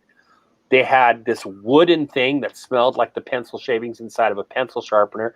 And then they had a fourth one. I forget what that was, but it was 4 drams of different scents. And they were okay. Probably. The vanilla. Yeah, Dan C loved the vanilla one. And it's pure vanilla, which I wasn't a fan of. It was okay, but I preferred the spicy Marrakesh Morocco one or the wood shavings one over that vanilla. Because vanilla is great, but I don't want just pure vanilla as a scent. It's worth highlighting this comment real quick, but I'm sorry, before we go too far, talking about beard food from Hubris, Red Beard Ryan C says the beard food's amazing. As far as feel is concerned, he's got different scents now. That was his original. Yeah, see, I would purchase. Don't let us drive you away from that, but the original scent was wretched. Sorry. Well, here's what I can say as a non-reviewer now and just a customer. After buying what I bought from Hubris, my antennae are up for any new release the man has. That's how much I enjoyed the 3 3 of the 4 scents that I got from him, and the 4th one was a good scent, but the 3 of the 4 were freaking fantastic. I really, really enjoyed them. And I'm a guy who's not buying a ton right now. Billy. What did Billy say? Bearded Mac. Company recommend for each of you. Bearded Mac. All day, every day, by a gargantuan margin, Bearded Mac. Buy anything Bearded Mac. Highly recommend Revolutionary Mac. I know Rob has really been hyping Mac. Tyson, man, it's good. Mac is good. Johnny, you review a ton of shit. I'm very interested to see what you guys would say. Fable. Okay, so my top 4 companies, like overall, like that I like their scents, I like their feel, I like everything going about them. Because, I mean, I can say some really great things about Fable. I love Colin, amazing person, willing to help anybody. I think he's got some good scents. I think he's got some not so good scents. I'm not a big fan of his regular oil, but I like his CBD oil. Savior's a good scent. Savior is a great scent. So, you know, when I think about like top 4, if you were just to hit me up on the street, which 4 would you recommend? No particular order. Barden, Defined, Renewed Man, and Bearded Mac. There it is. All 4 of those are on the same level to me. I think Bearded Mac probably has nice, like his last 3 scents are his best scents. He just keeps getting better. He's a perfectionist. He's an amazing, smart guy. Bearded Mac, you talking about Chris? Yeah. That's the future. That's as far as field. He's like Lux for scents. Bearded Mac is field, the way Lux is for scents. Yeah, and Defined has great feel in beard. I like his first few original scents more than some of the more recent ones, personally. But he's got an amazing conditioner. If you like Ultra, this is same level as Ultra on the conditioner.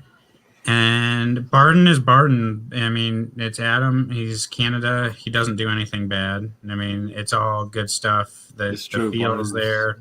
Yeah. The feel is there. The scent's there, I think, on his scents too. For me, I'm not a smoky scent fan, but I do like his new scent. He's basic, but he sticks to his business plan. He's not changing it, and that's what I like about it. But I also like about Chris at Bearded Mac, he'll change anything, anytime. He's always trying to improve to make it better. I have 10 different renditions of his butter, and I know I have 10 different renditions of a butter he's trying to come out with. You know, he's always working, always trying to do stuff. Renewed Man, one of the most underrated companies there is right now, because not a lot of people are willing to try it, but I'm like probably my number 1 feeling beard, Renewed Man. Like I can wear it's butter, oil, but I love the oil. The oil is just I can wear the oil at night instead of a butter and wake up and my beard just feels amazing. Like, but a lot of it is going off of like your beard style, right? Like your porosity. I always go back to porosity because you got to know how your beard hair is and what kind of products it likes. So that's how I rank it. Kind of top scent from Renewed Man. The tobacco oud is be my favorite, but his new lineup, his summer lineup, is good too. He just came out 3 cents for the summer, but his tobacco series is really good. How is his strength? Medium. It's not going to be all day. It'll hit you in the face, but Billy, I'm going to come at you with the knowledge that I have not tried Renewed or Defined, but I have tried Bearded Mac. My top 4, and 4 is the problem. So let me give you top 3 easy. Honest Ape, Hanyaker, Debonair. Now understand too that I come from a scent forward idea more so than a feel forward idea, and I think feel is always up to the individual beard. Scent is also subjective, but those are my 3. At 4, I've got a lot of companies, but a couple that sneak in there at 4, and I'm looking over at my stuff right now. At 4, I'm looking at Miners, Bearded Fox, and if I were to give you one more tied for 4, Miners, Bearded Fox, and I'm going to put my bias to the side here, but I'm going to go Clever Beard Co. Clever Beard's feel is stupid. It is stupid, and I have two other scents for the fall. I wasn't a huge fan of like the scents per se. They're great for the fall, but they're not things I'd wear year round. Fair enough. So I know he's sending me some more stuff. I'm excited to try the butter and stuff. I think he could be a big up and comer. But if you like gunpowder, America the Beautiful, man, the only scent for me, the only scent that ranks among that gunpowder wise is 1812 from Honest Ape. That is a gorgeous gunpowder scent. America the Beautiful. Who has tried Clever Beard's butter? I have. Is it good? Is it really good?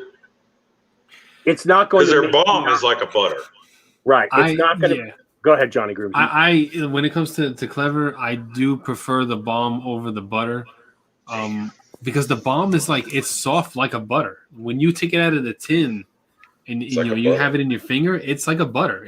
It feels like a butter. It's not a hard tacky kind of balm. It's a buttery smooth kind of balm, you know.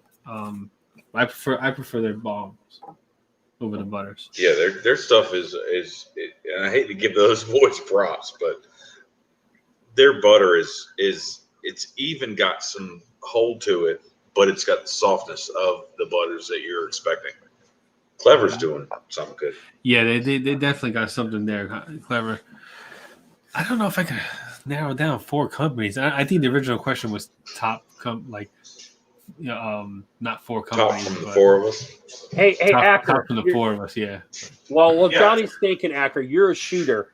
Look at Sober Chef Eric's comment, because I'm not a gunsman. Rob, who hates being called Acker, by the way. Rob knows his gun stuff, and he's a big gunpowder aficionado. When you say gunpowder, do you mean like cordite? Is that what he's asking?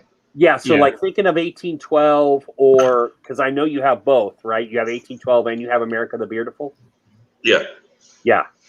The most authentic gunpowder scent, 1812 from Honest Ape definitely takes number 1 spot for gunpowder. Number 2 is Clever, but Clever's mixed with others. And even Honest Ape is mixed with others, but it's more of the more original raw gunpowder, unburnt gunpowder. Like if you took your face and put it in some high quality gunpowder, that's Honest Ape. As far as scents, I don't know too many people that can. There's Lux. Lux might beat Honest Ape as far as scents, but 1812 is really freaking good. Really freaking good. See, and leaving I feel like a dick leaving a lot of companies out of the top 4 because it's like. Did you just say dick? Yeah. Oh my goodness. Taste some Hail Marys or something, or whatever you're supposed to do. Wait. Before Tyson talks about his dickness, Johnny Grooms, do you have your companies yet, or can we talk about Tyson's dickness? His what? His dickness. He hates feeling like a dick leaving companies out. So right now, four top companies, like ever or just currently right now? Just ever, just whatever, just throw it out there. Yeah. Who are you buying? Political. Johnny Grooms. Well, I buy multiple things. All right, I buy a lot from. I buy Hanyaker, of course. Hanyaker's up there. I actually find myself buying a lot of Chesapeake, also. Nice. I have a ton of Too bad he's not in here. Of Miners also. And also like Chronic Beard. I buy a lot of Chronic Beard. Chronic would be nudging up on mine too, yeah. Chronic, and it's hard to do. It's hard to do just a top 4. You know, but I think that's a good list for Billy there, Johnny. See, and sometimes like I can get like set off like the one scent I have from Chronic smells like weed, so I haven't purchased anything else because that just put me off to it, like to where I washed it out because I didn't like the scent, so I didn't even really get to experience. Oh, the feel is great. You know, like Miners, a lot of people are talking about Miners right now. It's like I reviewed them a year ago. I didn't like their butter too much. I told them that I didn't like their butter too much. They got pissed off at me. And so it was like Then a couple months later, they're like, "Hey, we redid our butter. We'd like for you to give it a try again." It's like, send it out. Never did. Now they're doing a bunch of stuff, which is cool. I just surprise! They said they were going to send something out, and they never did. Surprise! Hanyaker, like I love Adam. I love Hanyaker. But you rated him lowly on your chart. I noticed that. I went back. Well, when I reviewed him the first time, he didn't have his wash. He didn't have his co-wash. Right. He just had a lot less sense. He was one of the first companies I reviewed on the Ranker Score. I just went back and redid him, and he's a lot higher now. Okay. I love the feel and beard. I love the owner. His sense, he's got some really good scents that I like, and some that are just like, he's into those darker scents. Yes, he's a DM Yankee type style where the dark, deep, dark scents, which isn't always my thing, but I go in phases. I think by the time of the year with scent profiles and even feel like I think we forget about that there's not only the porosity with our beard, but the environment around us, the humidity outside, the temperatures where we live. I know that my companies change based on their carrier blend, based on the time of year. We go either really humid or we're really dry, and that affects what I like in my beard. Yeah. So. Yeah, I think, and those are great points, Tyson. Here's the unfortunate part of the beard game. You could watch 9 reviewers, and they could all say they love, let's say, Company B, Chesapeake. And you get it in your hair, and you're like, this isn't working for me. But you still got to roll those dice and spend that money. I think by and large, most of us, based on what you see on Instagram and everything else, you're going to sit there and you're going to look at companies like Ape or Lux or whatever, and most of us are going to dig that shit. And then you get to other companies where perhaps maybe not as many reviewers have delved into them. I can think of a couple. For me, it's like Debonair and Hungry Wolf out of Texas, who I think are way underrated companies that you haven't heard of. Now, Tyson tried Debonair. They ranked a little lower on his table than many other companies. A Barbudo is another one. Ultimately, you've got to try it in beard because scent is subjective. And let's be honest, guys, feel and beard is subjective too. It's all about our genes and our face. So we can try and guide consumers to what's a good product. And really, I think what it comes down to is this guy's producing quality stuff. This guy's a quality guy. You may not like his scent. You may not like his feel and beard. But you have to, unfortunately, pony up that money or win the giveaway if you happen to be in there to really know if that's good. Or you got to be like Ryan or McMahon and just buy everything under the fucking sun and then decide who your best are. So, Billy, we'll get to your question in a second. I've seen it twice, and I really want to talk about it because I think it's a good topic. But for me, thinking about Debonair and how things rank, for me, presentation's big. This sitting on my kitchen counter on my shelf compared to this is a big difference. Yeah. I can see what this is sitting on a shelf eye level of oh, that's what I want to grab. This, I'm I don't even know what that is, and neither does my kid or anybody else in my household. Is that Ferocious? This is Debonair. Oh, yeah. So it's he really needs an advisor to be in his DMs. And so that's what I try to do in my reviews, right? Is hey, if you put a sticker around here so it's sitting on a shelf, that just ups your product in my mind, my willingness to buy again and to tell people to buy it because it's important to me sitting on a shelf that I can look and see oh, that's Debonair beard butter, or not know what it is. And it could be a jar of Vaseline sitting up there and Aubrey grabs it and wipes it on her ass. Fair point. Fair point. Hope it's not alcohol based. God almighty. So we gotta hit Billy's. It's a good question. It is a good question. So look, here's the thing, and Tyson, I'm sorry, I'm gonna steal in front of you. Every single thing that we judge in reviews is based on subjectivity. How the scent smells to us, how it feels in beard to us. Tyson has completely and totally proven how porosity makes a difference. So if I like something, doesn't mean that it's going to be great for you. Billy, as far as whether it be oil, balm, butter, whatever, it's how it makes your beard feel. If you've got a lot of greasy residue, 10, 15 minutes after application, how long that greasy residue lasts. There's a lot of things that I've got that has a high content of fragrance oils that will have a tendency to dry my beard out. Yeah. How it makes your beard feel in the morning. Man, there's a lot of things. There's a lot. You really got to tune in and back up off the hype, because there's so much freaking hype on people's videos, and just grab this product and put it in your beard with a complete and totally empty mind, and feel how, 30 minutes after you put it in beard, touch your beard. Do you have garbage residue bullshit? You really shouldn't have. 30 minutes later, jolly old fat man, I want to love that stuff so bad, but hours after I still pull stuff out. It's crazy. It's all about how these products act to you. So our reviews are really pointless for anybody who doesn't have the same type of beard that I do.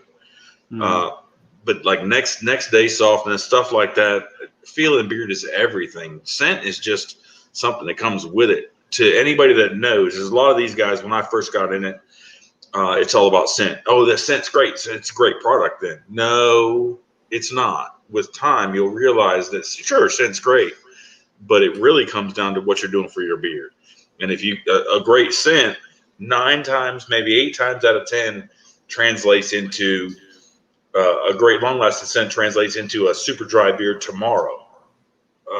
So it's all about how it makes you feel. You got to really be in tune with your beard and feel it and touch it and look at the sheen on your hands when you touch it 30 minutes later, 2 hours later, 2 days later. The first thing I go to is because he says, his question says all of them make everything feels the same. So the first thing I get from that is it just reminds me of like when I started, like I had a hard time, like, the feel, like I didn't talk about feel a lot. I talked about scent a lot because I had a hard time being like, this is like this.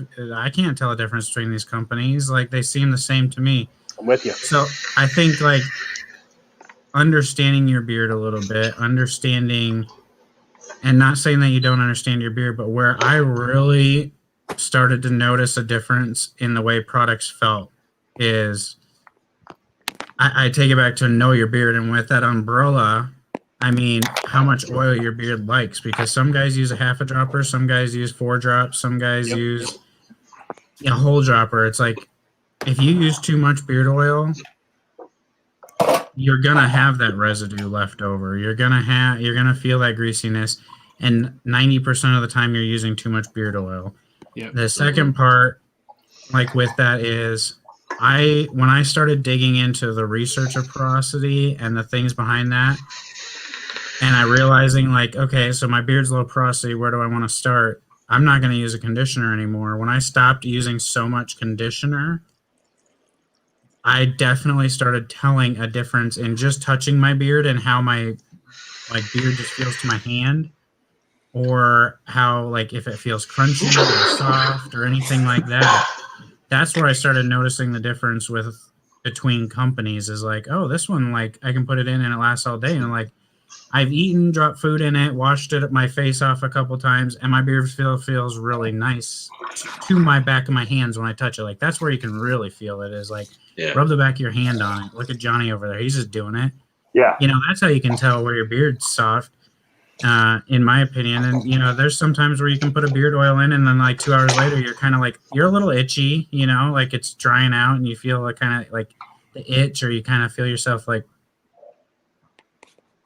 touching it a little bit more. Like I think if you use a conditioner now, try a week without conditioning and just washing it and see if you notice a difference in the way your products feel.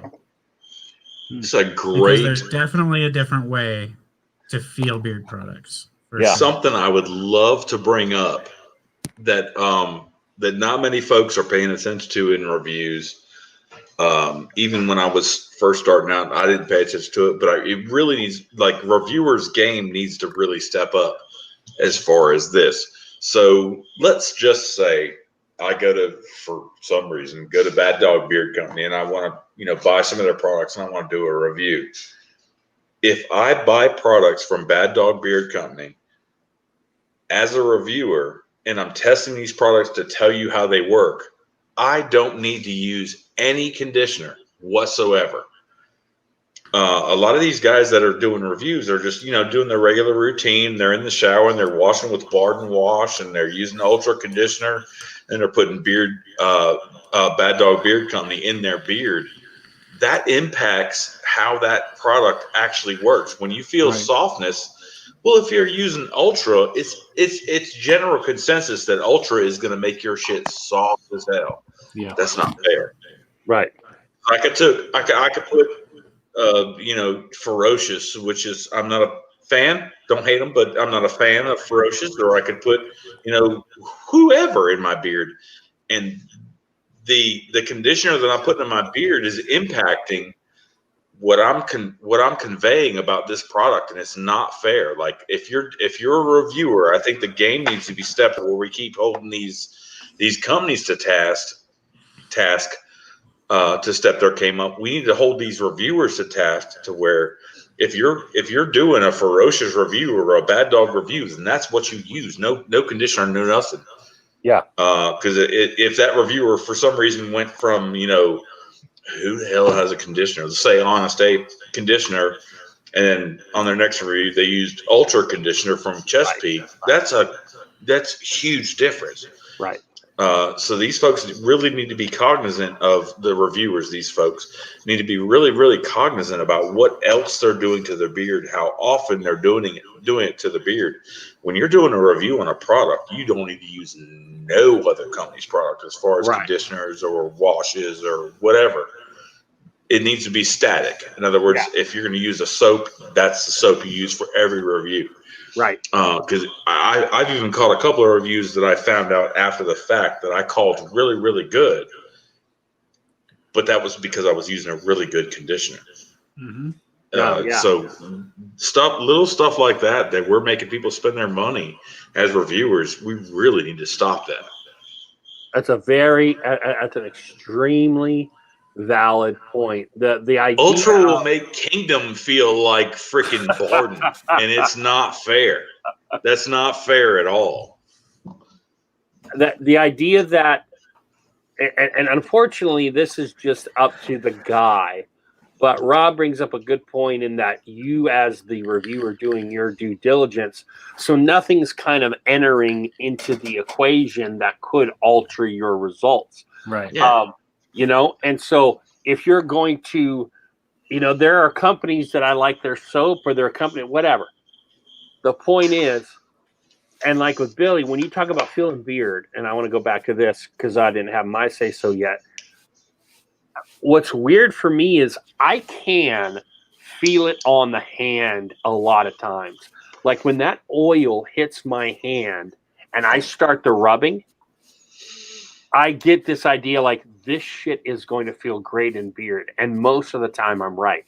You can feel it on your hand, at least if you're me, that when it gets in beard, and it's weird because I have some fucking weird ass companies. I have a little itty bitty company I did a review for called Iowa Beard Company that has one of the best feels in beard for me that I've experienced. I have an English company that is no longer in business that had a super thick and lustrous oil that when I got it in my beard, I absolutely loved it. So it's individualized to an extent.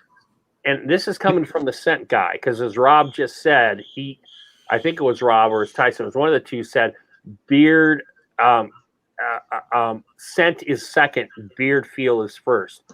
I'm still going scent first for me, but it took me a long time, to develop that idea of, oh shit, this beard oil feels different, and that's usually in a better sense, because most of the time it feels across the board. I did a video saying, go to Walmart, get some coconut oil. If you want to just have a generic feel in your beard, it's scent that we're buying, and you can agree or disagree with that. But I take both sides in that. I take that there are guys who are really, and guys like Rob and Johnny and Tyson who have bought a shitload of stuff, Ryan in the chat, who have bought a lot of different stuff, can feel that difference in beard, but it takes a lot of trial and error. You can feel when you without even putting it in your beard, you can feel when you put an oil in your hand, and people put it right here, and it drives me effing nuts when people put oil right here. I put oil right here, and it's all between my fingers. It never hits my palm. But anyway, that's beside the point. You can feel when you put an oil in your hand, whether it's got like it feels like micro abrasions. Is that right? There's resistance. You can feel when an oil is going to feel fragrance heavy with resistance. You can feel that. Or if you use, like, let's say, JOFM is super slippery. Jolly Old Fat Man is super slippery. You can feel the difference in your hand, in your fingers, before you ever get into your beard. So that's a huge difference of what it does to your beard. Whether you've got a super slippery oil, which is great, but chances are, if it's super slippery in your hand, you're going to feel that grease feeling in your beard, and it's going to be hard to wash out. Johnny's huge on that. About how it washes out and whether you could touch papers or not. Like, everybody's got a desk job. I mean, you know what I'm saying? I'm talking to the people because I did a mailing today, and I grabbed my envelope. I put some oil in my beard, and I like rub my hands together. I put it on my head, my arms, like I normally do, all the time. Every time I put a beard product, and I go to grab the mailer to go to the post office, and I hand it over. And I see fucking fingerprints on the mailer, and I'm like, shit. Yeah, but like 90% of people, like 90% of grown-ass men with testicles and things have jobs where they grab wrenches. We're not grabbing envelopes, bro. I mean, we're not hitting the enter. My enter key is very, very greasy, but my tab key is not very greasy. Bro, we're fucking making the world go around, and you're opening up envelopes. I'm gonna need you to change that. I explained how it affects my my everyday. That's how it affects my everyday. So tough life, buddy. Those envelopes. You get paper cuts a lot, or what? No. but couldn't things? We've talked about beard shit this whole time. Couldn't things affect that in terms of we have a slow absorbing oil versus a quick absorbing oil? Yeah. Like, that's going to affect that too. So, right. Like, some absorb super quick, some don't, I mean, that's kind of the carrier blend, I guess, but it's all subjective. And I feel like if you just don't feel a difference between beard products that you're washing on. What Ryan just said, fuck you. What the hell is Ryan telling me fuck you for? I got to get through this. All right. I think because, I don't know, maybe the paper thing. Well, Rob is working with Tyson. You hit on something that I think is very important right here. Because a lot of this is subjective, whether it's scent or your own beard. And Tyson, I enjoyed your porosity series. Yeah. Why the fuck is anyone reviewing if everyone needs to try the product for themselves? That is the $1 million question. That is the $1 million question. That's why my reviews are so different. You find somebody that, like, that's why there's 1,000 reviewers, right? Like, I mean, you get on to you find somebody that generally gives you good advice, that everything you purchase, you agree, you take their recommendation. You're like, you know what? That's a good one. Right. He's never steered me wrong before. Right. So that, you are generally going to purchase the stuff that person is doing. The things that are hard about it is when it becomes, this is good. Oh, wait, this company screwed me over. So now my video is no longer, and I don't recommend them anymore. It's like, well, did you really recommend them in the first place then? Or was it a pay job? Like, that's where the money side of it comes in. New information changes everything. Yeah, I guess. But, okay, so let me push back on that, Tyson, because I like this kind of dialogue. You got guys like Mick Man and Redbeard Ryan in our chat who have huge collections and who know their beards so well that they know a certain carrier doesn't work well with them. For example, grapeseed oil. So you're talking about guys that could be reviewers because they have that knowledge, but they're just informed buyers. So they sit there and they say, okay, Barbado Joe or Straight Bearded or Johnny Grims or Tyson love this, and it sounds really good. I'm going to look at that carrier list and I'm going to say, oh, shit, grapeseed oil, I can't buy it because I already know it's not going to fucking work for me.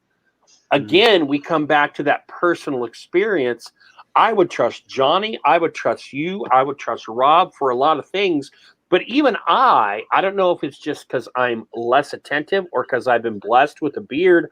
I can't sit there and point to a carrier oil personally and say, That doesn't work well with my beard. Wow.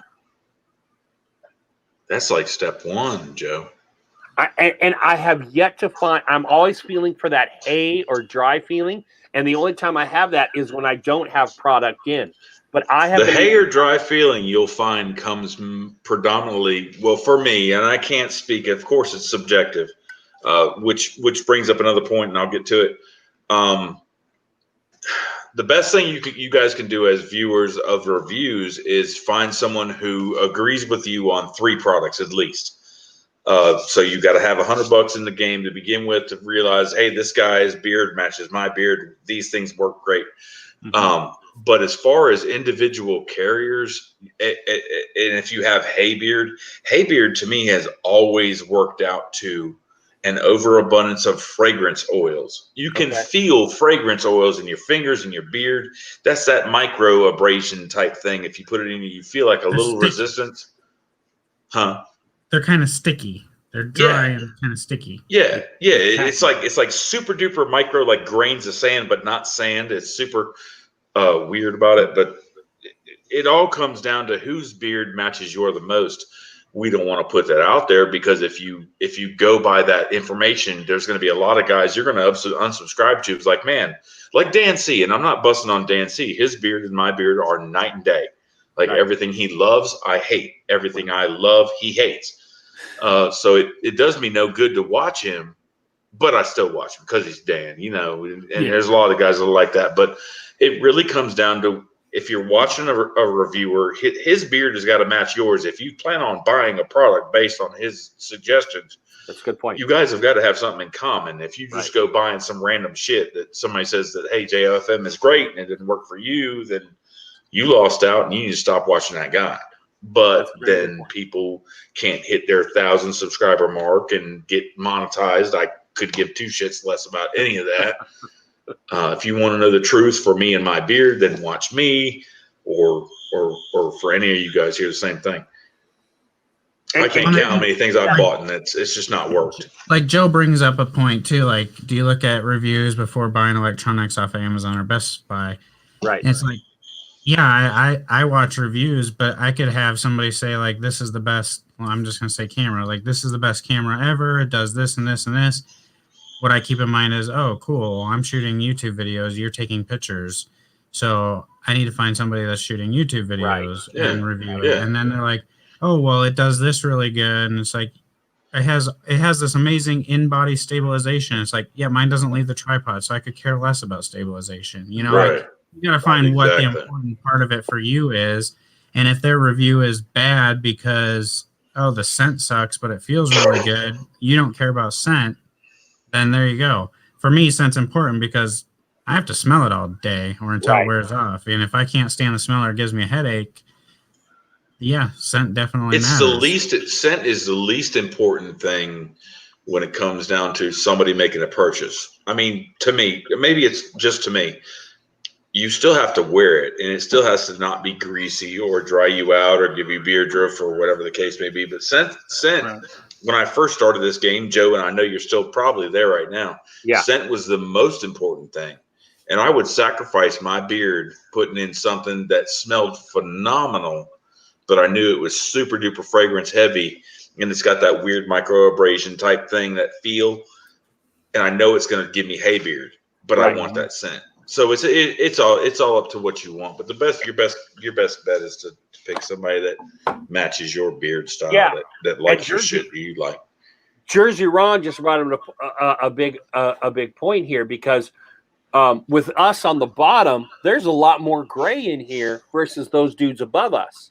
And Jersey Ron just said, I find myself listening to guys with more gray in their beard. Look at Johnny trying to pick out the little 2-ounce patch. Johnny's like, yeah, I want to be in that club. The texture of a gray-haired beard is different than you look at Tyson, who, at least to our eye, we're not close and microscopic on Tyson, has no gray in his beard at all. But that's huge, and that's kind of echoing what we're talking about. Is you can sit there and I don't know, love Rob Acker for what he brings to the table as a reviewer, but you might buy something and be like, oh, well, shit, that didn't work in my beard the way it worked in Rob's, because you may not have the amount of gray in his beard or as I have in my beard when we're talking about feel, when we're talking about how it reacts with your beard. The scent is always going to be subjective, and I am the diva, and I do love my scents. Rob and I are 180 degrees on this. He will sacrifice scent for feel and beard. I will sacrifice feel and beard for scent. See, I don't want to sacrifice anything. If it smells like crap, I'm not going to wear it. I'm just going to, but the feel is amazing. I'm going to ask the company to make a different damn scent. Like, I can't stand the smell of this. It gives me a headache, but I love the feel. Make me a different scent and I'll purchase it. Like, but Tyson, as a reviewer with thousands of subs and a guy who has almost 2 years of experience, etc., under your belt, you can make that request and maybe it flies. John Doe in our chat tonight can't make that same request. That's true. but there can't be. So if you're gonna sacrifice, and you buy an oil, and you're like, this is an amazing feel, but I can't stand the scent. I do believe you could go to that company and find a scent that you like, and they would most likely exchange it. I just don't that's think a lot of people terrible. do that. All right, let's stop real quick. Just pause. Go ahead, Rob. Buyer beware. If there's anybody, how many people are in this chat right now? Around 20. Roughly 23. Nice. Okay, so 23. That's great. That's great. There was a brand new guy that went live last night that had 45, and I'm ashamed of you people. But anyway, seriously, you ought to be ashamed. So you pay a couple of bucks. Who cares? If it stinks, I ain't messing with it. Like, if it doesn't smell good, I'm not messing with it. There was a point I had here. Oh, exchanges. So I hear and I see in comments and chats and stories and things like that on Instagram that people, I didn't like the scent and I had to send it back to the company. Bro, stop it. Please. I don't think anybody's ever said this, but I'm going to say it right now. If you buy something from a company and you don't like the scent, piss right the hell off. Stop it. You don't like the scent. That's subjective. Don't go back to the company. It's like, hey, I don't like your scent. Then that's your problem. Please don't ask the company for your money back. You're really asking them to go way too far. And the only reason they're doing it is because they don't want to hurt their name. If you buy something and you don't like the scent, throw that bitch in the trash, give it away. But please don't ask that company for their money back. Buyer beware is our industry. If you really care about it, whether you're an owner or a viewer or just aware, buyer beware. If you buy something that doesn't feel good in your beard, that's on you and your weird beard. If you buy something and it doesn't smell right, that's on you and your weird nose. Please don't ask them for their money back. You lost money. Buyer beware.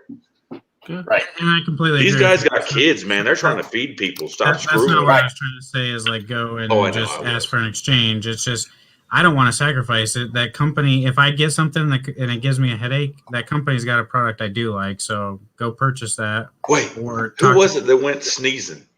Who was it? What company was it that it was Scott? Who was it that Scott said he was sneezing on? Well, I know Hanyaker at least. Hanyaker he had a reaction to. Love Scott, not really, but that was the biggest sham I ever heard my entire life. Oh, you use this product and it caused me to sneeze. Man, get the fuck out of here, bro. You just throw it in the trash and move on, get something different. Don't throw it in the trash, put it in the collection or give it to somebody, Yeah, give it to somebody. Give it to a friend. But if a product causes you to sneeze, bro, then if it didn't have something that causes you to sneeze in it, get out of here. Just throw it away or do something different with it. Just move on. You lost money and that's that. Buyer beware in our market for absolutely everything, whether it be co-wash, butter, oil, doesn't matter. If you don't like it, don't dare ask for. They're trying to feed kids, man. They're making it. It works for 90% of the people, and if it doesn't work for you, then just move on. Matt Hambley, follow up on your question. What if you buy something? Looks like you needed a little more there. You got 4 guys who bought a shit ton of stuff on your screen. Yeah, what if you buy something? Go a little further, Matt. Has anybody tried Witch's Breath? Yeah. Do you like it? I've not tried it. It's different out of bottle than it is in bottle. Yeah. So it's so controversial, I won't buy it. How about that? Where's the controversy there? Because you guys don't like it, and it's love or hate. Like I've hate it, and people don't like it. Yeah, I don't get it. But anyway, whoever wants to, I'll give this bottle away. because I wore it once. I wore it once for like an hour, and I wore it with my mask for an hour, and I had to wash my mask after. See, that's the new test. That's the new test. I started Can that. you wear I a started beard that. oil with a mask on for 8 hours? I started that. Oh. But here's the counterpoint. McMahon, who has a huge collection that may dwarf all of ours, say for Tyson, said it's his favorite fall scent ever, or is one of his favorite fall scents ever. I'm not in that boat with McMahon, but again, that just goes to show the subjectivity of it all. And I'm closer to Johnny than I am to McMahon. I like it out of bottle after some time, but it's definitely and I own about a dozen Hanyaker scents. It's definitely at the bottom of the ladder. So I'm going to give away this bottle. We're going to do another giveaway for shit, my bottle of Witch's Breath. Hold up. While you're thinking about that, Johnny, I want to hit T-Bearded Strickland. And Matt Hambley, too. Matt Hambley has a good comment. He said, if you got bad food, would you want your money back? It all depends on what's wrong with the food. If it's absolutely wretched and rank and spoiled, yes. If I don't like the way it hits my palate, buyer beware. You lost money. Everything's a gamble. Right. It's all how it hits us. If you've been doing like the beard, people eat intestines thing they're long fine enough, like you should be able to read a scent profile and get the idea if you're gonna like it. Yes, scents don't necessarily mix together all that well. Sometimes you can like peaches and you could like tobacco, but it doesn't mean the tobacco peach scent is gonna go together. But you should have an idea. Tyson, here's my only pushback on that, because I get what you're saying. I was a decent cologne wearer till I got into the beard world. Ironically, I bought 3 brand new bottles of cologne a few months before I got into the beard stuff, and now I don't wear cologne at all because I don't want to clash with my beard shit. I think for men, in a large part, cologne, next to soap, cologne is the only thing that we have to gauge, and we don't know what's going on in cologne unless we're a frag head. So you sit there and you look and you're like, oh shit, what is this shit called neroli, or what is this shit called vetiver? You know what? Oh, tobacco and peach. That sounds. I think until you have experimented. See, let's not forget, we all, based on our choice, have experimented a shit ton, and so we can look at when you roll off 4 or 5 cents off of your tongue. I can sit there and say, yeah, I probably have a good idea what that would smell like. I don't think that's the general populace. They're just going with like, okay, let's take a risk here. Real quick, sorry, because I want Johnny to do his giveaway. Let's let Johnny do his giveaway, and I definitely want to address something that Matt said. Johnny, do your giveaway, brother. All right. I'm entering this giveaway, Johnny. Yeah, same rules apply. Acker, I'll send you mine if you really want it. Rob, I'll send you mine if you really want it. Thank you. I hate Acker. I'll trade you my bottle for some wood making. There you go. There you go, Tyson. Wait. It's a shape bowl that I tried for McMahon. That's a shape bowl. I'm about to renege this giveaway. If I'm gonna trade for some stop sign on the giveaway, y'all. Wood. I'll trade the bottle for some Rob's wood. You know. Right, he wants Rob's wood. You're gonna be about 4 inches shy of what you really need. I promise you. By the way, I've got Johnny's back on this. If he said he's only worn it once, he and I were DMing when we were getting the scent. He's only worn it once. What is it? Got some blood orange in it? What's the profile of this stuff?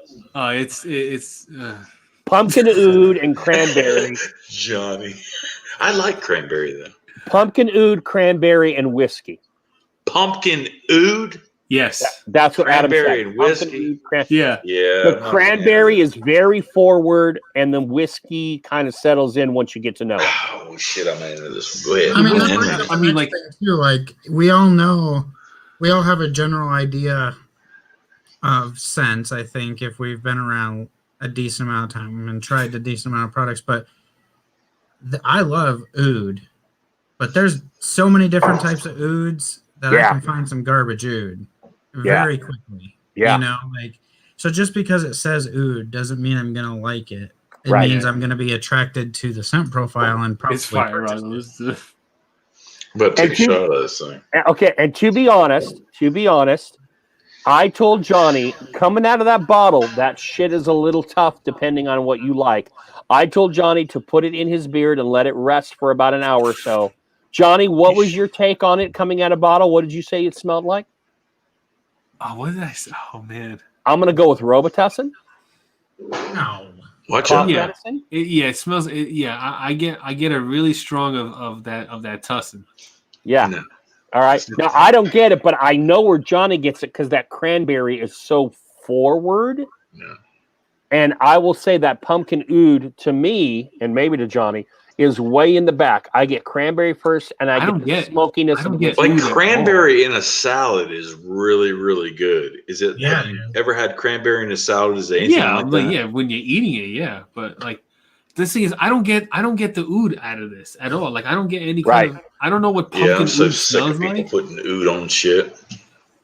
I don't. More like Jägermeister, yeah, kind of. More like Jaeger, yeah. Yeah, it's garbage out of the bottle.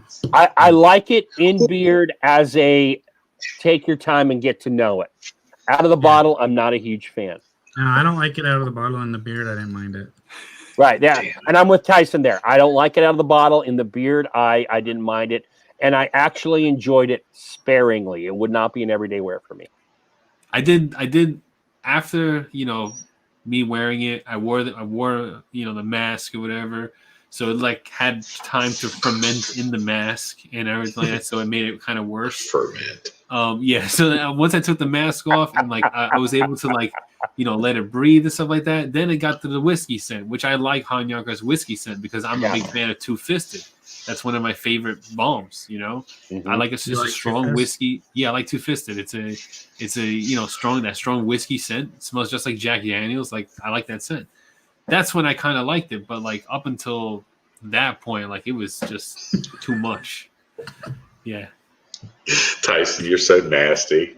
Rob was the only one that picked it up. I fucking heard you. You guys so fucking retarded. I'm in the chat, so I missed it. I'm in all the right, chat. so Joe is the one that should have picked it up. He's the one that likes all the anal play. I do. Okay. All right. Wait for the do I fucking sign dot. off of this? Where's We the still got over button? 20 at This is one of those giveaways. Wait for the dots. Johnny's going to give We it away. should have Wait for more the dots. I'm All not. right, I'm not. 1 to 5. I'm about to mute mics. 1 to 15. He's going to mute Mike. I'll mute mics so get this shit We're done getting already. in trouble. We're getting in trouble. Calm down, guys. All right, 1 to 15. Enter once. Go. I'm gonna do Dots. Beard Code's number. Dots. After dots. Oh, there we got the dots. Beard Code drops a 7, as does Rob Acker. Beard Code is first with his 7. What the Screw fuck you, is Beard Code. Beard Code was like a vulture sitting on that 7, Rob. He was like, All 7. All He's 7. just been listening and he heard giveaway and he's like 7. Hey, this is from the Johnny Groom's personal collection. He's paying the postage. He can. You have one of the You guys, you preeminent killed this scent for me. long-lasting reviewers of. Holy shit, Johnny! Do we not have a winner yet? No. I think There's I've seen every. There's a winner. bunch of oils out there that really should do the trick for you. You shouldn't have to wait an hour for it to come around. So I'm hard pass. Hard pass. I hope the number's not 7. Every other Hanyaker scent I've ever smelled, right. immediately out of bottle, a fan like loved it. Yeah. Every single one. Yeah. Is it smelled or smelt? Smelled. The English teacher Smelled said, it. South whatever of the you Mason-Dixon is smelt. There you go. There you go. Good call, Rob. Good call. Where's the Mason-Dixon? Maryland and Virginia. Well, I'm north of that, but it's still smelt. So And I'm the biggest Hanyaker homer there is, and even I'm going to tell you, it was not my favorite. Is the dude not the most humble cat in the community? Just a really good Adam. dude. I love but it. I'm like, the it one makes me owner that I nervous. could really get behind. It makes Adam you and nervous. Jimmy. Like Adam if and he Jimmy. punch you, your jaw will come off your face if he hit you. I gotta- It's like the same Oh, Rob. yeah, no, that dude's got some guns. Rob, I got to tell you, when I DM'd him, because he sent it to me, and I had to tell him what I felt, it was like a gut punch, because I'm like, dude, this is not working for me. He's a good dude. He is a Until good you dude. start talking about the bridge, and you start talking about how sexually oriented he is, and where he goes, and what he does, and where he puts this. And I started thinking about maybe I shouldn't. trying to get no bumps on my lip. Johnny Grooms, do we have a winner? Because they quit putting numbers. Lord, please forgive me. No winner. No winner. Keep going. Well, you What? said only one guess only. No, do it again. When you get no Do it winner, you again. got to do it again and close the range. Like, who actually wants it? People don't do that. They should do that. Close the range, 0 through 10. Wait for Johnny's dots. Now 0 to 10. I didn't even. All right. Jesus Christ. Get it going, Johnny. Because It we must got, be what do we 11 got? or I got some 23 on my screen. 23. 15 wasn't good enough. They didn't get a winner. Okay. Wait for the fucking dots or Johnny will All you're come doing through. is awarding the person with the fastest internet. It's really all you're doing. Oh, So the more money wins. Okay. We Rob, can stop. quit being a pragmatist here, rat bastard. We could stop. We could stop. It's true. It's true. See, what people don't realize is a lot of people do this on their phone. It's like, if you want to be quick, get on your do we computer got? to watch these. What do we got, giveaways. Johnny? I don't see it, Johnny. What do we got, I'm Johnny? trying I to see get a Number number one. Come on, man. Nobody ever picks one. T-Bearded Redbeard, Strickland. Strickland did. T-Bearded Strickland. Redbeard Sorry, Ryan. Wait a minute Redbeard now. Ryan. Redbeard Ryan C. I think is Redbeard first to Ryan me. got him. Well, T-Bearded No, Strickland's the one. It's not. Oh, you It changed is- the number? It is Strickland. Oh, you changed the number after Redbeard Ryan said his No, I name. didn't. It's been 1. The number's 1. Redbeard Strickland's Ryan first. on my screen is before T-Bearded No, Strickland. I Double check have. the screen. This is the order I have: Michael Payton, McMahon, Kyle and Joe, Beard Code, Sober Chef, then Strickland number 1, then Billy Rogers 3, and then Redbeard Ryan number 1. All I right. have, That's I what have is the on my same thing screen. Grooms It's has. Johnny's giveaway. It's He Johnny's does what the hell call. he wants. We're going to ignore So, what he did. when Is he this was- question? sorry about your luck or congratulations to T-Beard Strickland to Wait a get the minute. stinky How do you- scent that how- nobody wants? Joe, how do you not have him first? Because even on my YouTube, it shows Strickland as before. No, Billy Rogers. Johnny. On T-Beard mine, I go. Strickland. I I go. have the exact same order as Johnny. Johnny on my YouTube. Let's just start randomly. Eric Kennedy 8, Beard Talk 4, Jersey Ron 4, Jason Roberts 5, Billy Rogers 4, Redbeard Ryan 1, and then we drop down about 5, and then there's some chat, and then we don't get to T-Beard. Do you have live You have chat? the numbers wrong in general. Like, I'm telling. Look, motherfuckers. Do you have Ryan li- C. Do you have is- live Billy chat Rogers gets selected? 3, not 4. Hey, it's Johnny's All giveaway. right, so Joe send one to one guy and Johnny send his to the other guy and be done with it since y'all don't like it. Yeah. You're No, on the winner is you're on the old Strickland. guess, Joe. That's the winner. T-Bearded Strickland gets Johnny Yeah, Grooms' that's witch's the winner. cunt. Or witch's breath. Rich, Adam Sandler's witch's cunt. did you say witches? There's no Did debate. you say that? Joe is Adam- reading off the first Adam- Witches cunt.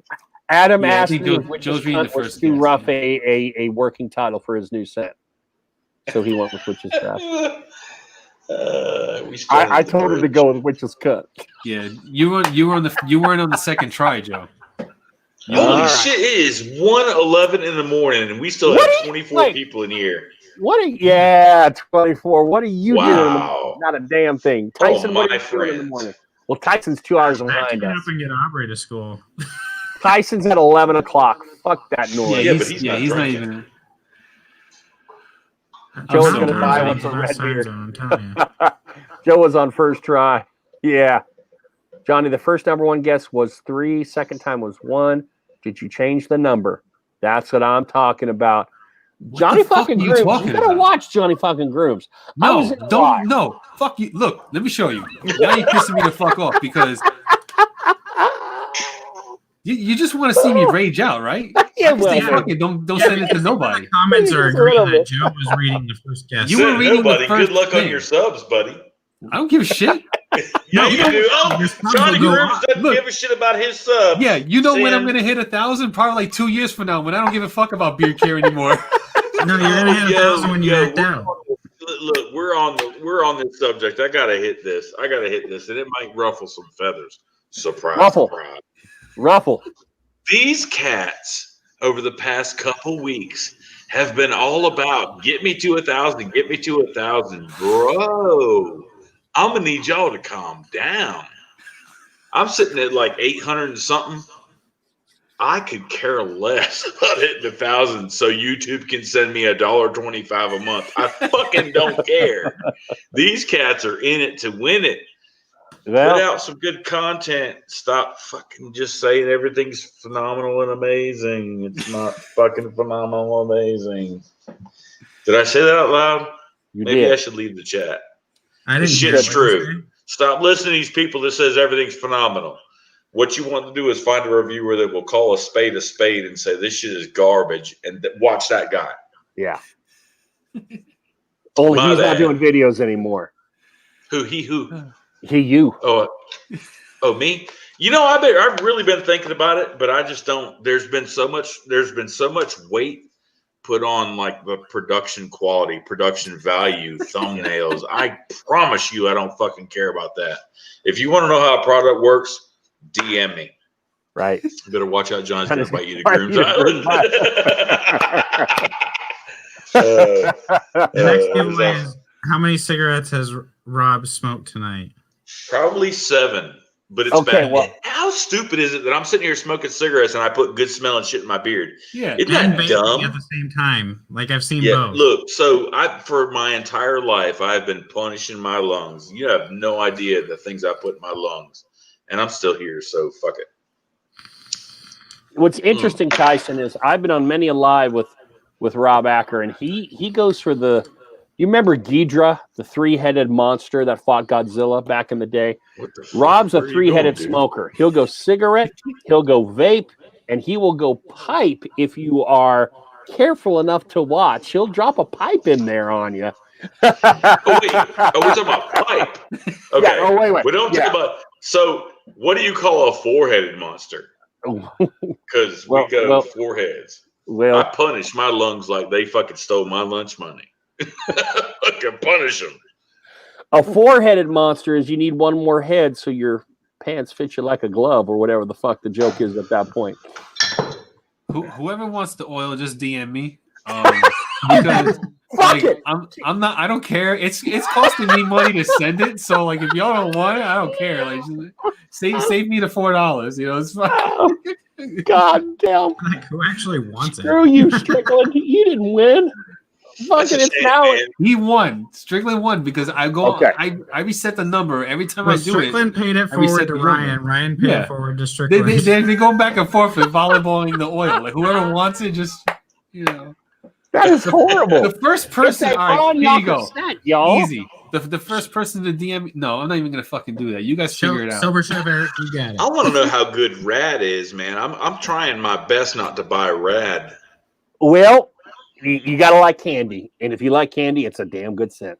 I like candy, but I ain't trying to attract no 5-year-olds. Well, is a grown ass woman gonna want to do something to me? No, because I'm wearing some sweet tarts. No, particularly. Then I ain't fucking with Rad. Yeah. I mean, I don't have Rad, but now, Rob, did you get that Taproot? Because that is some serious. Oh, Taproot is good, dude. The biggest. I love Taproot. So here's the thing. Taproot could possibly be one of the top 3 scents of the year if it was a little bit stronger. If it was a little bit more in your face, oh my God, that's a great scent. But it's like doesn't last a fart spell to me. So what's your scent of the year then? Oh, Billy Rogers, you got to get on. Wait. Scent of the year. No bullshit. Oh my God, this is so hard. Hold on, it's October. Can I give you top 3 so I don't have to make a video? Yeah. But all right. So number 1 is Roaster by Fable. Number 2 is probably Exotic Bastard by Lux. Number 3 is Revolutionary Bastard by not Revolutionary Bastard. Revolutionary Mac by Bearded Mac. That's my video. Now I ain't got to make one. Collab so bad, you're calling it the Revolutionary Bastard. Well, whatever. Oh, that'd be a good. Revolutionary Bastard. Revolutionary Bastard is fucking Beard great. Coat says 16. Revolutionary Mac is great. Beard Coat, is that your collab? I can't remember, but no, we're only in October. We're not even quite in October. Tyson, do you do top 20s or top 10s? I mean, I'd have to do like a top 50, I think. Yeah, that's why I did. Tyson, did you sign off on Newfangled? Yeah. I want that Newfangled, goddammit, but I'm lazy. Did you sign off on that? Yeah, it's a collab. Personally, no. It's dark. It's different than my normal scent profiles that I would do normally. Yeah. It's dark. Normally you and I are on the same page. But even with I want to say, and I don't want to hurt no feelings, but truth and transparency. Dude, you need a collab that is a effing hit. I've tried. You have 2 collabs. Hit. What the fuck? No, wait, is that wrong? Do you want me to lie? Wait. You want me to lie? Have you smelled? smelled? I love Newfangled, and I love the friggin' one from Barden. It was one. Hold on. Have you smelled the one from Lone Bear? No, wait. Lone Bear one, you have a collab with Lone Bear? You got a deep. Yes, Rob. Man, let me show you. You got okay. 2 things. Number 1, you got a deep cuts. There we go. Johnny Grooms. That is What is that? It pisses me off how many of fucking Tyson collabs I have. Fear. All right, that is good shit. That is good shit. All right. I fucking hate this. Also, have you tried the Savior? It says Lone Bear beer. No, I've not tried. No, I've not tried the Savior. If he comes out with CBD, I'll try it, but I won't buy anything from Fable that's the CBD. I'll drop it here that Fable and I have a collab coming out in CBD at the beginning of the year. Oh shit! The Savior or something different? Something different. Okay. All Are right. you allowed to say that? Here's what I'm going to tell you, What was Rob. the one from Barden? What was the one from Barden? It's really good, but it just doesn't last long enough. Reform. For me. Reform. Really, really good, but just I need it to carry more. Okay. All right, Rob. Here's my. And I'm with you there. I feel like you're trying to shut me up, Joe.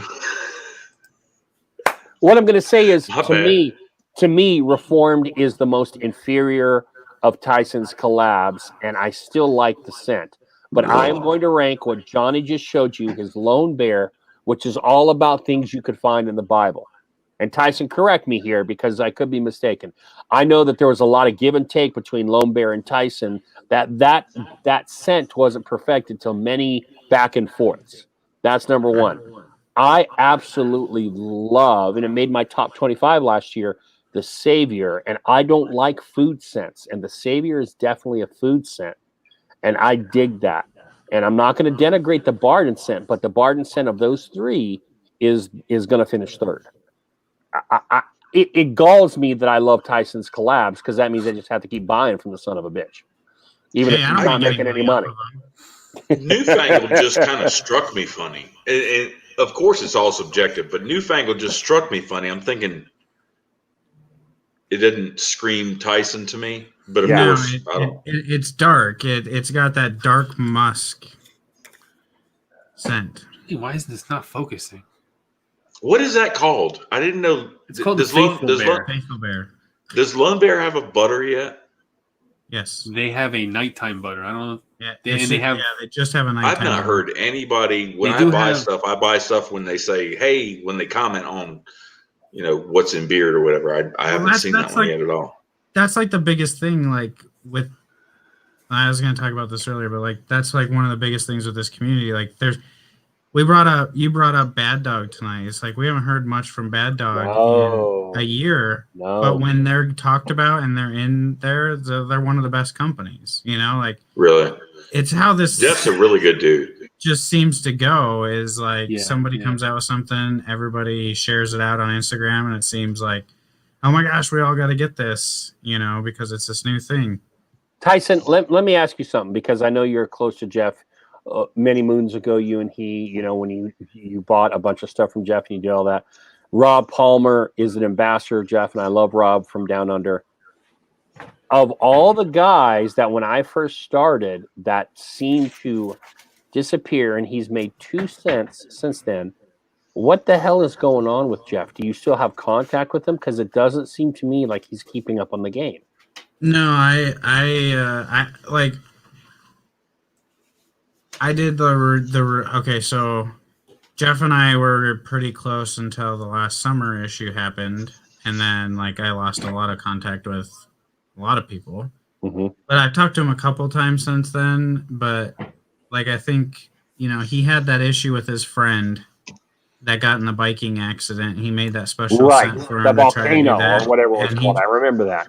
Yeah, he's kind of just gone a little bit from there, just kind of disappeared. And, I've asked him what's going on and things, but I don't really get a whole deeper response. I see Instagram posts every once in a while. I know he's still going. He's got a Kind new of, yeah. sign. Yeah, he's got that. He new shaved sign that stuff. beard, man. He was just Yeah. on with Scott the other week. Yeah, he was on with Scott a month ago. Yeah, I don't know. His butters, when he first came out with his butters, he kind of dropped off after that. And there was a lot of, some people liked it. A lot more people didn't much care for his butters. I've not tried it. I really want to try it. Well, send you some. Bad Dog's butter. Hey, real quick, because he's I have no room to talk about collabs, dude. My collab flopped hard, so I'm just jealous. I will go there in a second yet. if you so desire, but I want to say this real quick because Eric is a great guy who's Sober Chef Eric, who's in here every week. He's got something going on here with Kylie and Joe, 9 p.m. this week on Beer Talk. Kyle and Joe. Sorry. Oh. All proceeds go to the Phoenix. It's a sober, active community nonprofit. The reason Eric, if he was late tonight, was late because of his 9-year anniversary for being sober. So I wanted to plug that for him. All right. So Bearded Kyle and Joe's chat this week at 9:30. If you are so inclined. It's Friday? Yeah, it's this Friday at 9 p.m. Is that So Eastern no time? drinking during the stream? I don't know about drinking during the stream, Rob. God damn it. You can do what you want because you'll be sober. It's so Stream, right? God. Yeah, I don't think there's sure. Yeah, I'm Like, pretty sure there's no. If you're not on air, who the hell knows? That's drugs all and I gotta alcohol, yeah. say. God damn, Rob. Oh, you'll know. If I'm drinking on a stream, you're gonna know. There's no question. Oh, if you don't know Rob, you're gonna know. Yeah. 40 companies have donated. Holy shit. Wow. 40 companies. Wait, to what? To For Kyle and giveaways. Joe's? To giveaways. 40 giveaways. For a and it- community nonprofit for the Phoenix. Right? And it's that this Bearded is Kyle to and Joe. benefit Sober Chef Eric. No. No. No, not Sober Chef Eric, but Sober Chef Eric is sober, and so he is bringing some attention to the Phoenix, which is it's a charity auction event. sober Okay. yes, Okay. charity All right, auction. that makes more sense. Thank That makes you. more sense. Charity okay. El Tomahawk. Thank you, El Tomahawk. Okay, I got you. 40 companies. Are those all beard companies, Eric, or other companies as well? Charity event. El Tomahawk. 22. Auctions bring a lot of money. Yeah, you better bring that big ass wallet like Tyson has. No, Tyson be $50. bidding on everything. I can't. Yeah, I was trying to keep $50 up start with the the last bid. one. Yeah, $50 started the bid on everything. I'm like, what the fuck, man? Come on. I was just trying to be Tyson cleaned up on what was, Joe had a hugely Bearded Life Joe. Yeah. Love that dude. He had a hugely successful auction Yeah. recently, and Tyson was king of that jump. Yeah, I regretted it afterwards when I had to PayPal the $500. I was like, okay, I bet $500 on all this stuff. Well, yeah, Like, you No, you but it better was track great stuff. though. He It was starting the that bids was a at $10, really good- and you were starting your bids at $50. I mean, what the hell, man? Come on. Look, I got like 2 combos off of that stream, and I was considering that one for my high point in my bearded thing. The question you asked a while ago, because it felt really, really good to be able to donate to that. By the way, raise your hand if Luxurious Bastard has made a label with your face on it. Come on, Tyson, get your ass in the air, son. There we Your go. face on Yeah. something? What's that? His face is on something. One of his old logos, which is Tyson with the glasses and the beard. Yeah, it's a faithful bastard. Yeah, Which but is that an was- awesome scent too. So he says. Wow. Is Wow. Tyson But that wasn't a collab, though. That right? wasn't a collab. No, though. not a collab. Yeah, not a it wasn't collab, but his face is on the label. That's the point I was making. His face is on the label. Totally missed that. It's still not a collab.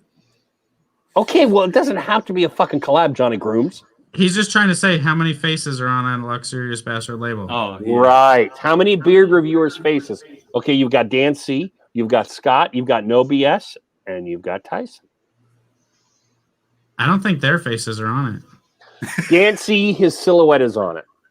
I think you That's might it, be though. right about Scott and no BS. I think you're right, Tyson. So only Dancy and Tyson's faces or whatever Logos. visual are on there. You're right, Tyson.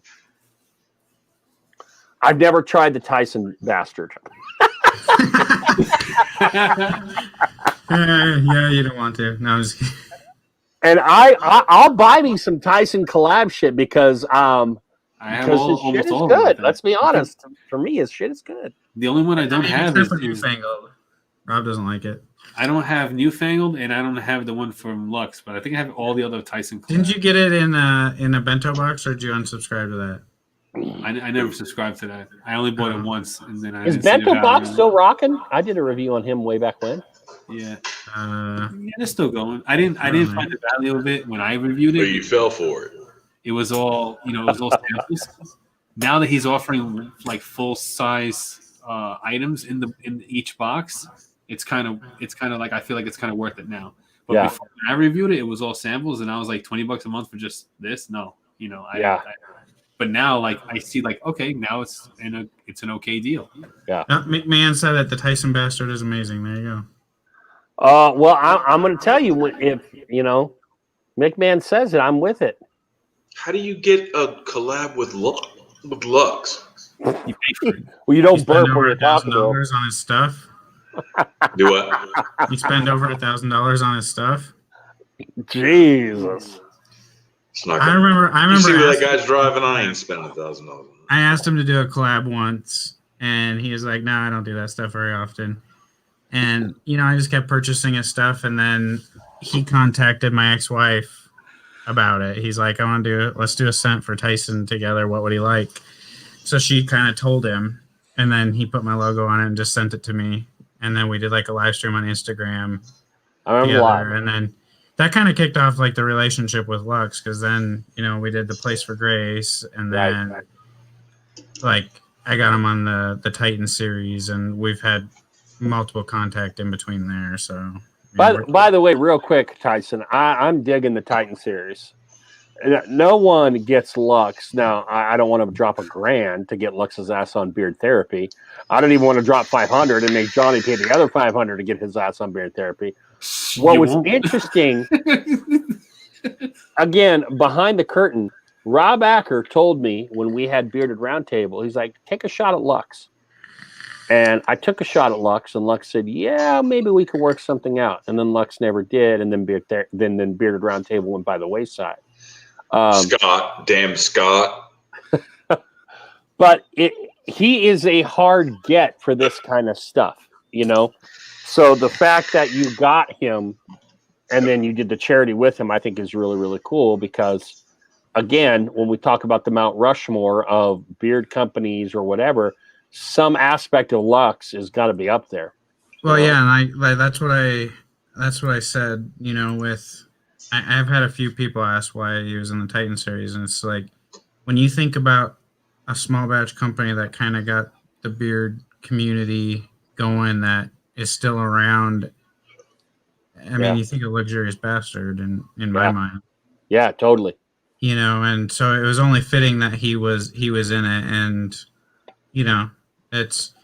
I thought out of everybody that we were trying to get, that Lux would be the hardest because he plays that mysterious thing. But I mean, I definitely leveraged the friendship we have. But good for you. It's it's when you start with Banholes, it's a little easier to get people because then they're like, oh, Banholes did it. Yeah. Okay. Yeah. If you're not watching the Titan series, it's fucking well named. I watched. I didn't watch Banholds because I don't have anything against Eric, but I didn't watch it. But I definitely watched the Bruno and I watched the Lux one. The Bruno one is fascinating to me because Bruno was one of those early guys I watched on YouTube for beard care stuff. I don't go with his 3 fingers of beard oil kind of thing or 5 fingers of beard oil, but. Yeah.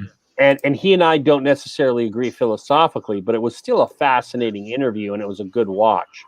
Those of you who don't know who George Bruno is, when it comes to beard care kind of stuff, he was, I don't know. I don't know my history, Tyson, but he predates Banholds, doesn't he? Yeah, he's way before Banholds. Yeah, I would think so. I had no idea who that was. So like I was on the side of the road, stuck and my car broke down. and then Joe's like, oh, Tyson's got what the fuck's his? You just said George. his name. George He's got George on the line. I'm like, that's wonderful. Who the fuck is that? Like, I'm like, I'm over here struggling waiting for a tow truck. He's making a huge deal of it. I'm like, I don't know what the hell that is. I don't care. Yeah, and like the Banholes one that you didn't watch, like first he's super down to earth and cool, which is kind of like, why wouldn't he be? Right. Like we hold these people like higher than what like he's just a normal person that happens to own a big company. Right. Yeah. But like one of the most interesting takeaways goes back to the Bearded Bastard, like that we were talking about earlier. Jeremiah from the Bearded Bastard is actually his fragrance supplier when he started Beard Brand. And that was kind of like mind blowing to me. I was like, wow, like Jeremiah's been around longer and actually provided Banholds with his fragrances to start Beard Brand. Like, Tyson, I'm going to tell you something. Someone told me that about a year ago, but asked me to keep that close to my chest, and I did. And yeah, I had heard that the Bearded Bastard did all of Beard Brand scents, early scents at least. So now I'm trying to get Jeremiah on a show because I think that would be really cool to just talk about that. Banholes already set it out in the public, so I don't think it's a big deal. You know, so now I want to bring Jeremiah on and talk about that because I think that's cool. But like the Lux thing was cool just because like I know him and Scott are pretty close and Beard Times with Scott? Yeah. Okay. And he, he sends Scott packages all the time and stuff. And Scott's always been like, yeah, I want to get Lux on here someday. And so it's just kind of like, it's cool to be able to get names like that just by like asking. I don't know that Scott ever asked, and things like that. And, everybody's like, how much did you pay Banholes? Like, I didn't. We emailed him. He sent a calendar and he said, here's my link to my calendar. If you, just put it in here. I follow my calendar, so it's like, you just put it in his calendar, you know, and he comes on. Who was it that had Brzezinski? John, the Flying Beardsman. Flying Beardsman. Yeah, I couldn't believe that. That was crazy. Yeah, because he's a newer dude. Teacher. But his dad and Brzezinski know each other. Okay. Look at Tyson dropping that dime. I love that. It wasn't a dime. That was like okay, Tyson. I love that. That was, I love John. We talk all the time. John's an awesome guy, but Tyson's a Christian man, so he's not going to pull out his penis for us. But that was definitely metaphorical penis right there. That was a little dick waving right there, everybody. I just hope you all noticed that.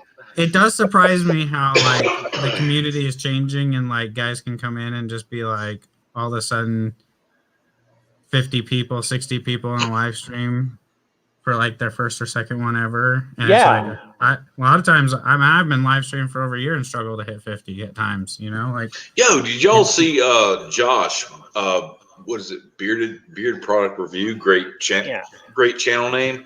That dude's first live stream. Josh, you follow me? Yeah, I'm with you. I was there. He had 45 to 47 in his very first live stream. I was blown away. I'm like, man, wow. I mean, he's a super good dude and super cool.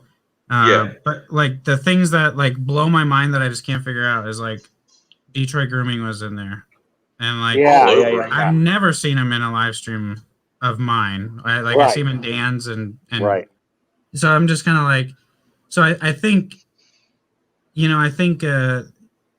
it goes back to I'm extremely introverted, so I don't reach out and try to build a lot of these relationships with like Detroit Grooming Mike and things like that, as to where Josh is more of an outgoing type person. So I think, they just, you reach out and you chit chat with people and you chit chat and then it's like, hey, I'm doing my first live stream tonight. It'd be cool if you showed up or, Okay. All right. No. I'm calling bullshit right here. Tyson, you had on George Bruno, who's arguably, if you know him, a beard world celebrity. All right, you had Lux on, who no one can get outside of Dan, Scott, Scuba, that ring. Okay, so he got Detroit Mike. Look, I've always maintained, and when we Rob, got Detroit Mike too. Come on. Yeah, well, okay. Look, I don't call Detroit Mike a celebrity. All right, he's just a bigger beard maker. He's like Colin. Yeah. I mean, if I'm sitting here and I'm saying, okay, who do I want to see on a live? Detroit Mike is way fucking down the list for me personally. Just because I think who you have gotten, just based on my attendance with Lux and Bruno, I'm much more interested. I've always thought, and I've got no basis here. All right. So anyone in the chat who wants to correct me, that's fine. I thought Detroit Grooming Company is overpriced and not so special. And based on the reviews I've heard, that is the case. I've never purchased a product from them, nor do I plan to. I have no ill will towards the company, but I've got a lot of other companies to choose from. I think Detroit Grooming, the reason that I consider Detroit Grooming, the way Mike was a Titan is, me, realistically, is the first person that kind of brought out beard butter. And okay, fair enough. Kind of brought that into the marketplace of a thing that now everybody seems to be doing. That kind of came from Detroit Grooming, so that's how I took it. Am I a big fan of their butter? No, I think there's a lot of better butters, but I do like their scent profiles. I don't mind their oil. I think it's pretty good. Other than that, like, I've purchased from them once, but I think I like their packaging, Tyson. That's about all I like. I like their packaging. Look, they're one of the very, very few that have the oil without the restrictor cap or anything, and they talk about the confidence pour. That is clearly a marketing scheme to me to get you to waste their oil so you can hurry up, buy some more. They don't have any type of restrictor or dropper or anything. Yeah. And the butters. You know, we had really greasy. Like, let me go back to like the people that we brought in too. Like, I didn't bring George Bruno. I didn't bring Detroit Grooming. I didn't bring Eric Banholes. That I owe 100% of that to David. Like, he's the outgoing one that reaches out and gets these people. Now, once I'm on with them, yeah, I can build a relationship. But, you know, and then I got Lux based on our past and stuff. But, yeah, I mean, a lot of it is David working, I would say, tirelessly. I mean, I owe a lot of credit to him for the people that he's building relationships with to get onto the channel, which is super cool, you know. And like the next Titan series we're doing is going to be kind of outside the beard world a little bit. Barbaro Joe! Oh, what the fuck just happened? Yeah, that's Tourette's kicking in on. I don't know why he's doing it. Don't mind him. Don't mind him. There it is. This was there we go. Started. There we go. Go on. Look, he tuned into Detroit Grooming is I follow an account called Detroit Grooming Liz, and she is just about as cute as it gets. And I'm an old ass man. I ain't pulling that, but damn, she's cute. Wet Shaving Products out of Arizona has another cutie like that too. I did an early review of their shit. Johnny Grooms would actually be interested in Wet Shaving because they do a lot of shaving shit. But yeah, I'm with you, Rob. I know what you're talking about, Rob. I would have stopped following a long time ago because the butter for me is really greasy. It feels weird. The oil is nice. The oil is actually probably their top, but so based on the Detroit Grooming Lids. Is just people like Detroit Grooming, but they're not. But there's better out there. Right. That kind of goes back to, again, reviewers. Like, there's a select few reviewers that will say Detroit Grooming has the best butter out there, and it's just simply not the case, right? And I think the comments agree on that. Like, I'm not going to name names or anything. I just think nobody would put Detroit Grooming as the number one butter. No.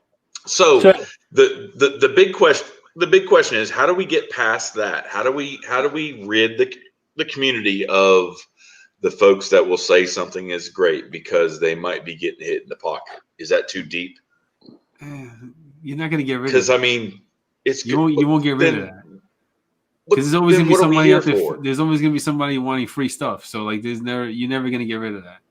Yeah, that's crazy. Because I mean, that cost me money. I bought a hat, shirt, butter, and oil, and I wear the hat and shirt. That's it.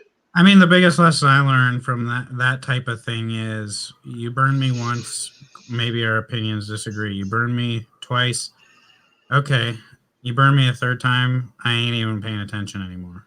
Yeah, but a third time is $150. That's $150. I'm finna drive to Michigan. I'm just saying. On that note. Oh shit! I just got that. While I'm typing in the text, I got that. What? What the fuck Rob just said? That's why I really like. I'm not doing as many beard product reviews anymore. If I do them, they're live, and I'm only going to do like one a week.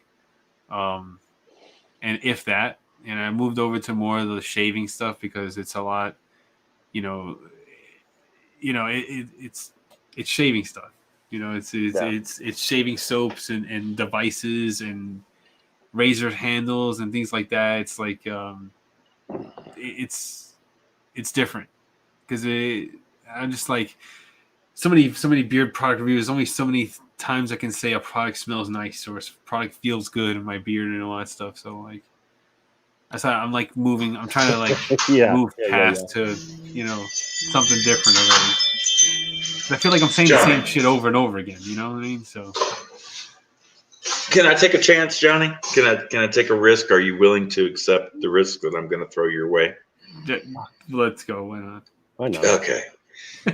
I love your style. I've always loved your style, but your live reviews, for me personally, subjectivity is killing me.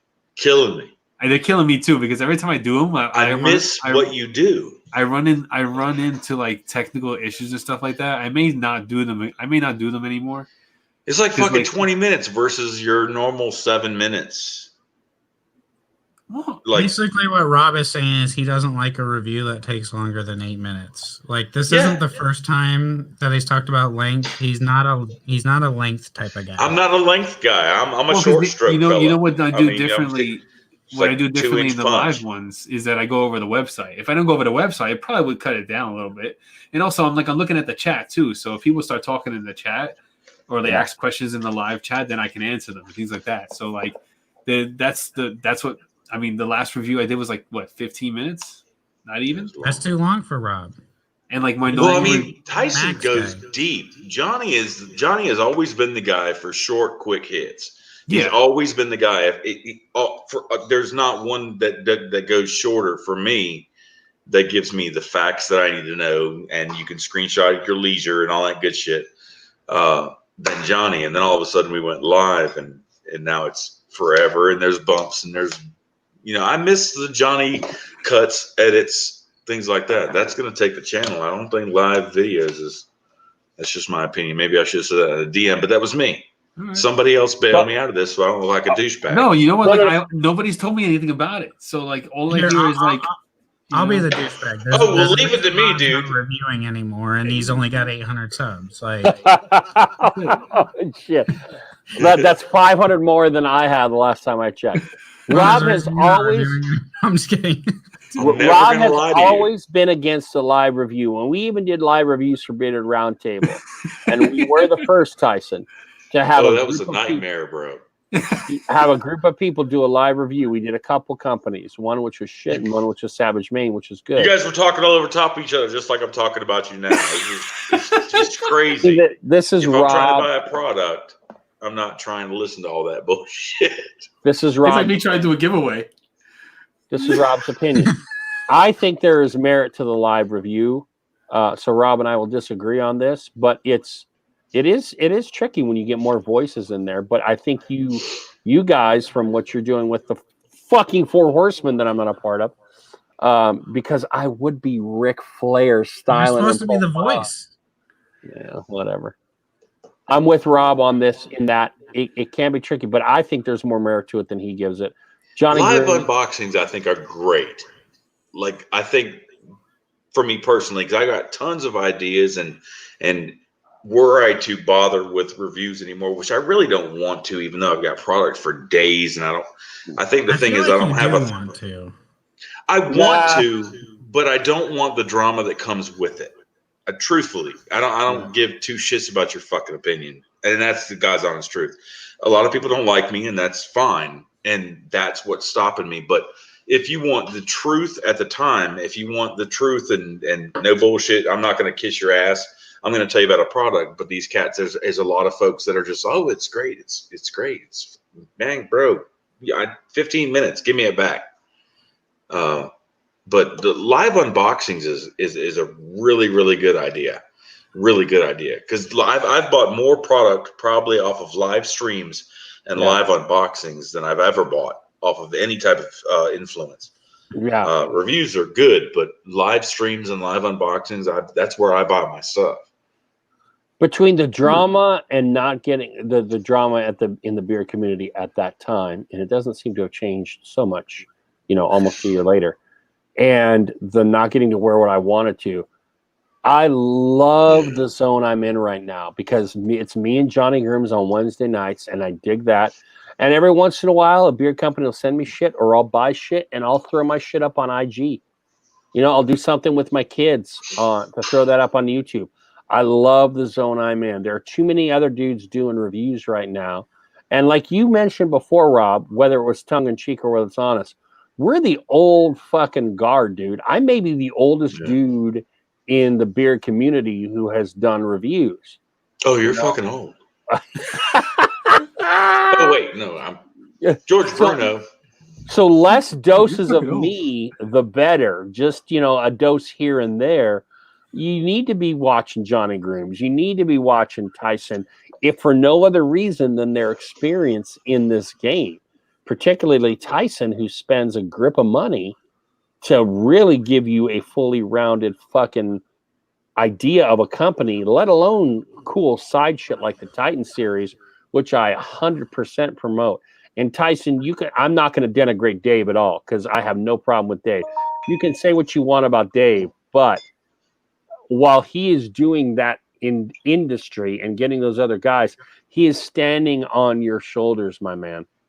He, the Faithfully Bearded brand is out there. That's why he's called Faithfully Bearded David, and you're not called Tyson fucking South Dakota, unlike his old name. And I just want to say that right now because the Faithfully Bearded brand, I think, is the third or fourth most successful brand in reviewers right now. Period.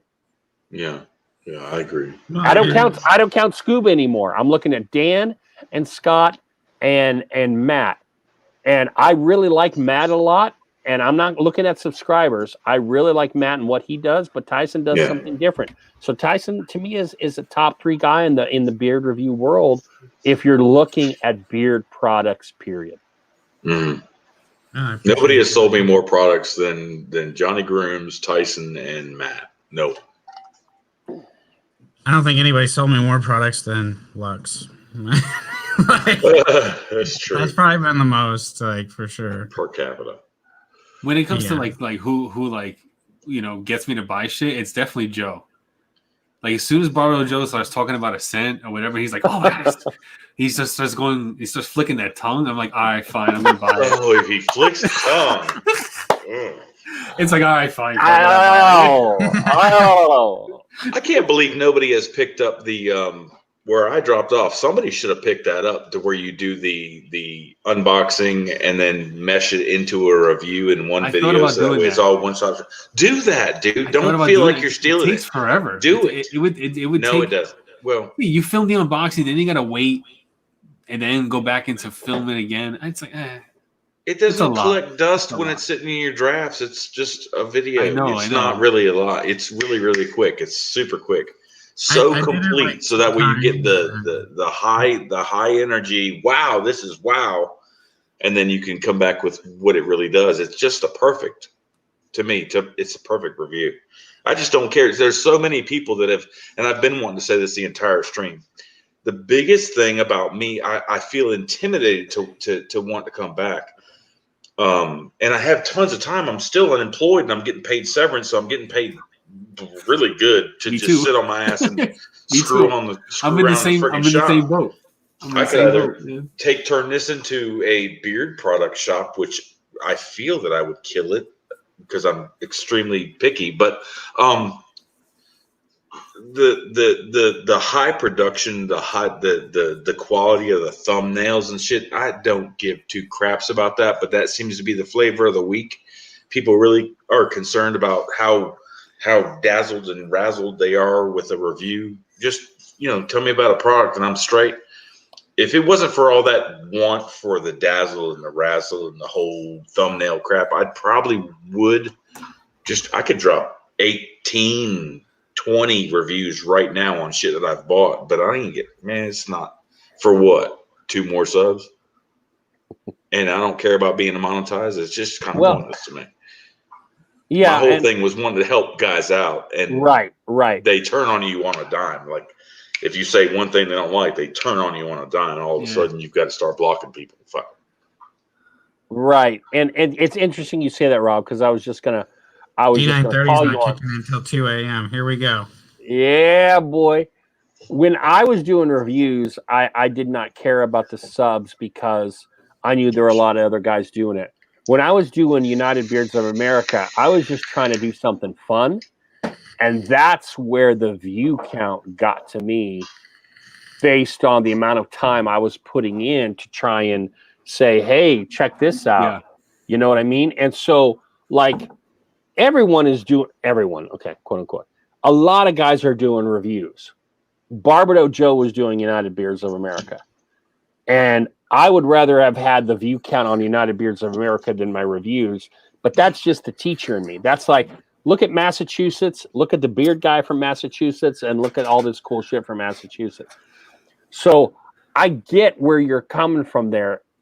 To me, the views never mattered on the beard shit for me. It was always on the other shit I did, whether it was I don't even fucking remember the name of the other series I did, but the non-beard shit, series. The movie series, that too. I wasn't even thinking about that. But the other shit I did that was not beard reviews, I wanted more reviews on just because it was supposed to be informational and like, teaching, for lack of a better term. I think the UBA series, out of everything that I've discovered in the beard community, the UBA series was probably the coolest. No bullshit, not kissing your ass. And I've seen a whole bunch of great reviews.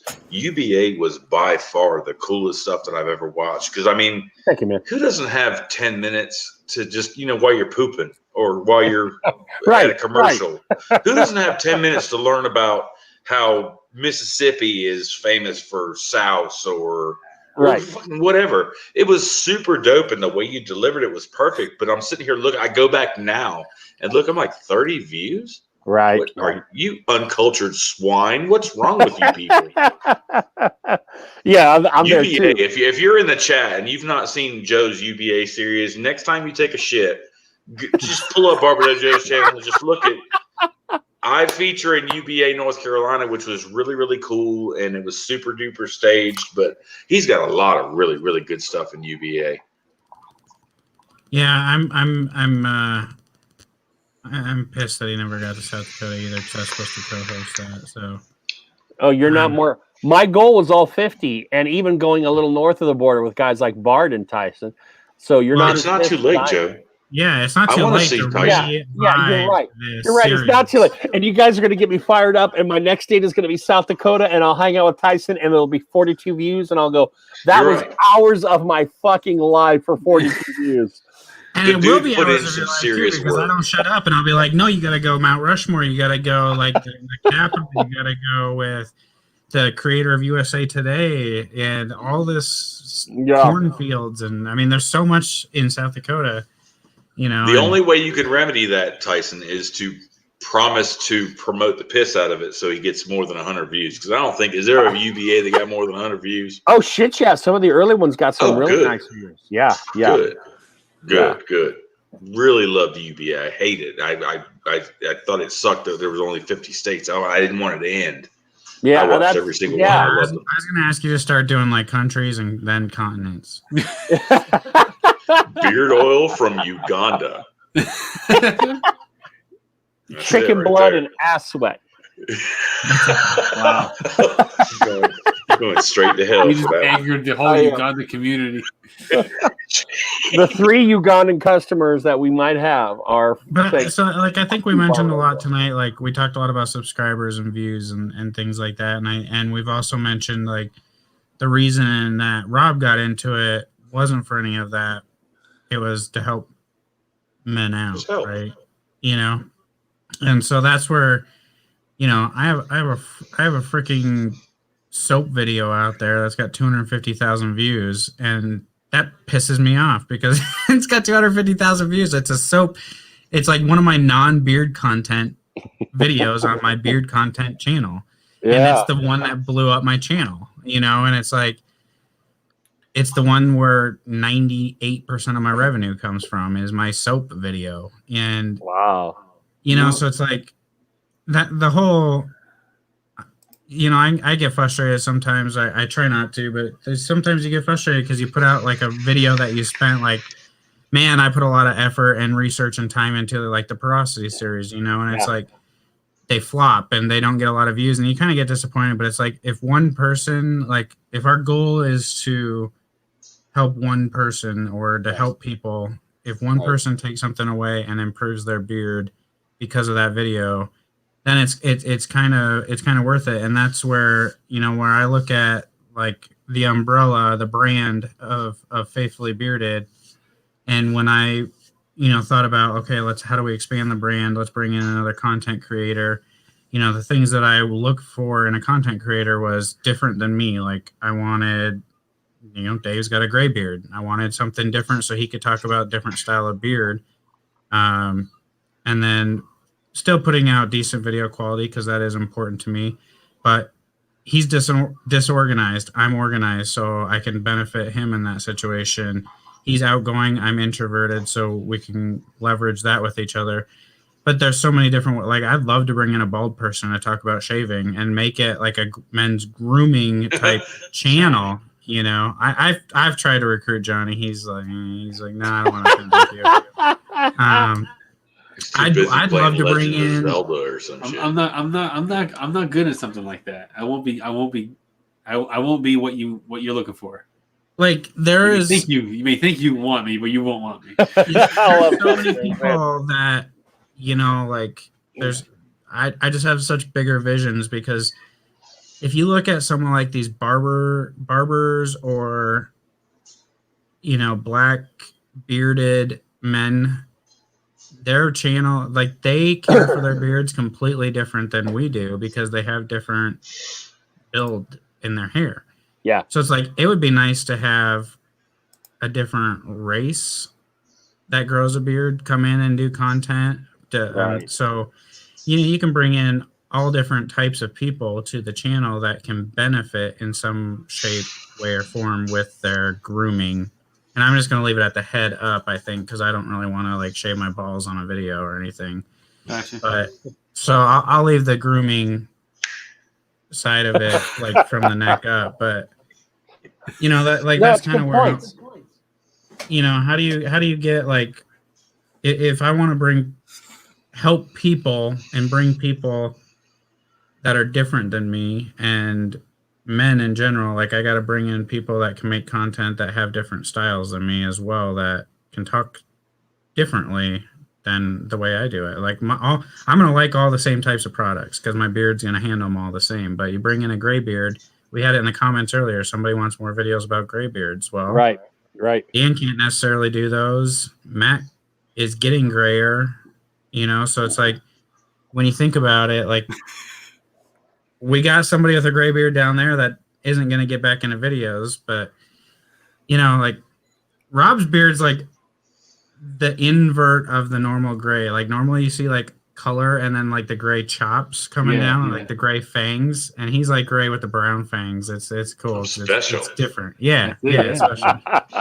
So Tyson, I want to ask a question. I think you're probably the best person to ask this question to. And please feel free to just shake your head no, that it's not okay. I want to know, not that money to me is everything. Money is not a fucking thing to me, but a channel of your size, for anybody that's just starting reviews or is concerned about making money, what does a channel of your size? This is a bad question. Take it as you want. But what does a channel of your size bring in based on YouTube solely? Is that too personal of a question? No, I'm open with all that stuff. I don't care. I'm not asking what size your penis is. I'm just with how much money you make off of YouTube. It's super dependent, right? Because if I get $100 super chat, which I don't ever get, but like if I were to get $100 super chat in a live stream, that's going to go into my monthly YouTube revenue. So that month, aside from super chats, just what YouTube pays you just for putting content out without super chats. They don't. I mean, it's based on views and how many people watch the commercials. So like my Dr. Squatch video that has 250,000 views makes a lot more money than any other video because there's so many politics behind it. So Dr. Squatch themselves as a company is advertising on that video because it's getting a ton of views and it's very popular. So Dr. Squatch is paying to advertise on my Dr. Squatch video. And so my Dr. Squatch video lifetime, it's like a year old, is made just under $2,000 according to YouTube. Hey, it's a little bit more than I thought. But okay. Maybe I'll get back into reviews. What's that? I was going to say it's still a year old. I would think it would be a little bit more after a year than 2K. Yeah, so like a year, $2,000. So $2,000 a year. And I don't feel like that's accurate because I'd have to go back and look at my bank statements, but I don't feel like I've made $2,000 in the last year off of YouTube. I'd have to check. But it's not a normal video, for instance, like a video I released last week is at 88 cents. And it won't go much higher. Like totally the beard content videos are not very evergreen. They're very now in the moment. What they do in 3 days is what they're gonna do. They're not gonna increase in 5-6 months. As to where my Dr. Squatch video is a year old and it's still getting comments every single day. Beard reviews they're now for the next 72 hours and they're dead. Right. Could you imagine now if you were on your way out the door, you're like, you know what? I'm done with beard oils. Half my stuff's gone rancid. I'm just done with this community. Could you imagine what would happen to your channel if you mimicked what Dave Bearded Motivation did a few months ago and just went total negative for views and just, you know what? Johnny Grooms is an asshole and he shaves his butthole and just went total dark, like super duper dark, all those views you get. Could you imagine how much money you would make off of that with your level of subscribers? Would it be worth it? No, I mean, no. Like I'm very like I don't worship money. I don't like money's nice. We all go to work for money, right? Like anybody that says it's not about money is crazy because we need money to pay our bills. We need money to put food on the table for our family. Money. That's what I was saying earlier. Like you want to make money in what you're spending time doing. Yeah. But I also have a good paying job, and this is like something I enjoy. So I'm not reliant on the money. Johnny and I were kind of talking about this earlier. I have an account straight for Faithfully Bearded. So whatever I get paid from Faithfully Bearded, I don't get paid for reviews. So my only income is straight from Google once a month. It gets deposited into a separate account. That's what I use to buy beard products. That's what I use. That's what I use for, buying stuff in the studio, right? Like that's the only source of the money from the beard world.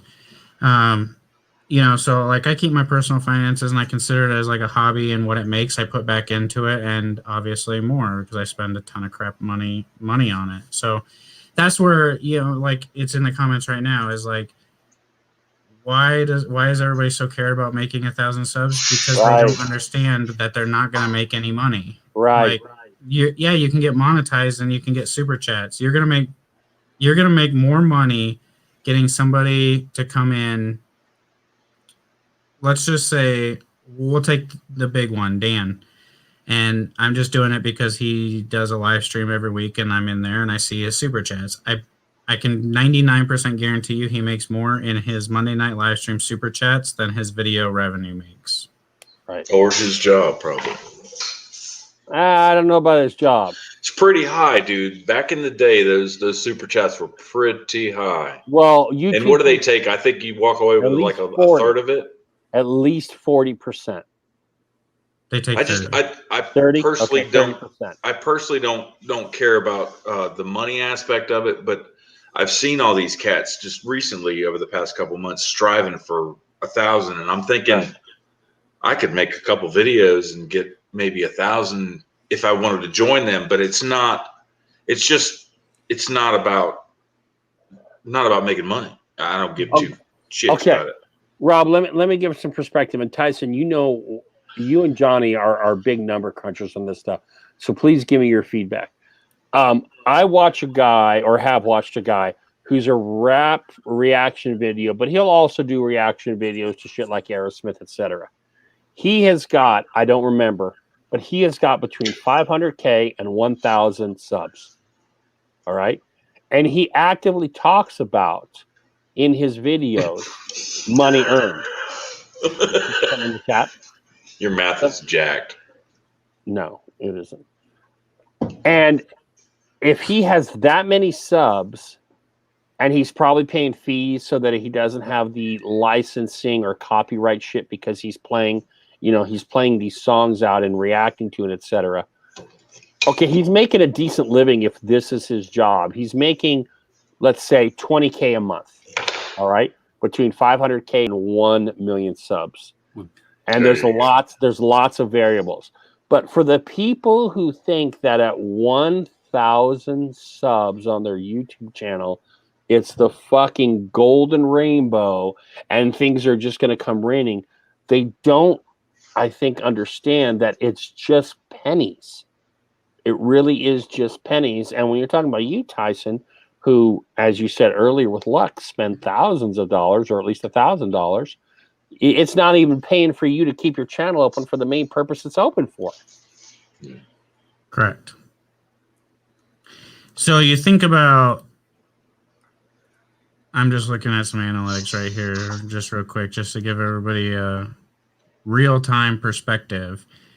My CBD Fable beard oil video that I released, I don't even know when it was because it doesn't say right here. It has 567 views since I published it, and it's made me $2.06. That would be such a blow. That's not worth it. So and I released that video here. I have it right here. I released that video August 15th, so over a month ago. So $2 a month for that video, and it's gonna die. It's not every month. Like, it's gonna be dead now. It's over a month old. It's not gonna go anywhere. Firstly, I want to thank you for sharing that with us for the people out in the audience. But if you had to guess, round number, between filming and editing, et cetera, how many hours did you put into that video? Well, I mean, 12 cents an hour. Let's see. It's August 15th. It's a 16-minute and 27-second video, which means I spent minimally 16 minutes and 27 seconds recording it, editing it. Right. I mean, that's a 10-hour video, most likely, by the time you record, transfer, edit, upload. Wow. Right. See, that's why I will always do it on my phone. Right. I'm never gonna get a camera and get editing software and all that. It's not working. Yeah. I mean, that's a 10-hour video for $2. Right. It's not worth it. No. Right. You like buy one ring light and that's your money for the year. That's not worth it. Yeah. But then I want to help, but not at that cost. Yeah. So most of my money that I make right now is solely because of my Dr. Squatch video. Right. And it took off, it hit the algorithm or something, and I get 1,000 views a day on that thing. Damn. Pretty close to 1,000 views a day on that video. which then causes people to want to advertise on it, right? Because it's a big video. So I get some of that, you know. But again, and this is what I do.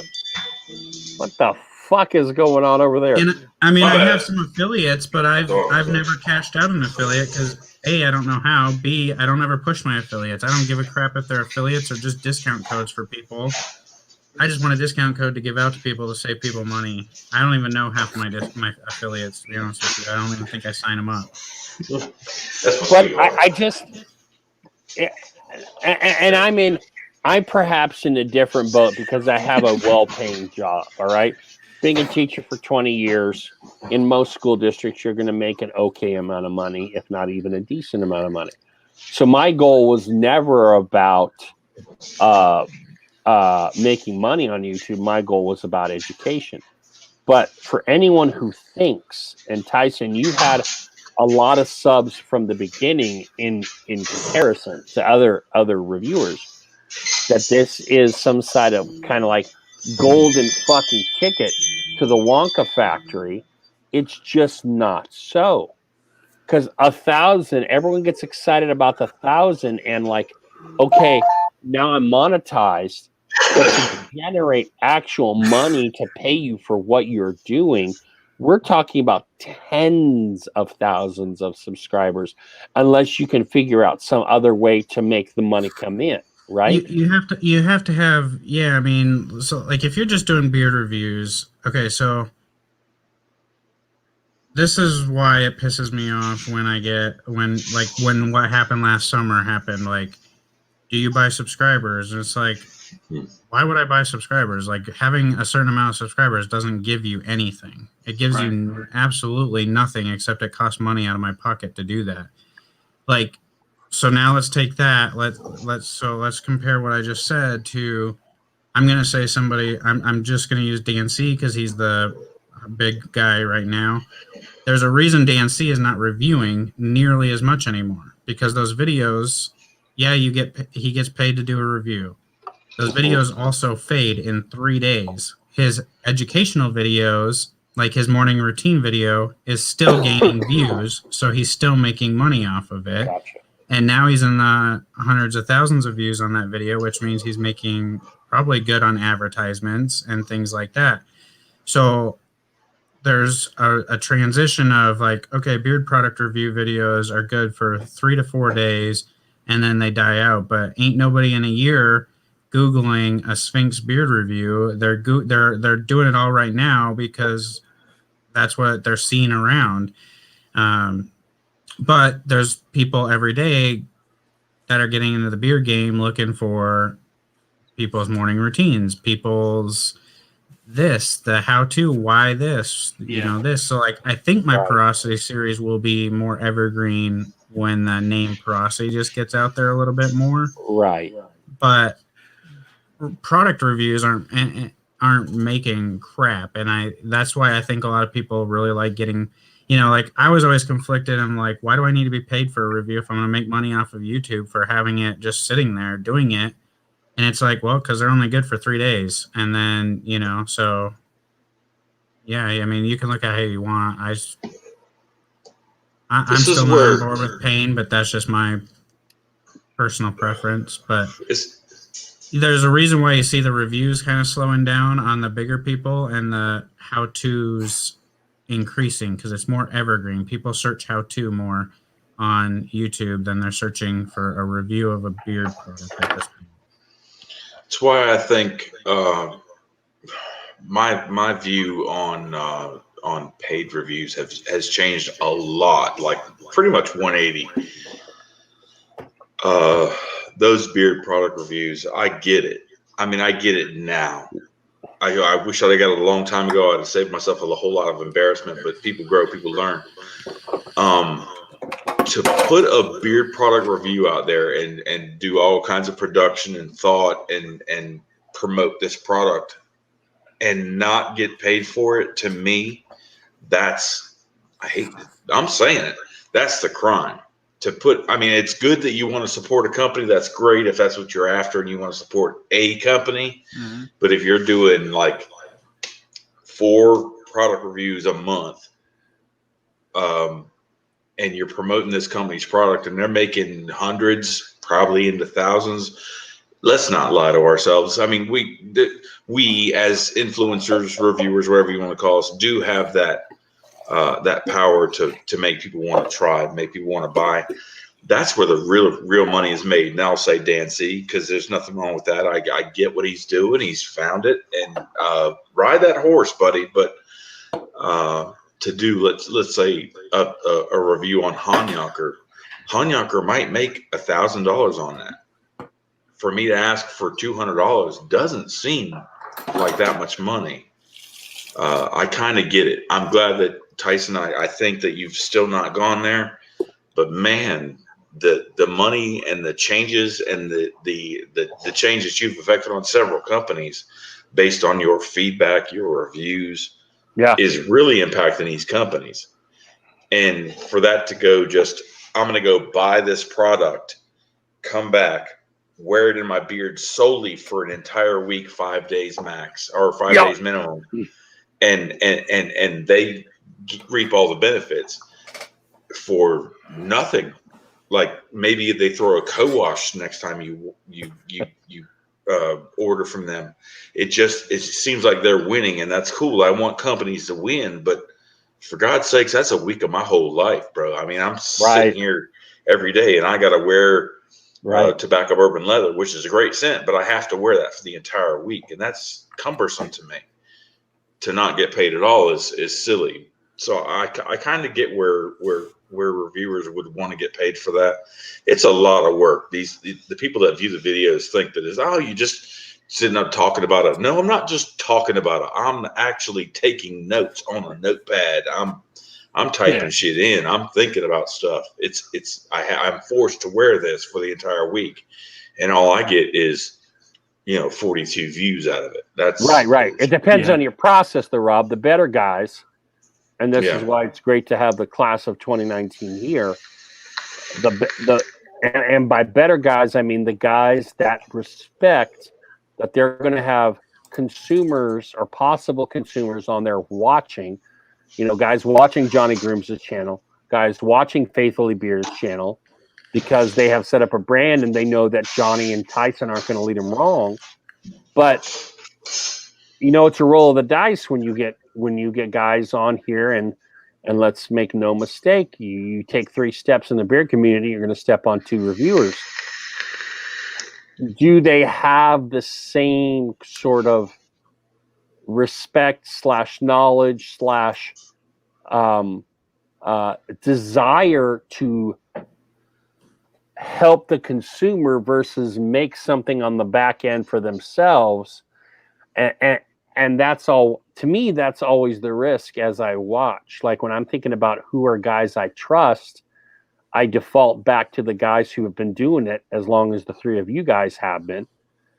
And I would hope there are newer guys that kind of pick up that baton and go with it and do it the same way. But we all know that there are guys out there that, let's phrase this correctly, that are trying to help consumers but are maybe not going about it in the right way when they're releasing 3 videos in a week. Well, how the fuck do you test drive 3 products? If they take a week to test drive or 3 to 5 days to test drive, how the fuck can you release 3 products, 3 reviews in a week? There's a clique of folks, and I want to come back to Johnny after this, but there's a clique of folks. You can tell the reviewers that are doing it for, and I hate to say this, but it's what it is, and it's not been talked about before. Tons of reviewers that are doing it for attention. They want to be seen. They want to be a part of something. I get it, but it's about attention. Random videos from the truck or whatever the hell. It's about attention. But then there's guys like Johnny Grooms that are doing just freaking constant content, just beard. Right. Post this shit, share this story.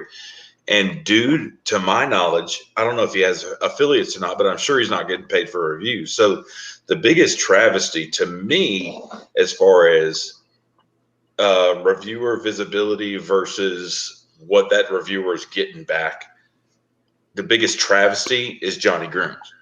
He's doing no. That's not a knock on you. You're not a travesty. Just what's happening to you.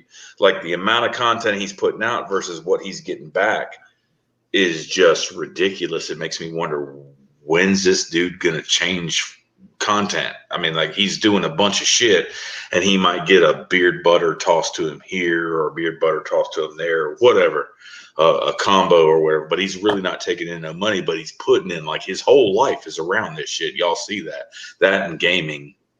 But if Johnny Grooms is okay with that, then that's Johnny Grooms' right. But who wins? All the companies that he affiliates himself with wins, right? While Johnny is having to explain to his wife why I'm such a freaking beard nerd, sitting in the basement on a live stream for 6 hours. I'm like, Johnny's not going to make a dime off of this, but he's in here, and it's a great community thing. But it's a lot of work. It's a lot of work, and it's a lot of constant thought to be doing reviews. Is constant. That's why I do my videos exactly how I do them. I do them from my phone, and I do them as fast and as least amount of work it takes to put out the video without trying to sacrifice like information and stuff like that. Like, I have it down to where like I can crank out a video. I can film in the morning, edit, and get it out within the day because I do so little when it comes to like production. Like, I have a light, I have the phone. I do all the editing on the phone, upload it right after I finish editing on the phone, goes right to YouTube. I don't go and put it into another program and start messing with sound and graphics and all that stuff because like there's no like it's so much more work to do all of that than just to get the video. And the video comes out and it looks good. It comes out in 1080p. It's clear. You can hear me like it's fine. Yeah, but it's a whole day. I mean, even if it's just one day, I see Johnny every single day with some type of beard content every single day. With, to my knowledge, no kickbacks coming to you other than maybe a company reached out and said, no. Redbeard Ryan C says, he sees the point of reviewers getting paid, but he personally couldn't give a bad review.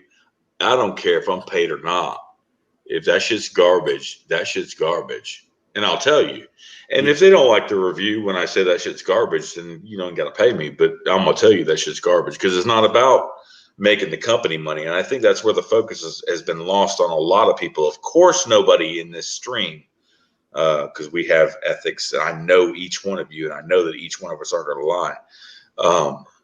But if you get a product and it's bullshit, you're going to tell it. Like Johnny's little hand thing. Here's some residue on my hands. This is some bullshit. I can't hit my stapler without my, getting carpal tunnel or something.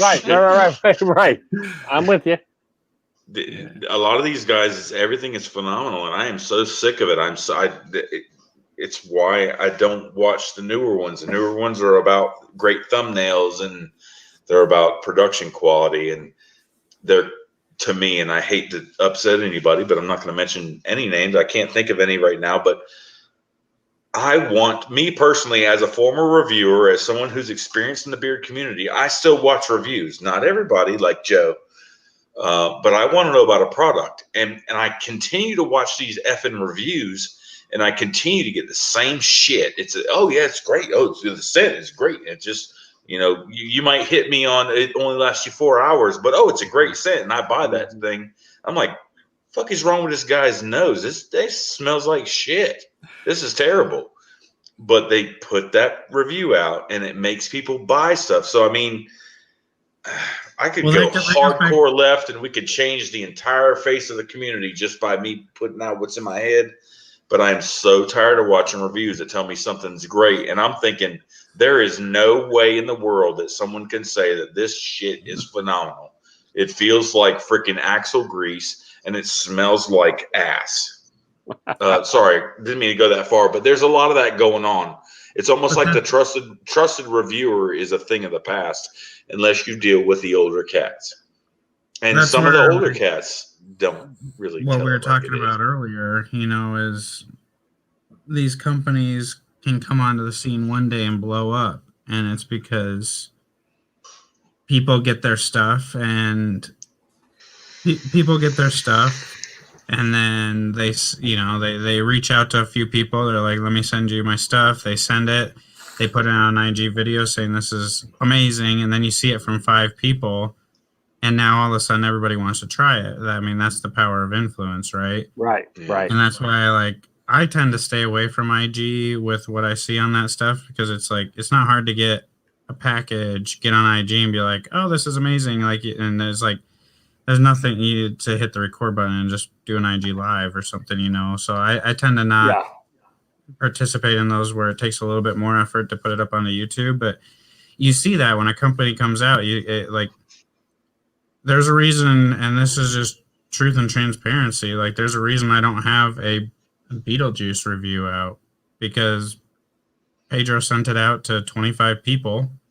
Right. Asked on a piece of paper to get a video out between the 17th and the 1st, and everybody like 17 people launched it on the 17th, and it's just like, I'm not gonna just put out a video for everybody's already seen this Beetlejuice review, right? I'm not gonna do that.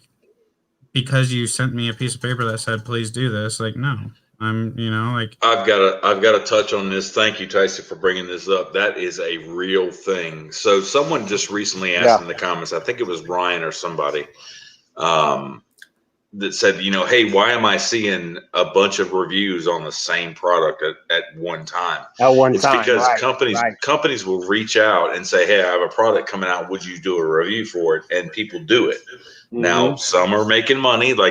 There's been several instances where I was reached out for a review the same time Dan C was. Dan C gets no bust on him. He clearly deserves it. No doubt whatsoever. Where he gets his fee for that review and I get absolutely nothing, which, whatever. I don't need it. I'm not of that caliber, so I understand that. But there was recently, Tyson had just mentioned a specific company. Someone had asked me, this company that Tyson was talking about had asked me a few months ago, hey, I've got this product coming out. Would you mind doing a review for it? We've never talked before. And I said, yeah, man, sure. Absolutely. No problem. I'm not going to charge you. Sure. Send it to me and I'll do it. And he says, okay, cool. Can you have it done by such and such date? And that date was like a week and a half, 2 weeks from the time we were talking. And I was like, I can't do that. I have 3 companies in front of you. He said, well, hey, man, just bump me up. No, bro. No, I've got companies in front of you. I'm not bumping a company. One, you're not paying me. Even if you were paying me, I'm not bumping you. Just because you got something releasing, I'm going to need you to think ahead. Failure to plan on your part does not constitute an emergency on my part. So I turned him down. And at the same time I turned him down, I saw everybody doing a review on what the hell company is it? Black Rebel? No, Black Rebel. Pedro, whatever. I was like, no, dude, I can't do it. And it's Pedro, and he's a big deal. But I mean, I'm not about being anything other than fair. I'm not bumping, bad dog because you feel like you got to be last at trying to hurry up and get me in there. It's not fair. But everybody else did it. I'm thinking, I know y'all people had people in front of him. Well, I know y'all did. That's where our, we talk about knowing your worth too. Like you said, Dan gets paid. He's put in the time. He deserves it. Okay. I know my worth as well. I'm not asking to be paid, but when 25 people get the same bottle of beard oil and are expected to release at the same time, I know my worth. I'm not going to release a video with 24 other people at the same time because it seems pointless and a waste of effort on my time, because as a person that watches all the reviews, after 3 of the same review, I ain't watching anymore. I do it to support at this point, but am I paying attention to the 4th one? Probably not. It's a perfect example, and I let it go to show how much the company's getting paid versus what they're putting out. They might put out 20 bottles for people to do reviews, but they're gaining so much off of that review in sales. All the while, Tyson's not getting paid. Bearded Life Joe's not getting paid. Metal Guy's not getting paid. Dan might be getting paid, No, I don't fall for that. Those are the ones where I feel taken advantage of and used. You know, like you're using my influence or my following to benefit yourself. The ones that I really thrive on and enjoy is the relationship with the owner of what can I do to make this better, and you give them some advice, they do it, and then they come back to you like, okay, I've done this. What do you think? Oh, you like it? It's good. Can we release it on your channel? Of course. Like, that would be fun. Like, let's do it. And you have a little bit of pride in it because you helped put some effort into that, you know? Right. So it's kind of the payoff for me is like seeing the feedback from the people that paid attention, take my advice, like it, like it, and then they're like, this is really good. Like, that's the payback for me and the satisfaction to know, like, not only did I help that company out, that person put meals on their table, but I did it for the people that got the product and liked it as well. And then to know that they did it based on that whole effort that was put in right there, and not the fact that they've seen 50,000 people talk about it at the exact same time. Like, to me, that's just, you're surrounded with 15 people talking about the same product, so you go buy it because FOMO, fear of missing out on it. So you go buy it. And it's like, there's no satisfaction in that for me to say, oh, hey, did I get you any sales or did anything happen? Like the companies that you work with, you launch and you're kind of the solo one doing a review at that time. They get pumped up and amped like, hey, we sold 10 or we sold 20 or we sold 30 or whatever. And they're super thankful and appreciative. And that's the rewarding side rather than cutting me $100, or anything like that relationship, because now that company, not only do the people that purchase the product and like it respect your opinion and want your opinion, the company also is like your respected reviewer in their mind of like, if I have a product question, I can list 9 to 10 companies that would come to me with a question on just product knowledge of they're thinking about doing something. Do I want to do this? Like, that's what I thrive on, is to know like a company is making a product to sell to consumers and they want my opinion. By your opinion. Right. They want to know. That feels so good. And that's the rewarding side, is like, it feels good that they want that and that they're willing to put their company on the line based on my opinion.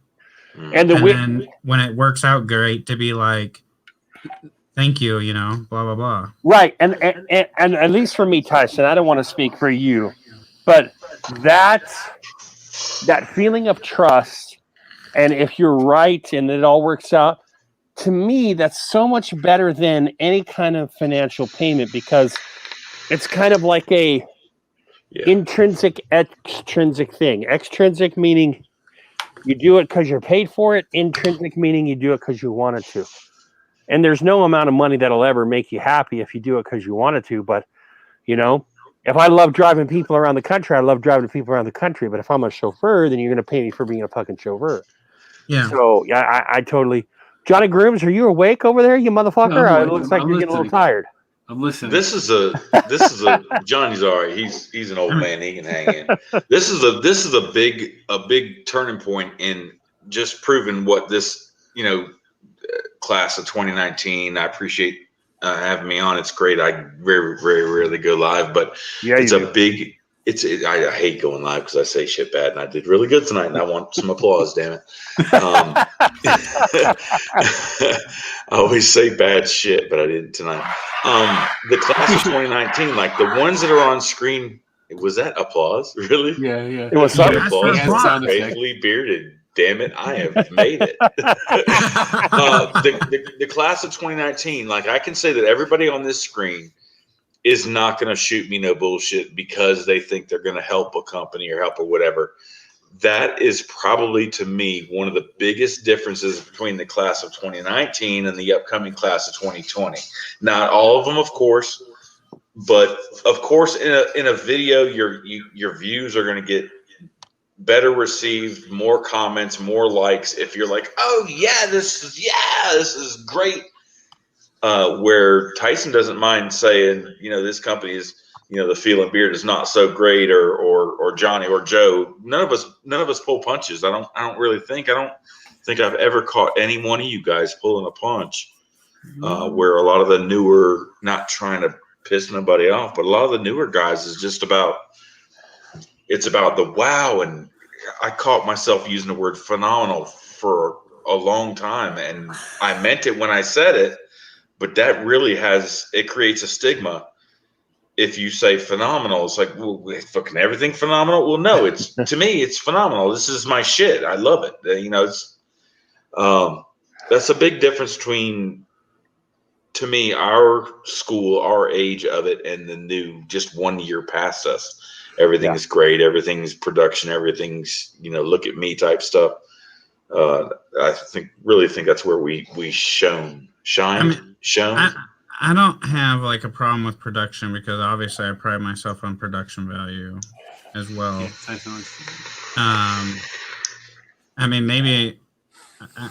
I think Scuba started the production value because it's his career to be, to make great videos. He's a cinematographer, He's a cinematographer, exactly. But that took, I got my inspiration from that to make high quality videos, and that's just a personal preference. But, for the fact, I still stand behind audio is more important than visual. Because a lot of us hit the play button, we set our phones down, and we listen while we're doing other things. We're not just sitting there staring at it, watching it. So I think a lot of people could be putting too much into production value. I do it because I'm insane. But I think a lot of efforts and time is put into production value that doesn't need to be. But when you research like YouTube stuff, it's like, oh, you got to have a great thumbnail and everything like that. So I think that's where people are kind of getting the thumbnail things from. But for me personally, like I have a hard time getting on a camera or even anywhere and just being like, you know what, this sucks, I don't really like it. And that's where I decided to come up with like the Faithful Ranker scoring system and actually have categories and kind of rank them out, because it was an opportunity for me to be like, this is where I'd put you because you're not up here, you're down here, but these are the ways that you can improve it. I don't like telling somebody that, you know what, this sucks. And this is my real job coming out is like, I don't like to tell somebody like, you need to do better and just leaving it at that. Like this, your performance sucks, but not showing them how to do better, So it's like, if I'm going to score you an 8, I'm going to tell you how to improve that score. Right. And now the ball's in your court to go do it. That's up to you. But to do that in front of an audience it takes balls. Yeah. And I noticed like a lot of people now are using like a scoring type system, and that's fantastic. To me, like whether it's copying, imitation, or whatever, the fact that people are doing it shows that they pay attention to what I'm doing and that they think it works because now they're doing it. I'll say it. They're chasing Tyson. There's no. So, but it still goes back to like the money side of it. Like I'll tell you guys a story that I don't think really nobody knows this story. But Renewed Man came onto the scene and he had pure essential oils in his stuff. And I was fascinated with the presentation. So I was like, I got to try this out. So I ordered some stuff. I did a review. It didn't do very well. And his business wasn't doing very well. And I told him, I was like, dude, your Feel and Beard is amazing. Like I can wear your oil at night instead of a butter. The feel is it's epic, but I don't like your stuff because you can't come up with a good scent with essential oils. In my preference, you just could not do it. Right. And I told him that on the phone. I had a conversation. I told him that on the phone. He's like, well, I don't know how to do anything with fragrance oils. Like I've tried some, they just don't smell good to me. And he's like, I'm going to send you some of the scents that I really like. You do what you want with them.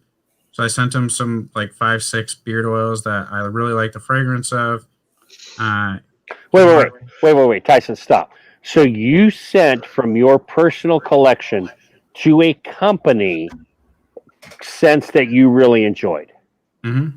Okay. Doesn't surprise me at all. Go ahead and pick it back up. I just want to make sure everyone was clear on that. Go on. Yeah. So I sent him scents that I really like, and was like, if you're struggling to find fragrances, he said, like, fragrances just leave a weird smell, and I'm like, well, that shouldn't happen. Like, you're buying bad fragrances. Your companies you're buying is bad from.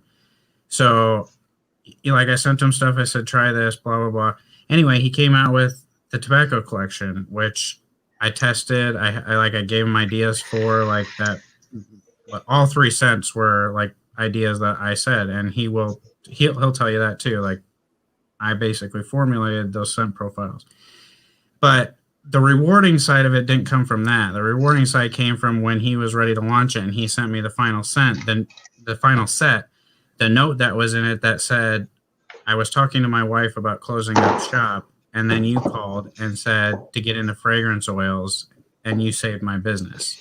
That was the part for me that was just completely rewarding, to know that he was literally going to close up shop and not make beard products anymore. Yeah. And I made a phone call to him, said, you need to get into fragrance oils. It's going to be really good for you because you have a great feel. He stuck it out, and now he's on his second line of fragrance oils with probably the best presentation in the game and a really great feel. And even Ryan's like, yeah, his stuff used to be garbage, now it's fire. So it's that's what it's all about. That's right there. The rewarding part, is like, he's now giving better stuff to consumers, and his business, his passion that he started, is still going the way he wanted, just for some help from somebody, just for some help that wasn't paid for. I start this tomorrow. I've never tried that. That's the tropical, which I start this tomorrow. Tyson trying to be humble. Look at him. I haven't started wearing it yet. I just been smelling it, but yeah. But that's who I am, and I just like to help people, and like I can't pinpoint it when people ask like why you don't want to get paid for reviews, and I say I just like doing it, and I just like helping people. Right. And like Rob's even called me out, and like before, like BS, like no, but that's just like, I don't know. That's just who I am. Like, I love. Let me ask you real quick. Have you ever tried Rogue Patriot? Yes. Have you reviewed them? Yes. Long time ago. Yes, many. You could affect a gargantuan change on that company, because the owner, I can't remember his name, has got a hellacious drive, great theme. Brandon. Yeah, Brandon. I can't remember. He's got a hellacious drive, a great theme, and passion for the products, but he has not been aligned with what happens. You personally, by yourself, could change that entire company if you were to reach out to him. I challenge you. I mean, I don't challenge you, but I challenge you. You could change his entire family's life just by reaching out and getting rid of the gritty and the bomb, getting them on some fragrance oils, and changing the label a little bit. You could totally change that entire company. If he wants to listen, that's the thing. No, the guy's open though. Here's the thing: the guy's open, and I told him, but I'm the asshole, who listens to. Oh, dude, you're not supposed to agree to that, dickhead. What are you doing? like some people want to listen and some people don't. Like Tyson with Copper Johns, he was getting some good feedback. Got an awful review that destroyed everything, and he was about ready to wrap it up. And I was like, dude, let's dig into your ratio. So like Chris from Bearded Mac and I sat down with him. Is like, we need to let's look at your ratios. Let's just go over everything. Changed up his carrier a little bit. And now he's rolling again. It's just like, a lot of these companies help each other out. Like Chris from Bearded Mac, Carrie from Defined, like they're helping each other daily. I know Colin at Fable's giving out a lot of advice to people on how to get butters not to be gritty. We used to have gritty butters all the time, and it's getting a little bit better. And you gave that look because Colin has one of the grittiest butters out there. But not the CBD butter, though. Not the CBD butter. And Jimmy, who had, when I reviewed him a year ago, he had one of the smoothest butters with Running Man. That's the CBD butter. It's not gritty. It's smooth. Every single one I've gotten, I've had to fix. This is smooth. Have you got one lately? Yeah. In the past 2 months, all three of them. Maybe past 3 months, all three of them. You know, but the grower was super smooth. The very first one I got about 3 months ago was super smooth. This one, super smooth. That's where like this community is still so young, you know, like these beard product, these companies, like they're still learning the cooling down temperatures and to cool to this point and then pour and then cool some more and then mix this in and then cool some more, and like they have to be cooled down. The butters have to be cooled down from this temperature to this temperature in this time frame. So now they're all starting to get fridges and freezers to try getting their hot liquids poured in these freezers to cool down at a certain time to make so it doesn't crystallize. And you know, it's like one company hits on it. Sometimes they'll share the info. Sometimes they'll suck it up and be the smoothest butter around for a while before they do share the info. Right. But you know, it's still such a young thing that a lot of these guys that made a decent product like Rogue Patriot could actually make an impact in the game now with just a little bit of help, like you were saying. Yeah, right. Somebody that knows what's going on, you know. Yeah, because I tried Rogue Patriot many moons ago, and it was good. But here's what I want to say, Tyson, and listen to you for what the fuck are we at? 248, good gravy. But I'm not begging off. How many people are still in here? Like 10? I know. There's 17 people. Here's what I want to say. Rob and I are out of the whole reviewer game, but we know shit. Johnny and Tyson are still in the reviewer game. But this is why you listen to a Tyson Faithfully Bearded. Because, and I am not going to denigrate anybody of the post-Tyson beard reviewing core. All right? That is not my mission here. My mission is that Tyson is a humble enough dude to not fucking hype his shit on his channel. And on occasion, like when we get him in here on Beard Therapy, he might say a thing or two. But if you are a consumer, you listen to his ass because he's talking to owners and he's talking and doing this kind of shit.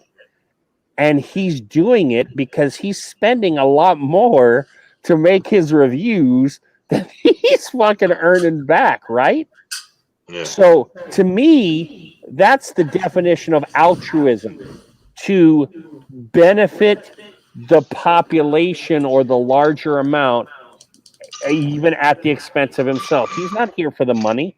He's here to help you guys out. So if you're not watching Faithfully Bearded, and this isn't a commercial for Tyson, this is a commercial for a guy I respect because he's actually getting into on this channel a lot of the behind the scenes shit that he doesn't get into on his channel. And yeah, there might be current day guys who do this, but I doubt it because we're talking about a wealth of experience here with Tyson, Johnny, Rob, and me. And I'm going to put myself at the bottom of that fucking ladder because Tyson and Johnny are still doing their thing. You know, we are all here, or at least we were, to help you guys out. That's the whole point. That's the whole point. Johnny's not getting rich. Tyson's not getting rich. Rob and I are out of the game, but we've got enough knowledge that we just want to be able to kick back. And I will maintain there is a desire to purchase your way into community. Okay? So when Johnny Grooms is saying Company X is fucking rad, and Tyson is saying, yeah, I agree, Johnny. Company X is fucking rad. And Rob is saying, yes, Company X is fucking rad. Well, I respect those three guys, so I want to know Company X is fucking rad, so I'm going to drop my money. You purchase into this community. It's a unique fucking thing to me. The fact that we trust each other like this, and that company share and that reviewer share, that it's not all about competition, etc. But when you have the wealth of knowledge that you have on the two gentlemen that are above me right now, like Tyson, I'm so glad I'm not reviewing right now because I'd be ashamed to publish videos with the shit you know, brother. Yeah. And I'm not saying this shit because you're on my screen right now. I'd say this shit to you in DM because here's what you don't hear from Tyson's own channel is the shit he's reviewing on our channel but it should hopefully broker a trust in who Tyson is as a guy looking out for all of your interests. Mm-hmm. And the same with Johnny Grooms, because I know this man from doing a live with him for a year and all the DMs we do. That's the beauty of this community. No one's making money on your screen right now, but we love to help you do whatever it is the fuck you want to do to your beard, man. You want to condition it, you want to wash it, you want to balm it, you want to oil it. That's what we are here for. You want to butter it, lick it flat? You want to butter it? I would rub some butter up Rob's ass while I'm thinking of Tyson. Now, I don't know if I'm going in Rob's ass because that's a little risky, but I'm rubbing some butter. It's hard to continue to be a reviewer and want to be. Who doesn't want to be the greatest? Who doesn't want to be the most informative? It's really hard to be the greatest or want to be the greatest when the greatest is sitting in front of you. And Tyson, I am not intentionally kissing your ass when I say this, but out of all review, I'm going to sound like Beer Times with Scott. You know how Scott always says, I'm going to say it on camera. I'm going to say it on camera right now. Scott, I can't think of all the reviewers, including everybody I know, Scuba, everybody, I don't have to name names, everybody that I know. I can't think of one reviewer influencer that has impacted the community / companies more than Tyson motherfucking Bearded ever. As far as improving companies, changing companies, communicating those changes to consumers, making things better all the way down to the label. Like, he's dead ass serious about it. I can't think of one reviewer that has had a bigger impact on the community than Tyson. I promise you, I'm not trying to kiss your ass. I hope not. There's no, it's not an intent. There's huge value in that. Yeah. And to top it off, okay, now I'm going to kiss your ass. To top it off, you buy your own stuff. Right. And you half-ass get paid on some bullshit. You're really single-handedly making the biggest change in this community. Like, the things you've given to Define, the things you've given to Bearded Mac, the things you've given to so many companies. Like, I couldn't touch that. And the reason that I couldn't touch that makes me, like, not trying to put it on you, it's not your fault, but I can't do that. So I can't do what you do. So I'm just going to sit back. There's no sense in me doing it if there's already somebody killing it. If I'm not the greatest at whatever it is I'm doing, I'm not going to bother. Right. Which is why some of us you've already killed that. Right. Which is when you got guys like Tyson out there doing reviews and doing this shit, you're like, well, what else can I fucking do to be a part of this community and come up with other things? Here's the thing, and if you were here 4 hours ago, you heard me say this.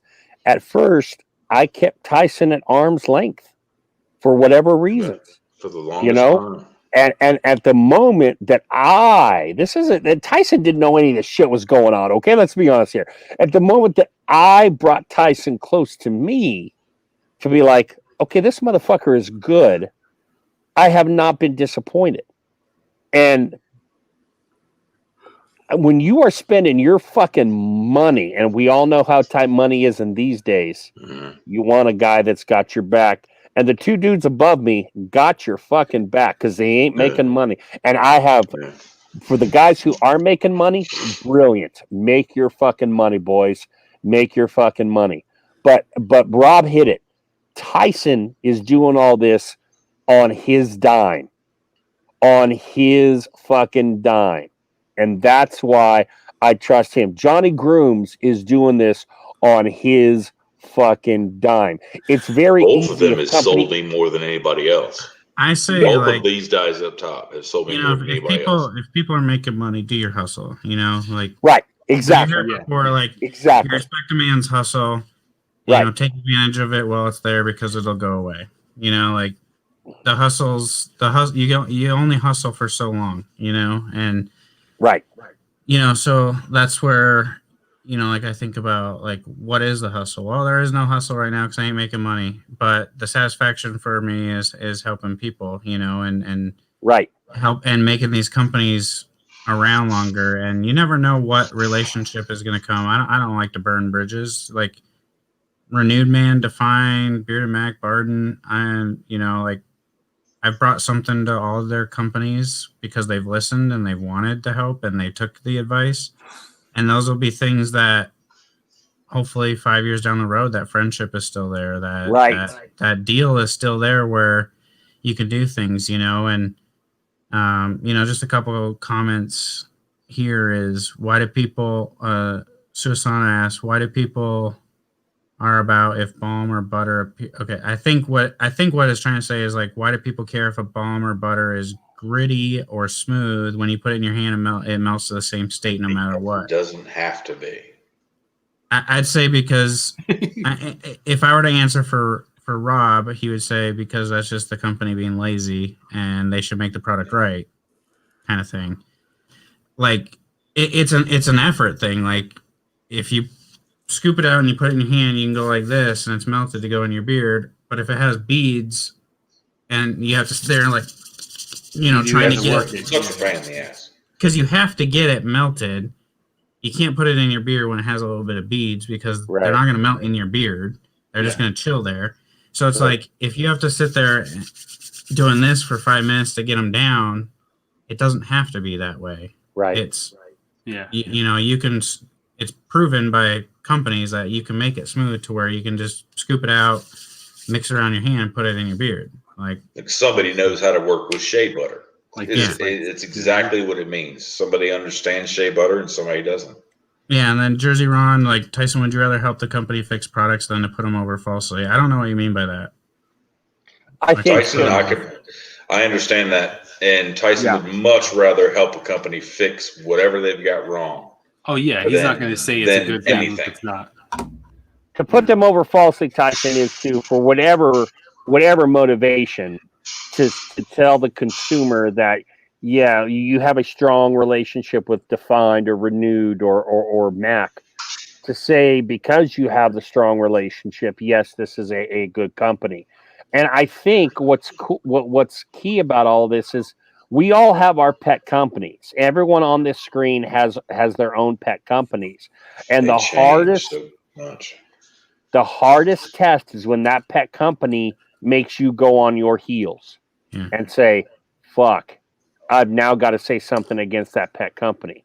And this is why I love this group of 3 other guys with me here, because I know who Rob Acker's pet companies are. I have a feeling I know who Tyson's pet companies are. I have a feeling I know who Johnny Grooves' pet companies are. But I know when it comes to the company or the consumer, they're going to help my ass out. Even if there is a parenthetical, if they're like Joe Company X, blah, blah, blah, blah, blah, they're going to give me the straight and narrow and let me decide on whether I want to use that money or not. And that's why I love these dudes. That's why I love these 2019 dudes. Not because I'm doing a fucking live with Johnny Grooms. I love him for that. But before I did that with him, I loved him for who he was. It took me a while to get to Tyson. I love him for who he was. Acker is an asshole, but I love his assholeness. That's one of the things I love about Rob Acker. Because I know if I want to shoot straight from the hip, this motherfucker is going to tell me. What's that? No, we don't. No, there's only one way to be. Right. And even if Rob knows this is going to hurt Joe, he's going to say that shit. And I want to have that. I have that relationship with Johnny and Rob. I want to have that relationship with Tyson because I know Tyson is right here with me. He's on that same wavelength, and that means he's here to help you all. So I want to, while we have a lull, Ryan, Red Beer Ryan, said something about Rob. You love Ape. Ape by the right. 10th Kingdom is as close to consistency of Ape. Now, here's the thing that I've learned over, I'd love to say years. It feels like years, but the months that I've been messing with products and being all about them. 2019, my top butter for 2019 was Honest Ape. I love Rob Smith. What a great guy he is. His sense and his ability to create a scent is only beat by the luxurious bastard Dave himself. Honest Ape's butter is great, but this year, it's been Trump. The game is raising where something was just fantastic, and I'll say the word phenomenal at the beginning of 2019. Now, to me, with these guys learning and growing and doing and putting out great shit, 2019 great stuff ain't nothing to me now. I'm not saying Honest Ape's butter is really, really a great butter, but they've been beat out to me by the likes of Crusher, the likes of Bearded Mac, the likes of Fable. It's just stupid, ridiculous. This is not a static industry. You can't just put out something and sit back and just, think you're getting ready to sell Sherlock for 5 years and it stays on top of the game. No, sir. These cats, Bearded Mac, Chris Mack, if that's his name, I think it's Mackenzie or some shit. He taught me more, and he doesn't even know it. Just by trying his product, he taught me more than anything. This dude blew companies out of the water that have been doing it for years, just on his butters and his carrier oils. So yeah, Honest Ape is a great butter, but in the past few months, he has been surpassed to pull me dead out of my top 5. There are phenomenal companies out there that are constantly changing it up. New companies coming along with a totally different take from assistants like guys like Tyson, I'm sure. It's hard to stand behind a video. I went back a little bit ago and looked at a couple of videos that I put out, and I'm just gushing over this butter, and I'm thinking, well, it's only been 7 months. That's not even true anymore, and it makes me look like a liar. But at the time, that was the freaking butter to beat. Right. But now these guys are just freaking blowing it out of the water. My shit's feeling like silk, right this very second. Right. And it's Bearded Mac in my beard. It's stupid. Nobody's ever made my beard feel like this before. But before there was a Bearded Mac, there was a Bad Dog, and you were a big fan of Bad Dog at that point in time. Bad Dog. Before he ever had a butter, right? Yeah. And that's why we all do butter.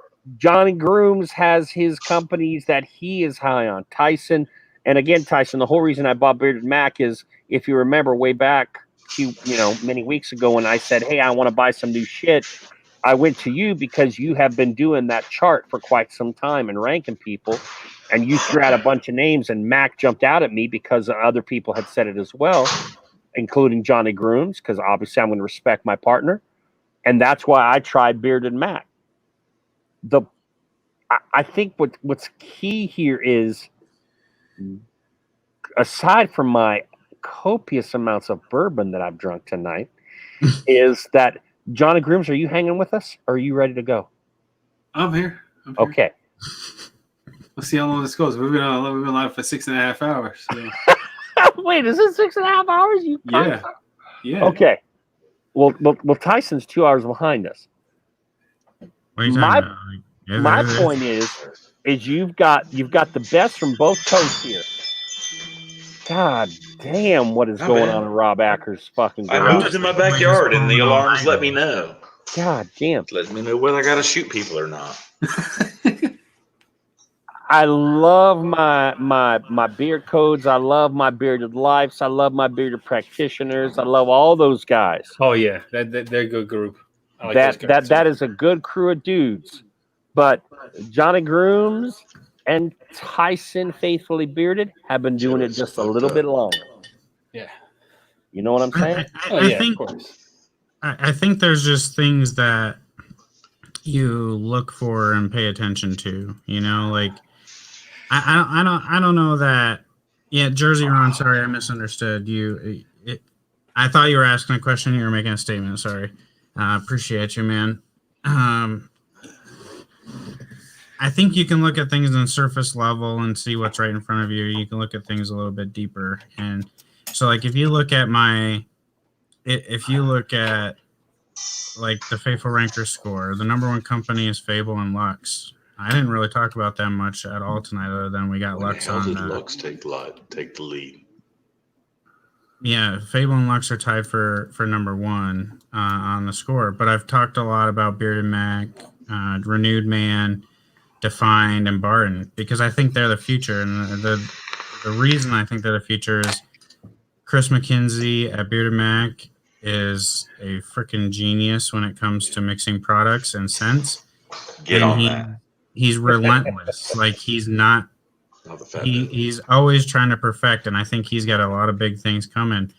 I think Kerry at Defined is the exact same way. Like he's so determined, and like anything I can do to help those two guys, like I'm designing Define's labels for him at this moment. Like I'm doing his labels and sending them to him, and like, here you go, just get them printed, like, and it's something that I like doing. But if I can help him make his company bigger, like I ain't gonna do it forever, but I see his drive, and I want to help that drive because I think they're the future. I think a lot of the companies we have currently are trying to maybe, I'm not trying to bash anybody, but maybe they're trying to jump into the beard game, but they're not dedicated for the long haul, And so I try to find those companies that are like, you got good products, you're smart, you're here, you're gonna be here, you got the drive to stay here, and kind of grasp on with those. Do I think they're necessarily the best of the best right now? Maybe not, but they're going to be for sure with things. Kerry at Defined is now launched.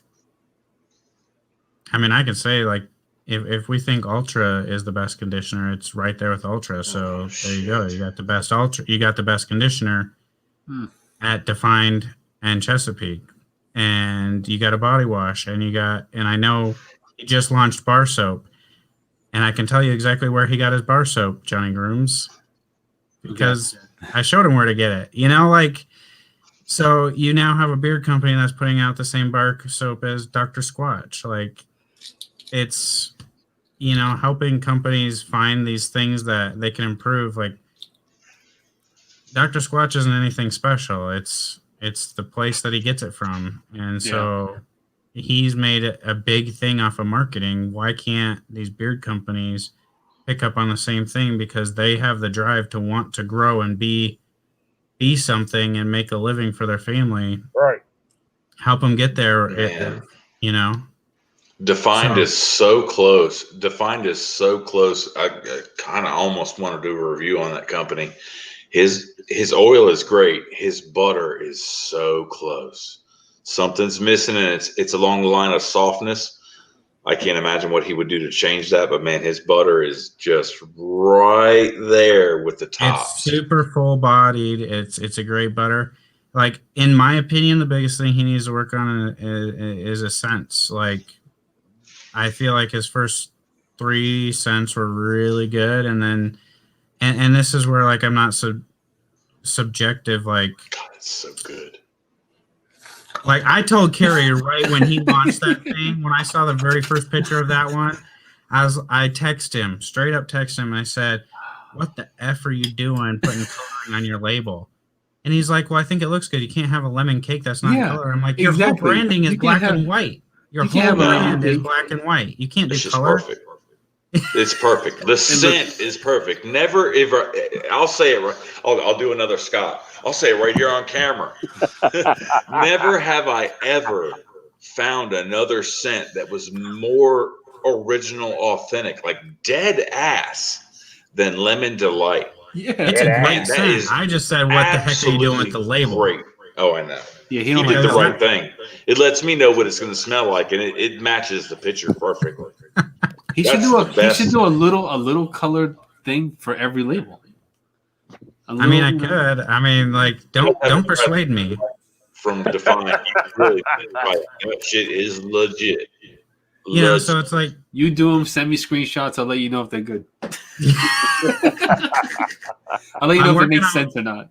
I'm working on one right now that's for him. That's like completely off the wall, completely unbrand, and it's killing me because I'm like, this does not fit your brand. It's not your brand, because I'm so brand oriented. It's like, this is not. Is it just the color scheme and the font, or is like it's Defined? The first 4 scents he released were black and white on the label. Right. So naturally that's become his brand. He used the same font, black and white labels, and then he comes out with a colored label with the same font. Like, to me, it just didn't match the brand. That's like what Chronic did. Chronic, like, this has been Chronic since however long I've known Chronic. That's it. Super low profile tin, twist top, and now he's gone to plastic jars. Same 2 ounces. Shit. I don't have any plastic jars from Chronic yet. Yeah, this is the first one that he did like this. See, and I don't mind that as long as you get rid of the old stuff. Like you're just rebranding, kind of reinventing. Get rid of the old crap and reinvent yourself. Like I like this. I'm a fan of that. I'm a fan of that too. I kind of like that too. Is that a twist top or a pull top? Twist top. Twist top. Nobody does pull tops. How dare they? Twist top, low profile tin. What's wrong with the plastic thing? That looks nice. Not as big as as a regular tin. It's just more streamlined. And it fits in the hand better. Yeah, I can't help but think that Chronic has pigeonholed themselves into this adding the weed smell to stuff. There's a couple of them that they don't have that smell to, but I know he can go farther if he gets out of that realm of. Well, this doesn't have that scent. That specific, but there's only a couple. And so he's going to have to do a whole lot more to get out of that hole that he's dug for himself. And Munchies doesn't have it either. I don't know that's a hole. Munchies doesn't. Santa's Pipe doesn't. And at this point, he needs to take Chronic and just go Chronic all the way across, like CBD straight up, nothing but that CBD. Butter is the shit. He's working on that CBD. Chronic butter. But Tyson, you can't if you're going to jack that price up because it includes CBD, because then you're eliminating possible customers because they don't want to pay that fucking price for the CBD. I mean, I see what you're saying. I get it. But at the same point, it's a rock and a hard place. There's business and there's business. How do you want to do business, right? Like I can go to Target and I can buy something that's $12.99. I can go to Walmart and buy the exact same thing for $10.99. Yeah. Walmart's business plan is I'm going to sell my products for less, make less money per product, but I'm going to have more customers than you, which means I'm going to have more money in the long run than you. Right. That's how I like Walmart's business strategy. It's like they've had to sell and that was a controversy a while ago between Broke Ass, right? Like, how does he come in and put beard oil out at $9? Because his profit margin isn't nearly as high as you. What? Y'all fell for that. I did not fall for that. Hey, for what? Rob Acker, Broke Ass, good at. Oh no, I'm not having that. Now Johnny Grooms has an issue with Broke Ass that's different than mine. Broke Ass in my beard feels good. I have the same issue Johnny does. It's that that slippery feeling that I know that comes from emu oil, and you can't be beating up emus. I have the same problem. Yeah, see, there's a whole thing of drama behind that. But if anything cologne scented doesn't get my attention, I don't give two shits about cologne. I like Broke Ass. I think I love Broke Ass. The business model is I'm going to sell a quality beard oil at $9 while everybody else is selling it at $15, making less profit, hoping to have a bigger customer base and make the same amount at the end of the day. Right. If he lost the emu oil, I would be. Oh, I thought you were pissing right there. My bad. If he were to drop the emu oil, I would try his butter and the whole thing, and that would be the company that would make me want to force myself away from not liking cologne scents. But that emu oil is just too much for me personally. Oh, Johnny did that to me. Joe, blame Johnny. Yeah, I remember that. We were talking about Johnny did it. You got this entire community took like one little thing that I asked him. All I asked him was, "Is the emu?" All I asked him was, X. "Let me finish talking." All I asked him was like, "Is that a staple oil in your thing?" And he said, "Yeah." And I said, "Okay." I said, "I'm just not I'm just not a fan of the emu oil." That's all I said. Right. I didn't say like, "Oh, I'm not going to use this product and shit." Like I didn't start a whole fucking campaign. Everyone go up in arms all because I voiced a little bit of an opinion. You told there's a DM on my phone that said that if I use emu oil, it's just next best thing to punching a kitten. Right here. It's right on my phone. So like I don't know why people twisted my shit and started, and made it so like, I'm in this huge anti-emu campaign and all that stuff. Like Johnny, a you personal cannot have preference. opinions. Did you not know that? You can't have a fun. So everybody got on me about this shit all night. So what I did, I showed you a cow getting slaughtered. So they. No, I mean, I get it. That actually helped. It actually benefited me. See, that just makes me hungry for a steak. Now I'm gonna go cook a steak at 1 in the morning. I don't mind eating a steak, but I don't want to stab an emu in the back just so I can get its secretion sac or whatever the hell it is. I just.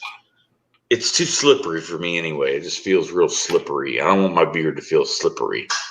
All right, then are you part of this within the past few months Black Rebel bandwagon? Because he's a big emu. I have not tried Black Rebel because he is predominant emu, but that's not the main reason. That's the secondary reason. The first reason I've not tried Black Rebel is because he told me that he wanted a review done in a week and a half, and I told him no, and he just blew me the fuck off. Didn't say another word. But that's personal to me. I bought the Black Rebel sampler long before he did his logo change, long before he was on DNC, and he's got some nice scents. Now I don't know what his. I never wound up reviewing them, but I really enjoyed the sampler. But I don't know what his emu oil inclusion was at that point in time. But he's kind of been the hot little darling recently for whatever purpose. I ain't falling for that shit. Yeah. Sorry, my bad. He gave everyone products for reviews. Yeah, well, so that's why everybody has everyone. That's the problem. Yeah, everyone. What he did was that he put out a thing saying, oh, any reviewers that want a product to review, DM me. That's what he did on Instagram. So imagine everybody flooded his DMs for free, beard oil for reviews and stuff. So. Yeah. The only reason why I wasn't able to get any Black Rebel before he got rid of his non-emu oil formula. He switched over to all emu oil, and I was like, damn, missed it. I'm not gonna go buy it because he has emu oil in it. So if there was an option to get a blend without the emu oil or anything like that, I probably would buy it for a review. But I would buy it and do it on my own time. I hate. I didn't film my Detroit grooming review only because one other reviewer came out with a review for the same exact oil that I was just about to review. So I was just like, all right, well, that could wait now. I hate being part of that. I'm going to call it a rat race of to see which video is going to get the higher view count from 15 people doing the same exact. Literally the same exact oil and the same exact product. You know what I mean? So I hate to be part of that. I hate to be part of that ring. That's why I don't take a lot. I don't take free beard stuff. I get companies that DM me all the time, I want to send you my stuff. I'm like, if you're gonna send me you want to just come out of nowhere and offer to send me stuff, you're probably offering it to at least 6 other people. So I turn it down. I'm like, no. If I want to review the company, I've heard a few people saying. And it was a couple of what I would consider the community to call trusted reviewers. A lot of people confide in me, and that's great. I won't out nobody. But I heard from, as far as that company's concerned, they would say, man, they really changed their base carriers, and it doesn't feel as good. But when I watched their review, they must have forgot they told me that, and I watched their reviews. It was like, oh, it's the best feeling beard. And I'm thinking, bro, you just told me. Joe, what the fuck was that, bro? You just farted on camera? Right. Okay. Oh, it was. Okay. I thought you straight busted your shorts. But I heard a lot of people say, man, it's terrible compared to his old formula or his old carrier blend. But in the review that I watched, they're like, oh, it's a great feeling beard. And I'm thinking, bro, which is it? So, you really have to pick and choose your reviewers. Yeah. You really got to know your reviewers. Yeah. But that's where the BS has to stop. If we're there's so much stuff bullshit that happens behind the scenes that it's just we get to experience it, but the consumers don't, and we're not helping the consumers any. Which is the point. The point is to help. The point's to help them. So it's why, that's where I kind of go is I don't understand what happens okay, so all this stuff happens behind the scene, but it doesn't ever go out anywhere to the consumers to be able to make an informed decision. You know, it's like, I don't know, it's like some unwritten law or something. So it's you like, see McMahon. McMahon's a perfect example. How many oils has that guy got? I mean, he's got a lot. He's got probably more than any reviewer, maybe even Tyson. Who knows? I think he has more than me. I don't know. We're gonna have a count off. But I mean, he's watching the same reviews that I'm watching. How many times did he buy something on top of a bullshit review, to where someone just said something to get, whether it be views or to help the company or whatever? Which is why it's really, really important to know. You guys are smart enough. I mean, for the most part, the people with common sense are smart enough to be able to watch a review, look a guy in the eyes as he's talking to you on camera, know what a line of shit or not. Right. As soon as I see that, like as soon as I see you're shooting me a bunch of shit, I am no longer watching you. Like if you shoot me shit once, that's all you get. I want to go with the guys that are here for the long term, that are going to tell me the right thing. Excuse me, I got hiccups. That cost me a bunch of money. I've got a bunch of money sitting on the third shelf that, you know, somebody swore was phenomenal, and it's just not. And I'm not falling for that shit no more. Right. And general rule of psychology: if somebody says multiple times something, they're trying to get you to believe something that's not accurate. Yeah. Well, you live and learn and lose a lot of money. I've lost a lot of money. I think Emo would like this. Is Emo still in here? No way. No. Which one's that? He's 3 hours behind us. Which one? It's Dreamscape by Renewed Man. And it is gooseberry, lilac, leather, and oak moss, but I get a lot of leather. Gooseberry.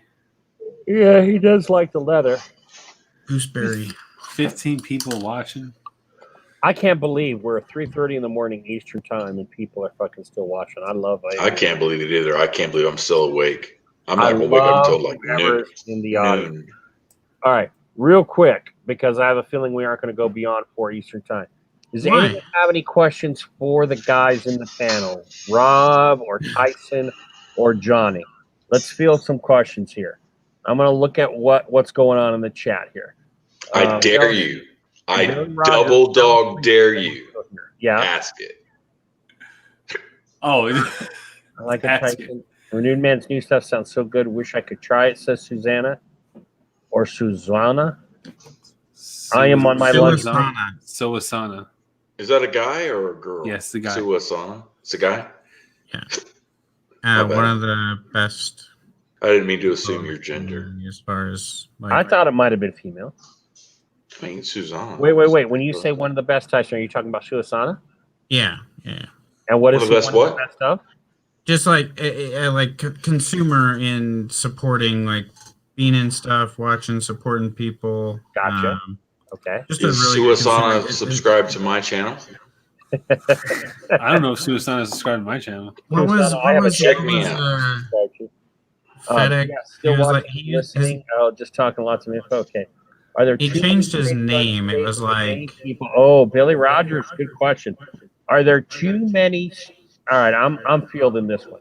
Are there too many streams going on with people watching? Okay. I don't know, Johnny. Here's what I'm gonna say. You do like one or two a week. No. I have always felt, and Javi and I felt this when we did Bearded Roundtable, and Johnny and I felt this when we did Beard Therapy, is that there is a great demand or at least interest in this kind of panel thing. And there have been other guys that have done this, whether it's 2 dudes, 3 dudes, 4 dudes, whatever. However, at the same time, you got to think about what you want your live experience to be. Do you want your live experience to be a bunch of giveaways? Because if you do, Beard Therapy is not the place to do that. Beard Therapy is more about community than less about giveaways. I don't know who is out there appearing in a lot of places. I know it's not Rob Acker, because Rob Acker, I felt fucking glorious just to get him on here tonight with us because Rob Acker does not come on screen. I feel glorious to have Tyson, even though he does get on screen, but he doesn't get on screen on a lot of places outside of his own channel. So that makes me feel very good to have these two dudes. Who is getting out there that's on too many channels or too many streams? Are we talking about a saturation? I mean, what are we talking about here, guys? What do we think from your experiences? I mean, I think the question is there's so many streams. There's 3 streams every single night, and a lot of it is rehashed material, or you'll see. I mean, if Joe interviews me on his stream Monday and I interview Joe on my stream on Thursday, yeah, right. I mean, there's a lot of that. That's a lot of what I would call mental masturbation. You jerk me, I jerk you. I mean, this is why I like Tyson shit, because Tyson's like, all of a sudden one day he's doing the Titan series and he's got fucking George Bruno, who I've heard of, and he's got Lux, who I could never get, who actually said he would appear on Bearded Therapy and then hung me out to dry. But this is the kind of shit that it interests me, right? Johnny Grooms, you are on multiple streams. What's your take here? Johnny's on multiple streams? I'm on. He's the worst offender. Let's just say that. Johnny Grooms is a stream whore. But he's a good personality that brings the streams together. Sometimes people ask me if they, hey, you want to come on the stream? And I was like, yeah, I'll go on the stream. Yeah. I got nothing else to do. Why the fuck not? Right? Right. But I do this show every Wednesday, and then every other Friday is Reviewers Table. So that is another that's every other Friday though. That's not like every Friday. Sometimes Joe, Beard Live Joe, he'll want to go live and do something on a Friday, and because he doesn't have any other live. That's it. He doesn't have a night where he does a live. He does, other than the Thursday. Yeah, well, that's like new-ish. That's more new.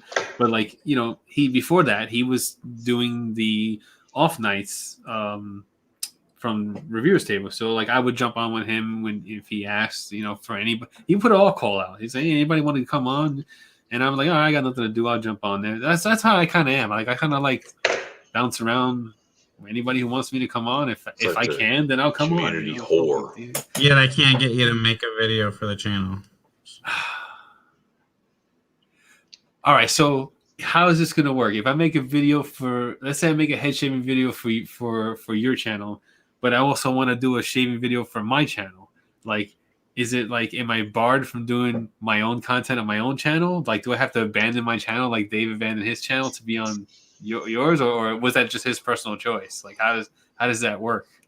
What's his cut? Does he get 15% of whatever the hell it is you bring in? That's what he's really asking. No, so I know how he broke it down. He broke it down how the monetization gets divided, but I just don't. I don't want to abandon making content for my own channel, right? To make content for your channel. No, so Dave abandoned. I don't want to grow at this point. Thinking about Faithfully Bearded as an umbrella. I don't want 15 content creators, right? I want it. Dave and I go together well for what our strengths and weaknesses are compared to each other. We level out those strengths and weaknesses. He, really wants to, we believe a lot of the same things. So it was giving up his channel wasn't a big deal. Going forward, I have basically a contractual situation that I can pull out that say you made a head shaving video for the channel or a beard shaving video because you're prone to shave off your beard every once in a while or trim it up, where I'm not doing beard trims very much. So for that situation, I would basically the contract that I have is if you make a video for the Faithfully Bearded channel, that video cannot go on your channel. But not that you would give up your channel, and then your compensation would be the revenue from that video, which, as you know, is not very much. But it's better than what it gets on your channel. But you also get probably more views and visibility, which might get you subscribers too. So I don't know. Like, I don't know if it's how it's going to work. You know, it's progress that I'm trying to hash out. But to answer the question, like, I think there's a lot of live streams right now, and I think it's a good thing, but I also think it's a bad thing because a lot of the thing going around the community right now is community support, and it's like, it's hard to support 4 live streams at once. Yeah. You know? So then I'm forced to try to pick which one I want to support, and then I'm forced to listen to one and then have 3 others playing on mute, but trying to comment to show like I'm supporting you. I want to be supporting you, but there's also 4 live streams going on, and that can get hard at times. So I think, you know, like I think the issue that I have personally with it is nobody will stream Monday night at 9 Eastern because Dan's streaming. But we'll all pile in 3 at one time on a Tuesday, 3 at one time on a Wednesday, 3 at one time on a Thursday, 3 at one time on a Friday. It's like we're all working around this one live stream but don't care about any other live streams. You know, it's like, I think therapy was Tuesday. Was it Tuesday? Was it Wednesday? You moved it to Tuesday and then back to Wednesday? That's correct, Tyson. Yeah, so like you had Wednesday, got stepped on a little bit, moved it to Tuesday. Bunch of other people started streaming Tuesdays, decided to go back to the original time. Like, it's kind of just like, if you're trying to start a live stream, look at what other content creators are doing live streams and don't step on their toes. Pick a different time. Like, just how it is, you know, like that's just part of the evolution of doing it, you know. And so it's really easy to pick out what, for me personally, now, because I'm an ass, I watch the live streams that I know that the content creator is doing it for a purpose for the community or a purpose for a company. You can easily pick out the ones that are going live so they can be seen, and it's about attention. And I hate to sound like that, but that's what it is. There's a lot of guys out there, you could easily pick out that they're doing it because they want to be seen. I don't bother with those. I don't care to see you if that's your goal. There's a lot of guys, Tyson is a great example, that's doing it so the community can learn something, be exposed to something. I'll watch that all day, but there's guys that's just about a me type thing. Keep that in mind next time you watch a stream. Is it about me? Beard therapy. I have never, ever got a me out of beard therapy, which is why I am die-hard beard therapy. But other guys are just like, hey, I'm going live again. Here's me going live. Man, fuck you.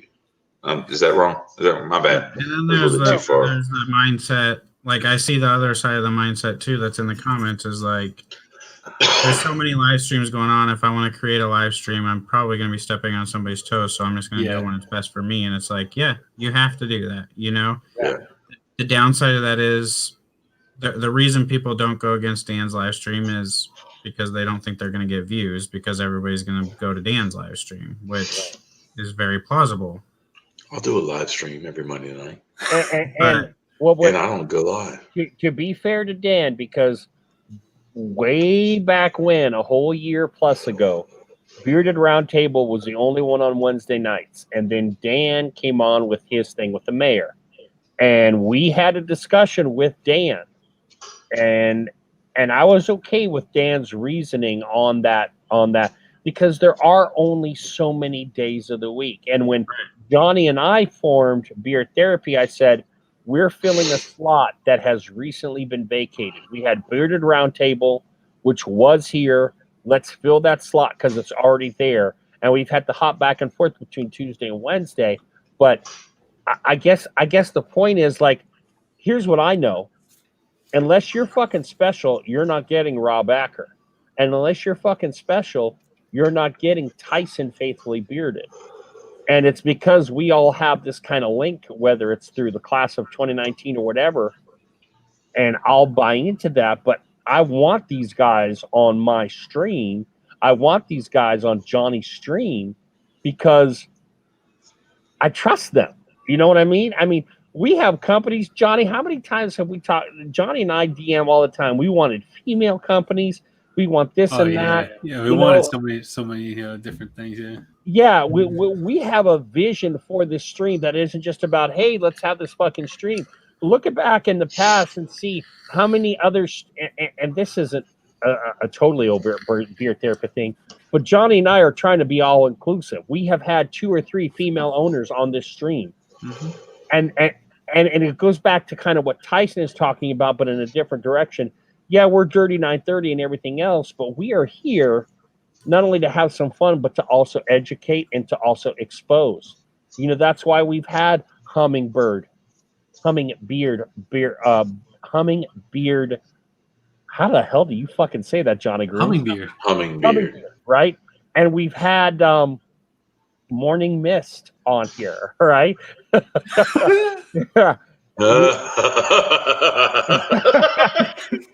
We are, and I'm not blowing my horn, and I'm not blowing Johnny's horn or our horn. I'm just stating facts. We had these companies on when no one else did because Johnny and I have a vision about this company, about this idea of philosophy of going on with beer therapy. And, you know, I just think like, I feel so honored to have Rob Acker and Tyson on our show because I know their quality, man. I know their fucking quality. I feel like such an ass. I turned down so many, and I hate to say it, but I will. TC, the company to be named later, whoever that one is. Yeah. He asked me recently, "Hey, would you mind?" Yeah, it's like, no, I don't do lives, and I really don't do lives. Yeah, you don't. I don't do lives. I would love to be able to be free enough to be able to put myself in a spotlight, but that's just not who I am. But I recently turned him down, and I think it probably upset him a little bit. But I mean, that's that's one of those instances where if you do me wrong once, I'm done with you. But anyway, that's another whole story. But I really just don't go live. No. I want to play on that. When Mo Joe came up with this idea, and remember, I'm very close to Rob. All right, I'm very close to Rob. When I threw the invite to Rob, I was expecting a no, because Rob and I, well before there was a beer therapy, well before there was a bearded roundtable, I went to Rob and said, "You and I should do a live together." And Rob had his own reasons for not doing that. And Rob was always, we really should have. I was wrong. We really should have. No BS. We really should have. We probably would have taken over the whole live thing. I really think you and Johnny are doing a wonderful job of it, but we really should have, and I was wrong. But when I threw that invite for the class of 2019, I was expecting Rob to say, maybe not, because I know his opinion on live. But he said yes, and Tyson had said yes, and it was fucking Mo's idea, even though he's not here. So Mo was obviously going to say yes. But this whole panel thing is only as good as the discussion that you get into. I know that when Johnny Grooms and I sit back and we talk about what are we going to do for this upcoming week, we have this guest, whatever. Johnny Grooms will say stuff to me. I'll say stuff to Johnny Grooms. But to me, this is like a fucking treat, dude. It's 3:41 Eastern time. And I still have Rob Acker, and I still have Tyson, whose last name I don't know, and I still have Johnny Grooms, and I'm fucking loving it. Can I tell you all something? Quick peek behind the curtain. I've already called in sick tomorrow, bitches, because this is how long I'm on your asses. I've called in sick, bitches. That's because I wanted to be here with you guys. That is legit, because I don't get to have Rob and Tyson on mine and Johnny's air every fucking week. They're going to see this and they're going to get in trouble now. Yeah, fuck it. Yeah. Look, if they want to watch 6 hours of a live stream to get fucking here, more power to them, Johnny Grooms. Just click forward. I can't wait for tomorrow when you get the DMs, or I get the DMs, or somebody gets the DMs. It's like, you'll get the DMs. I won't get. What'd you say at 4 hours and 37 minutes into the beard therapy? You'll get those. I don't get those DMs. Like, those are ridiculous. Guys, people in the comments, can we bust the community? Can we bust the community? Not the community, but some of the members in the community. I know it's counterintuitive, but there's a lot of folks in comments, man, that they just kind of say things, just terrible things. And I don't understand why they do that if they wanted to be a part of this community. I'll get at least 2 DMs tomorrow that'll say something along the lines of, I heard this happened on Beard Therapy. Where can I see it? And on Beard Therapy. Good luck. Yeah, like I don't know. You look for 7 hours and see, because we've been on for 7 hours and 11 minutes now. Like, I mean, find out. I don't know. Like, you know, but like I have a different, like, kind of a different mindset with lives. I guess is like nobody really asks me to be on lives. Honestly, like I think people have this impression that like I get asked to be on lives a lot, or a lot of companies. Like my DMs are pretty light for what I think a lot of people get, and I think it's my maybe standoffish personality. I don't know, but like I love going on any live. I won't tell no. I won't say no to anybody to go on a live unless I'm busy or committed to something else, because I think you don't have a chance to impact anybody's life if you don't participate, you know? So if somebody wants me to be on a live stream, like I look at that as an opportunity to get on there and either speak beard knowledge or just life knowledge or faith knowledge or anything that, you know, might be able to impact their life a little bit. So if I can make it happen with my family life, and I mean, that I don't have, and my work life that kind of ends at 2 p.m., you know, like I'll definitely make it happen. Like if Johnny wants to go on and do a Pop-Tart eating contest real quick on Instagram Live, like we're going to do it. You know, we've actually done that. Yeah, we have. That's awesome. Which is fun. I need to have that level of no life. I would really, if I could turn off the things I have outside of this shop, just turn the family off. I would love to have that kind of life, just to be a personality to talk shit, because I got plenty. But then there's the aspect of lives, like I think if you're watching a live, so this is not coming from a content creator's perspective. This is coming from a viewer's perspective. If I'm watching a live and I type comments, like, and I don't get, if I type 3 or 4 comments, like 1 goes unnoticed, cool, 2 goes unnoticed, cool. You type 3 or 4 and like nobody says anything. It's just like, why am I even here? You know? So it's like, I'll leave, because it's like, you know, I'm trying to bring something in the comments to the live stream or to the comment section, and it goes like unnoticed. It's kind of like, yeah, that's a delicate balance, because if you get into a stream, whoever's stream, and you walk in the room and you say, hey, whoever's hosting, hello everyone, that should kind of be enough, you'd think. But then you've got like 17 people that says hello, so you've got to hit them all, and we've got to find a way around that, because that's super fucking annoying and distracting from the show. Well, you just said said hello. You said hello once, right? Everyone says hello back. That's it. Right. But if I don't say right, but if I don't say it, then I'm a dick. No. But then there's the other side of that coin, is that once you say something, nobody says nothing, and I give that 2 shots. And if I get 2 shots of me saying something to somebody or something, and it doesn't get, you know, I don't get a response from whoever in the chat, I'm out. No matter what's going on the screen, it's like, okay, well, cool, this ain't for me, I'm out. And that may sound petty, but I ain't got time for. I'm not going to be your monkey just throwing comments. I'm here to interact, damn it.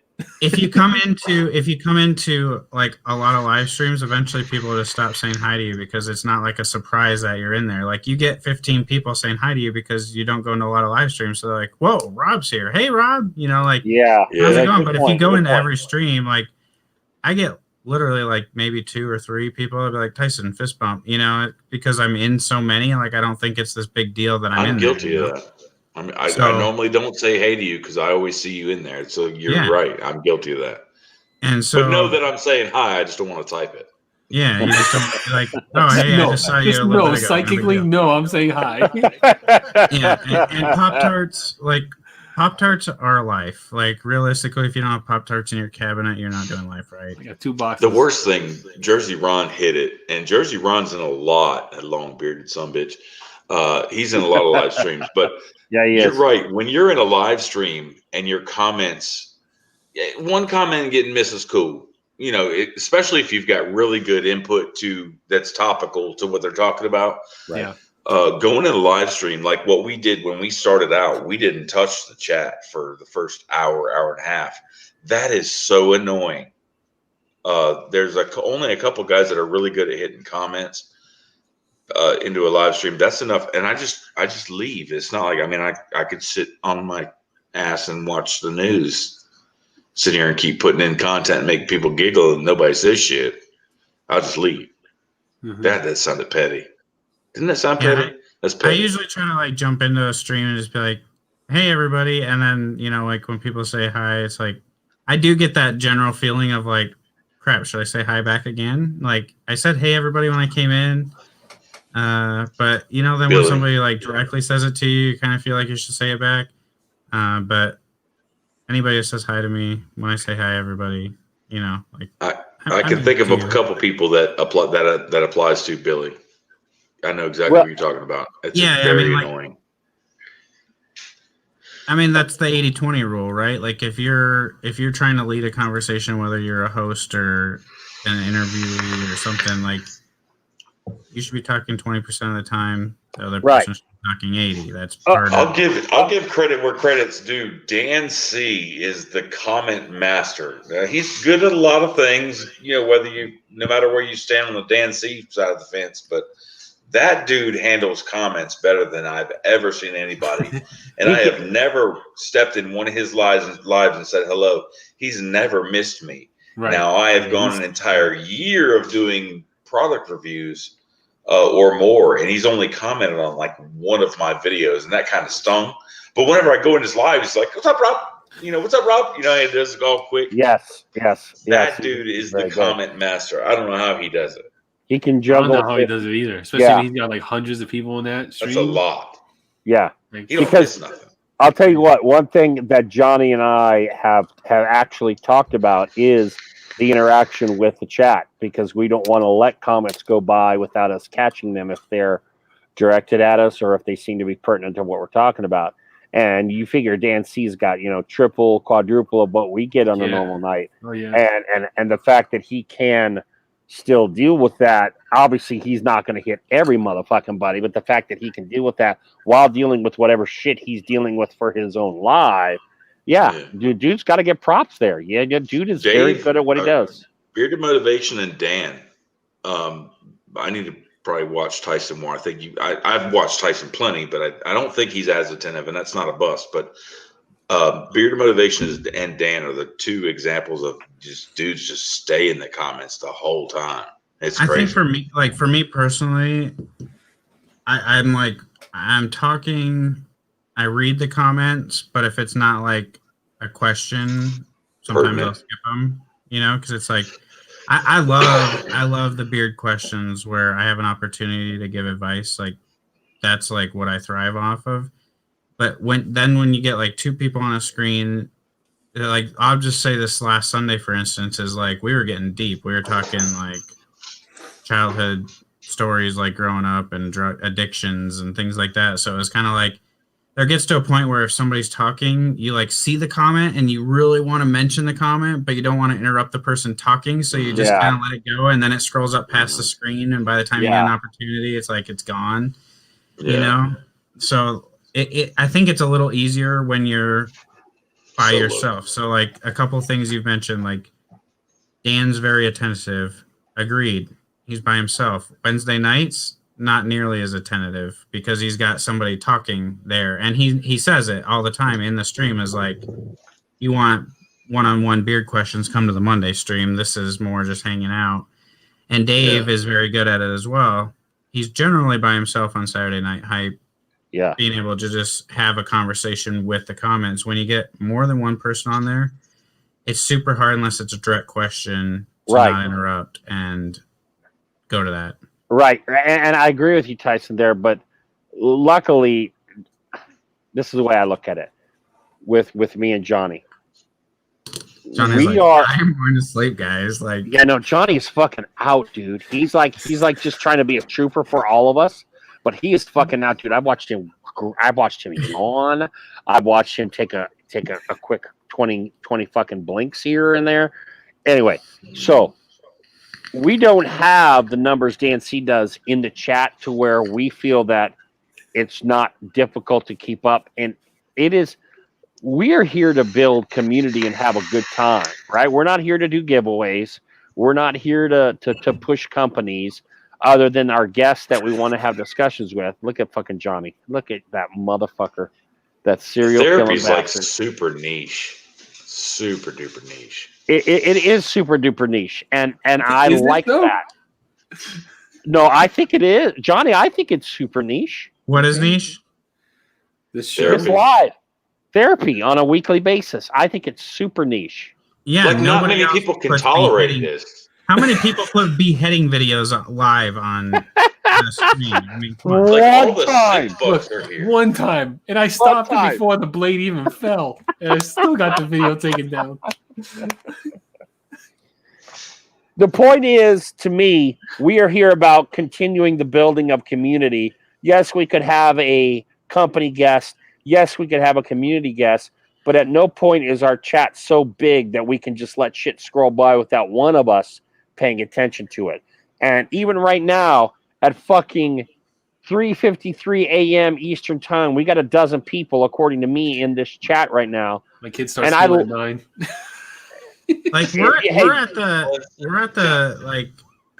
at the point now where it's like we're going on 7 hours and 23 minutes. We pretty much live streamed somebody's whole work shift here. Like, yeah, we did already. Yeah, we really pretty much did already. Yeah. If we don't go to graveyard shift, they've checked in like 3 times. I like T-Bear. Yeah, like you guys are still here. Like 3 times. Like you guys are still here. All right, hold on. Okay, hold on. I know Johnny Grooms doesn't have a job at this moment in time. I know Rob Acker doesn't have a job in the traditional sense at this moment in time. Tyson, do you got to work tomorrow? Yeah. Okay. My ass called in sick. So really, the only person backing out of this besides Tyson is nobody. We should keep this fucking thing rolling until noon Eastern time tomorrow, although it's really today. I got kids at home school. I can't pull out of that. Oh, fuck that, Johnny Grooms. I'm saying no to that. Your kids are sick. You can't teach them when they're sick. You know what happens? I gotta finish that tomorrow. I am not fucking with you people till like noon tomorrow. I do. I like Suasana. Like I definitely prefer the streams where it's like we're just hanging out and chilling and talking about life, even if it's not beard related. Like we're bearded men. We like to talk about beards, but there's so much beard stuff. Like you can only talk about beards in so many. If I don't have any new beard stuff to bring to you, like let's just talk about life. Let's talk about whatever is going on. And I think having guests is awesome. I think launching a product is awesome. I couldn't do it on my stream every Sunday. I couldn't launch a product because it gets too impersonal. It's like the whole point is launching this product. So you want to talk about that product and you want to like show people it's awesome. And then if you start paying too much attention to the comments and then all of a sudden it's like, oh, you haven't talked about the company in 20 minutes. You almost feel like a dick, you know, like, oh, you chose me to launch your product and I haven't mentioned your company in 20 minutes. Launching a product has to come with a price, you guys. Seriously. It's a company that's sending you their brand new scent and you get to spend like a week with it and you're going to help them make hundreds, if not more dollars on it. I swear that a launch needs to come with a price. Well, but I guess it depends on the company because we have kind of lucked into, and Rob, you're to blame on this, is the D930, right? The dirty 930 is we have kind of finessed our way into or just done it through organic means. 8:30 to 9:30 is talk about the regular shit, and 9:30 on is whatever the fuck happens. But we hadn't been D930 in a long time. Let's just be honest. We really haven't gotten dirty. It's not. Part of that is because I have been drinking. I don't know about Johnny Grooms, but part of that's because I just haven't been drinking. I think the best of therapy, we're just going to put it on the table. The best of therapy, the therapy that I remember was when Johnny wasn't so fucking lazy and he always had videos queued up and shit. Those days, they kept getting taken therapy down. with videos was the best. Well, don't do beheadings. No, but even other stuff that weren't even that bad that actually had hundreds of views, thousands of views. Like the episodes got taken down. YouTube took them down. So that's why I was like, and then like there was that, and then like I was trying to find something that was like unique and funny and like something like that would really like mess with people, and like every time I try to find something, like it looks stupid to me, and I'm just like, this looks retarded. I'm sorry, Joe. This looks dumb, and like I'm just like I'm over here searching. Those were the days, though. Trying to find something good, and it's like everything's horrible to me. Everything doesn't look like funny to me. So So like we've talked a lot about like how Lux is hard to get, blah blah blah blah blah, and like. To me, like I kind of think like Banholes would be harder to get. So like, what blew me away about that is how the community like thinks about things in an aspect of like. Joe mentioned it earlier, like he didn't watch the Banholes one, but he watched the Lux one. Like the prestige that kind of like when I look at like the views and how the videos performed, Lux outperformed Eric Banholes, Detroit Grooming Mike, Live Bearded. Like he outperformed these guys just because it's like one of those things like you don't see him very often, like, and people want to know more about him. But like, and that kind of goes into like a product launch, right? Like if I launch a product for Bearded Mac, I know that it's going to bring a lot of people in. For some reason, I don't know what it is, but like I've launched 2 things for Bearded Mac, and it brings a ton of people want to be a part of that and see that. You launch a product for Defined, same type of thing, and I think people just kind of can see like, okay, this is a good product. I want to be a part of this. I don't want the FOMO of like missing out on getting this new product, and maybe they're gonna sell out. I don't know, but like, could you imagine like a Lux product launch like on a live stream? Like that would be super crazy. Well, here's what I think, Tyson. I think that Banholes priced himself out of a lot of guys' market in this community, right? Yes. Because we're all knowledgeable. We know we don't have to pay $35-$40 for a beard oil, and Lux, because he's fucking Lux. And every other reviewer has had great things to say about Lux, and he has that mystique of, I'm going to release shit Sunday, and then when it's gone, it's gone. To me, as an individual viewer, I want to see that guy because he has made himself available on Instagram every once in a while with the little Lux thing he used to do and all that kind of shit. And I've got nothing against Eric Banholtz, but I am not going to be buying his shit. Lux I have bought for, and I may buy from again. And I think it gets the mantra of like, we're in this community, this tight community that we have. I say tight with air quotes, but like in this little community that we have, we look at like Beard Brand and Live Beard as like these big companies that they're almost the enemies because they're the big companies. We're small batch boys. Right. Good point. So I think that's kind of part of it. But I think, I told Lux this, I was like, because he was blown away. Like, this is the humbleness of that he has. Like, he told me no. And he told me no right away.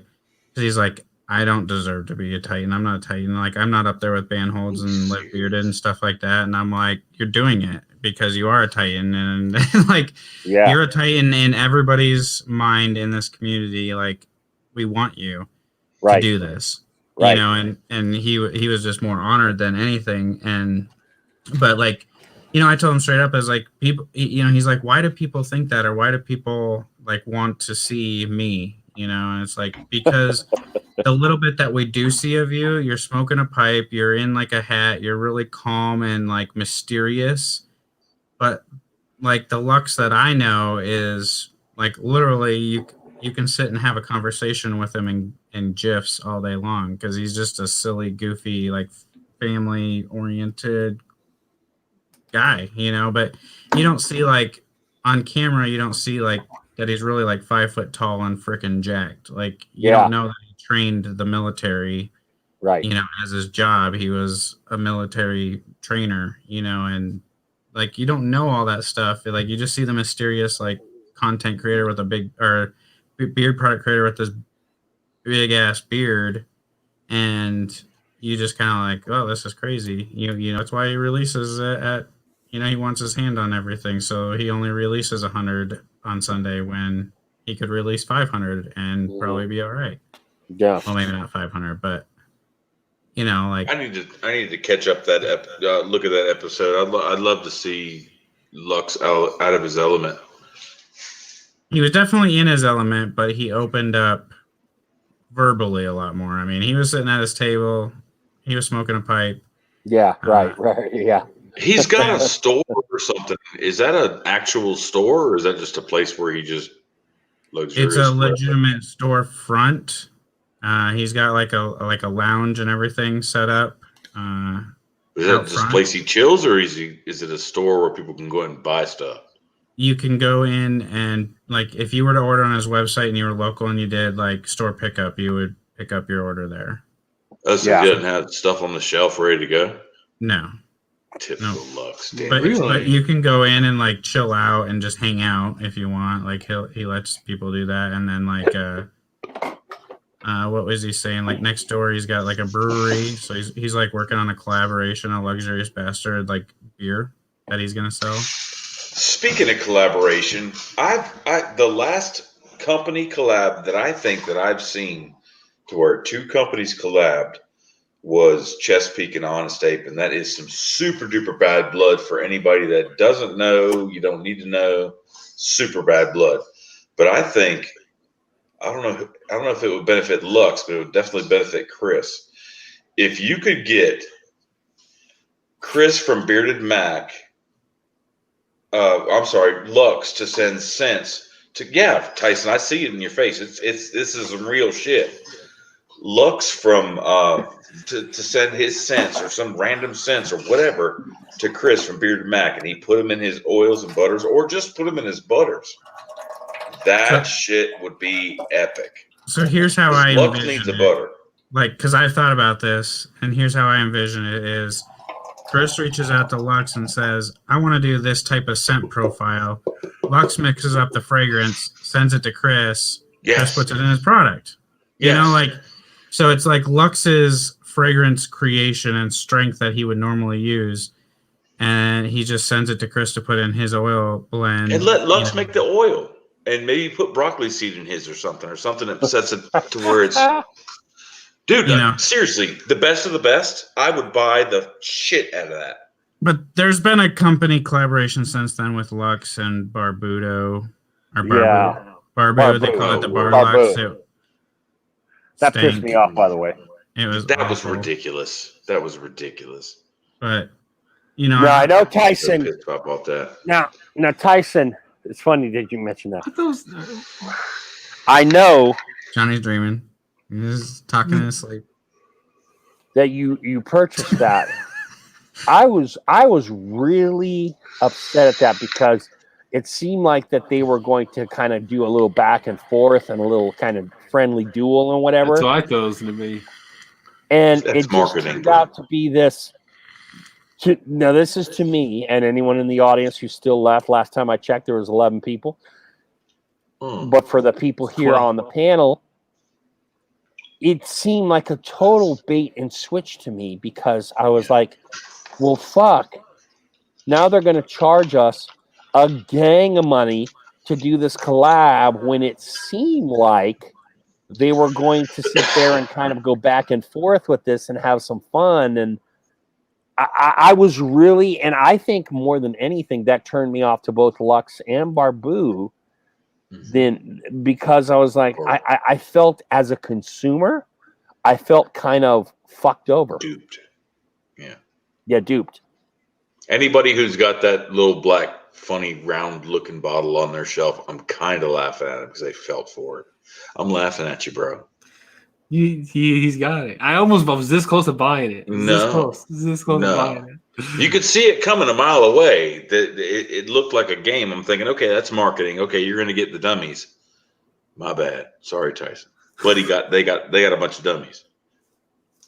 Does it smell good? When you're in a live stream and someone says, "What's in beard?" I've never seen Bar Lux ever be typed by somebody else. Like. So that it costs that much money and it smells like ass. Yeah, see that's what pissed me off about it. Getting me, bro.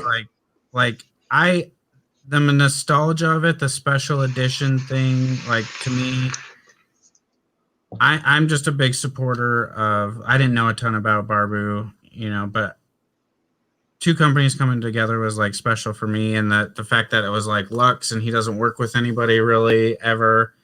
To me, it was special. It was worth being in my collection. I valued, that's why I bought it, is I took the value in the price to be in my collection. But once I smelt it, I was just like, ugh, it's just nothing I would ever. That means it smells good. Well, Tyson, look, I will, if you can make this happen, and I can't think of one single person in the entire community that could make this happen other than you. If you could make this happened to where Lux and Chris talk and do a collab just on butter oil, something, a combo. Just give me a damn butter oil combo. If you could make that happen, I will pledge my allegiance. I want that. I want the best of scent and the best of feel. Pledge your allegiance. And I'll pledge my allegiance to the flag and to the man bun. I don't give a damn. Will you grow a man bun? Will you be a Rob? I can't grow them. Well, no, I won't grow a man bun. I'll just go raid Lux's shop and raid Chris's shit and mix it myself. But will you change your name to Rob Straight Bearded # Faithfully Bearded? Faithfully Straight Bearded. I probably would. Nobody else is killing the game like Dude is. So I mean, why not? Straight Bearded ain't got me 1,000 yet. Everybody else out there is doing everything short of sucking dick for somebody came in here and was talking shit. That wasn't me though. I'll see what I can do. That would be, dude. If seriously, no pressure, but if you could pull that off, holy smokes! I'll like every one of your videos. Like all of them from way back. But what's the scent profile? Who cares? Whatever the hell Lux does. You just want a Lux fragrance in a Bearded Mac. I want Lux's stupid creativity with Bearded Mac butter and oil with broccoli seed and shit. That would be phenomenal. We'll no one could touch that. We'll get Lux to mix fragrance for Chris to put in his oil and just butter. One. Just even if it's just one, send it to me and I'll pay $70 for it. Just one combo. Wow. Just one. Would you pay $100 for it? Probably. Honestly, probably. 110, I'd think about it. But if it was the absolute, think about this, guys, for real, no bullshit. The absolute best in scent mixed with to me, subjective, the absolute best in feel. Hell yeah, I'd pay $100 for that. You just gave me a challenge. Bro. I'm going to make it happen. I'll announce it Sunday night live. Hashtag I am faithfully bearded. Hashtag man bun. But the thing is, it's not going to work on people that don't know how great Lux's scents are or how great Bearded Mac's butter is. It's not going to work. They got to know that that's the best of the best. If they don't agree it's the best of the best, then they're not if they're part of Tyson's audience, I think they will be because Tyson helped break Bearded Mac. Just make one happen. Just tell Lux to fart in a bottle and send it to Chris, and he just dumps it in the butter, and I'll wear the piss out of it. No, that's really gross. No, I won't. I don't think it'll be too hard to make happen. Like I think the hardest part would be getting like Chris and Lux to like talk and collaborate on something. I think the easier route is gonna be going straight to Lux and be like, I need some fragrance. We're going to work with a different company, kind of like being the middleman. Yeah, you're really good at that. If you could make that happen, if you did a run of If he did a run of 50, they would not have any problem selling out. No, I agree. But Lux would have to find a benefit in that. I mean, they sold 100. I can tell you what you could sell Lux on is that nothing wrong with Lux at all. But I think the novelty and the new and the great of Lux's website and his Sunday releases is kind of worn off. When I just recently bought the Exotic Bastard, he just released it that Sunday, and I was able to put it in my cart on a Wednesday. That's never happened. His stuff is kind of hanging around. So if he wanted to become a little bit more elitist, he could put something great in there. We're going to do it. Yeah, if you make that happen, dude, I don't even care. Tonka bean, tobacco, and fucking, what else do I like? Ass. Tonka, like tobacco, and ass. It's going to have some wood in there. It's going to have a little bit of wood. I need to try a good wooded scent. I really don't like wood scents, but now I kind of got to, so I need to try another one.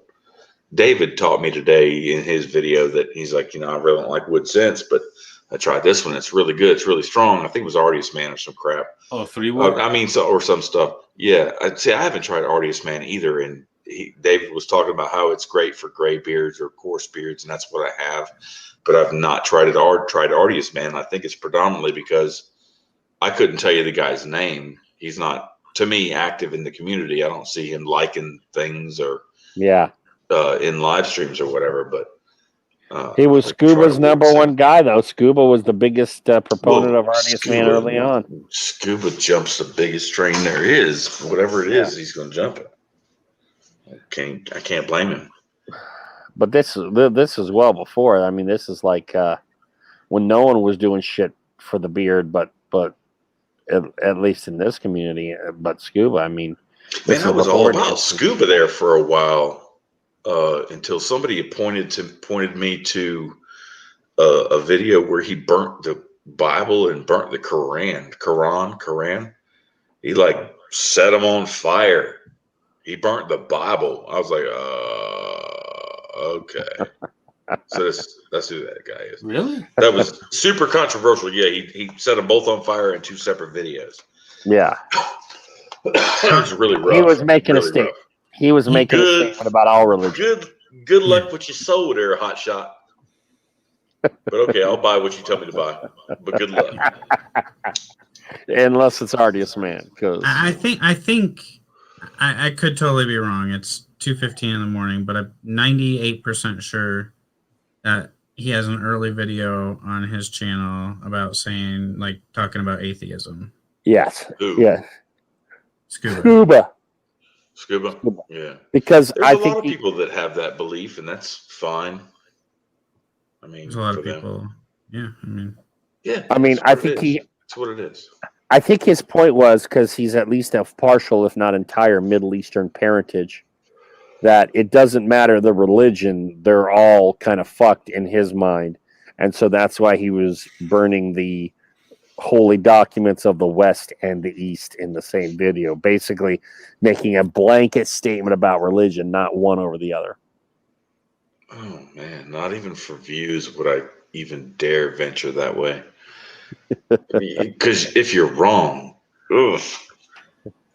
Yeah, but what the hell? I wouldn't want to be wrong. Yeah. What the hell is eternity? Is what the hell? I don't want to be wrong. I have not tried the Artius Man candles, but I want to. Maybe I have one. Should we look? I might have one in this box. Let me open it. What's Artius Man's best scent? Johnny, Johnny is sleeping, y'all. Johnny, you can go, brother. If we need to shut it down, shut down, dude. It is 4:30 in the morning. It's like 8 hours deep on some 2019 nobodies. Like 2 of us are nobodies. 7:45. I love that Tyson's opening a box here, though. We'll get the Tyson box open, and then Johnny can make a call. It smells like Artius Man. You just open a random box you just had waiting, and you have no idea who it is. Artius Man hat. I just wanted to see if there's a candle in here. I just love that Tyson has those boxes. Well, did you order a candle? There should be a candle. I don't remember. This has been a while ago. I need your life, dude. That's just the package. That's the package he sent you, right? What? That's the package he sent you? Yeah, Ryan, I agree with you, brother. Doesn't Artist Man just send stuff out to people? Not me. I'm not on that list. No, I'm not on the Artist Man list. I don't know that anyone said Scuba's on that Artist Man. Maybe. What's the name of the owner? Artist Man. No, bro, he's got a name. John Artist. See, if he was more active on Instagram, I would have bought his stuff because I would have known his name. I mean, I have like 4 sample packs, but I also have a receipt. Why did I order 4 sample packs? Skeet. Because you wanted to sample their oils? What the 4 times, I guess. Maybe Look. I just wanted to give them away. Look, Artist Man. Oh man. Guys, like, so let's just take a second and realize how nonchalantly he is opening up a package that I would be just jizzing all over. I'm like, oh my god, it's Artist Man! Oh my god, look at this bottle. It's not that big a deal. It kind of is, man. Beard Mail is great. Okay, Beard Mail is great, but not Artist. Facial cleanser. Didn't even know they had that. Well, you bought it. But yeah, exactly. He bought it. I didn't even know they had it. I bought it. Maybe he's not buying everything. Maybe it is getting kind of shit sent to him. Tyson, how many Did of we those? just let the curtain down? Jeff is his name. Because the note right here says, Tyson, thank you for your order, Jeff. That's right, Jeff. Yeah. I ordered some shit and I didn't get shit from Jeff, so that sucks. Tyson, how many of those boxes of unopened from random companies do you have in your house? You want to know one that's? Let me go to my. Okay. I'm gonna go to my closet where I used to keep my beard products that I was gonna review, and probably half these companies are out of business or nobody's heard of them. This is a and good so I ending never got to them. This is the fun part. This is opened up yet? This is it. This is the good ending note. This Johnny is like Grooms. 9:30 a.m. Yes. At 4:19 right now. We're not going to go beyond 4:30. I think we're going to let this Tyson revelation take us home. Yeah, I'm going to walk in the house and eat breakfast and then lay down in the chair. I'm going to go to sleep and know that I don't gotta fucking teach you bitches. So what happens to your students? What happens when you call out? I don't give a fuck. Your beard looks great, Joe. No. Is jammed up. Oh man, I drank almost that whole fucking 750 milliliters tonight. Now I'm getting a little giddy. Oh shit! Look at all this. Gladiator, what the fuck is this? Gladiator. Gladiator. Why was the Roman happy? Because he was a gladiator. Look, a gladiator was hot a year and a half ago. What the fuck? I didn't even know Gladiator existed. Yeah, probably a lot of these were hot a year and a half ago. That's why they didn't get opened right now. What in the world, Tyson? Closet. Okay, It so doesn't even last like an hour from the time I get out of the Gladiator, like holy shit, Gladiator. I run to the mailbox. didn't they do something like recent, like a wash or something? Yeah, they A went couple up. months ago. Damn. They had some new scents months ago. Yeah, like balm. Who orders balm anymore? I don't. I bought their balm based on somebody, and it smelled like sugar cookie. And I'm like, I'm not gonna put this in my fucking beard. Their freaking labels are dope. I bet he's got a package in there from Ace Beard Company. I agree. No, I have a lot of oils from Ace because I actually opened them once they disappeared. And was like, well, I gotta at least smell them. Tyson had 2 boxes from Ace and 1 from 607. Bomo eating his ass alive. All right. Have you guys heard of Beard Booze? Yes, I have heard of Beard Booze. Are they still around? I don't fucking know, but he was kind of controversial because he came out and started talking a lot of shit early on about, hey, blah, blah, blah, blah, blah, blah, blah. This is before Dan C. This is before everyone else. He was talking about how cheap it was to make beard oils, etc. How about Goat Scruff? Oh, I know that company as well. Goat Scruff. I got some of Goat Scruff. I didn't like it that much. Oh, Johnny. Imagine how disappointed those companies are that they sent a package to Tyson and he has not opened their stuff yet. Because when I first started, it was like I was hitting up every beard company that I could find that seemed decent, you know. But then, like the way I picked to do my reviews at first was, do they have a presence on social media? I never saw Goat Scruff. I never saw this one right here, Duck River. Like it's just. Oh shit! I remember Duck River. Tyson, the only reason I know any of these companies is because of United Beards of America. I was researching companies so in like, the States. I got a big box of Duck River. Like this one, everybody's probably heard of is Always Beautiful. Always Beautiful. Yeah, Always Beautiful has some good shit, man. They're out of Washington. They've got some good shit. Yeah, see, I bought this because it was like cheap and stuff, but it's like they pop up like every once in a while on Dan's channel, and every time I start thinking about reviewing them, they have like this big thing with Dan, and it's like I don't know about that, but they've got some good sense, and they are way cheap, way inexpensive. Here's another Gladiator one. Is Gladiator really in Colorado, or is this an Amazon fulfillment center? I think they're in Colorado, unless they, of course, are coming from the Utah fulfillment center that Johnny Grooms and I were going to make our company out of. I got a little pop out of Johnny Grooms there, as he's still. I'm still telling you, like, here you go. You do that, but you don't do it as the beard therapy. You find a female, and you find a female to be like the marketer, and you have a female on beard company that is put together basically through Utah. And all she has to do is be a pretty face and be a female owner. You had me at female. How hot could they possibly be from Utah? Oh, wait. When you're married, was that wrong? We've been married. Come on, brother. There's beauty everywhere. It's all psychology. There's beauty in every state. Yeah, there is beauty in every state. Beard Commander? Never heard of Duck Commander? Is it like I'll show you where I bought it, because I love Duck Commander. If you have some Gun Bunny in there from Hawaii, I will be seriously impressed, because they went on some Gun Bunny? Gun Bunny, yeah. Oh, they were going to be my Hawaii connection for United Beards of America, and they went out of business. Hawaii's a bitch of a state to find a beard company, and let me tell you. You should send all that stuff back and be like, yeah, it stinks. $261.50 is this receipt. What Jesus, the fuck? Bro. I paid less for my children. Know what I freaking ordered. So you don't even try a company before you buy their entire line? You just go for the entire line? Let's see the date on this. Okay, this is one box he popped open. $260 multiplied by however many other fucking boxes he has not opened from companies that are actually out of business even. We are fueling this guy. He is addicted. He has a problem, and we're promoting this dude. He is agreed to it, though. It's a great discussion he had once. April 8th, 2019. Oh, wow, shit. That cannot be good oil.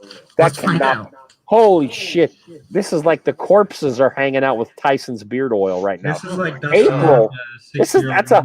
April, May, June, July, August, September. That's a 17-month-old oil. It's a patch. What the fuck is Johnny Grooms doing right now? He's just laying on himself. He's just sleeping watching this like, hey, this is kind of cool. Oh, Johnny Grooms. Hey, Johnny, if you got to shut us down, brother. Nothing on Facebook in over a year. Okay, so Duck River's gone. It's all right. Duck River's out of there. Superior beard oil. So comfortable. Oh, great. You suck because I can't even tell what's in it. Superior beard oil. I've never heard of it. It just says Select Reserve Superior Beard Oil, Hawaiian. There's no scent. Oh, there's no for scent. God's sake. It's either bad and the scent wore off, or there's no scent. Caribbean Reef. Caribbean Reef, everybody. Coconut, coral, and ass. Salty ass. Definitely has the ass. It smells like the scents are just really, really light. Like there's not much there. Did you give it a little shake and a little tap that thing? You gotta tap it. You gotta tap that thing. You're with Rob Acker. You gotta tap that thing. They all have the same vanilla-y. $261 right here, yo. I might as well just take it and burn it. I mean, we've been lauding this guy as really intelligent and in tune, but I mean, if $261 on some shit he can't smell, how smart is he? I'm about to unsubscribe from Faithfully Bearded right now. Well, wait a second. Bomb. Shave when you're dead. How these guys busy are is Tyson that he's anymore. got 15-month-old beard shit in his storage closet for shit he's got a review on his channel that he never got around to? Yeah. I think his prioritization skills are off because you could skip a What are you poop talking and about? open up The companies all I haven't reviewed that are all right down here are like out of business. That's brilliance right here. Yeah, brilliance. How much money have you lost right now? How much? Well, no, I get it, but you still pay for it. Let's not talk about that because I lose money like every day on this venture. By the way, that man bun came out of nowhere because before he was wearing a cap and had long hair, and now the man bun is there. His hair on his head is growing so fast. Stupid. What else were we going to open and smell? All of it? Some I feel like well, everybody's ready for bed. Yeah, I think everyone is ready for bed. King Tut. Fuck. The smoke would smell Yeah, good. it is All fun. of it. God damn, it's 4:30. Yeah, it is time. Look at Johnny. It's been Green. great. You guys are Johnny's been snatch his shirt off there for a minute. He looks like Johnny. The way he was posed right there looked like that girl from Titanic painting you like one of your French girls. He said, I thought when you said tap it, Johnny was like kind of moving around in the chair a little bit. Yeah. All right. I can't even lay back. Nope, you can't. Executive decision. I want to thank Robert Acker III and Tyson, whose last name I still don't know, faithfully bearded. Bald, man. Look how big this crap is. Like, this is huge. Yeah, that gladiator Gladiator's is some cool. huge shit. Yeah, but it's Oh, good it's a pull packaging. top. Oh, pull tab. What the fuck is it? A beer? That's a big mistake. It is 4:30 in the morning. Johnny Grooms has to oversee his children. I called in sick, so I don't give a rat's ass. I want to thank the members of the class of 2019 for being here tonight. I want to thank the 12 of you that are still watching according to my YouTube for being here tonight. Thank you all very, very much. God, you guys have no life. Maybe Tyson's going to continue this on his channel. I don't know. He's Yeah, opening we're some in an old after ass dark. shit. Tyson, we've been after dark for 6 hours, brother. What the fuck? It's almost before the sun comes up at this point. Yeah, it's after light now. We will see all of y'all next week, Wednesday night, without Tyson, without Rob, but they'll be there in spirit or in the chat. Johnny Grooms, anything you got except sleep? Yeah. Does anybody? Me and Tyson are doing an after dark because we're the only ones that are still awake. These other two guys have given up. I'm gonna give this all away on my app. Channels. We are out of here. Rob, I love you. Tyson, I love you. I love Thank you guys for the 7 hours and plus almost 8 hours. We'll see y'all later. This Thank stream's you gonna to get everyone in the chat. demonetized. Take care. See y'all.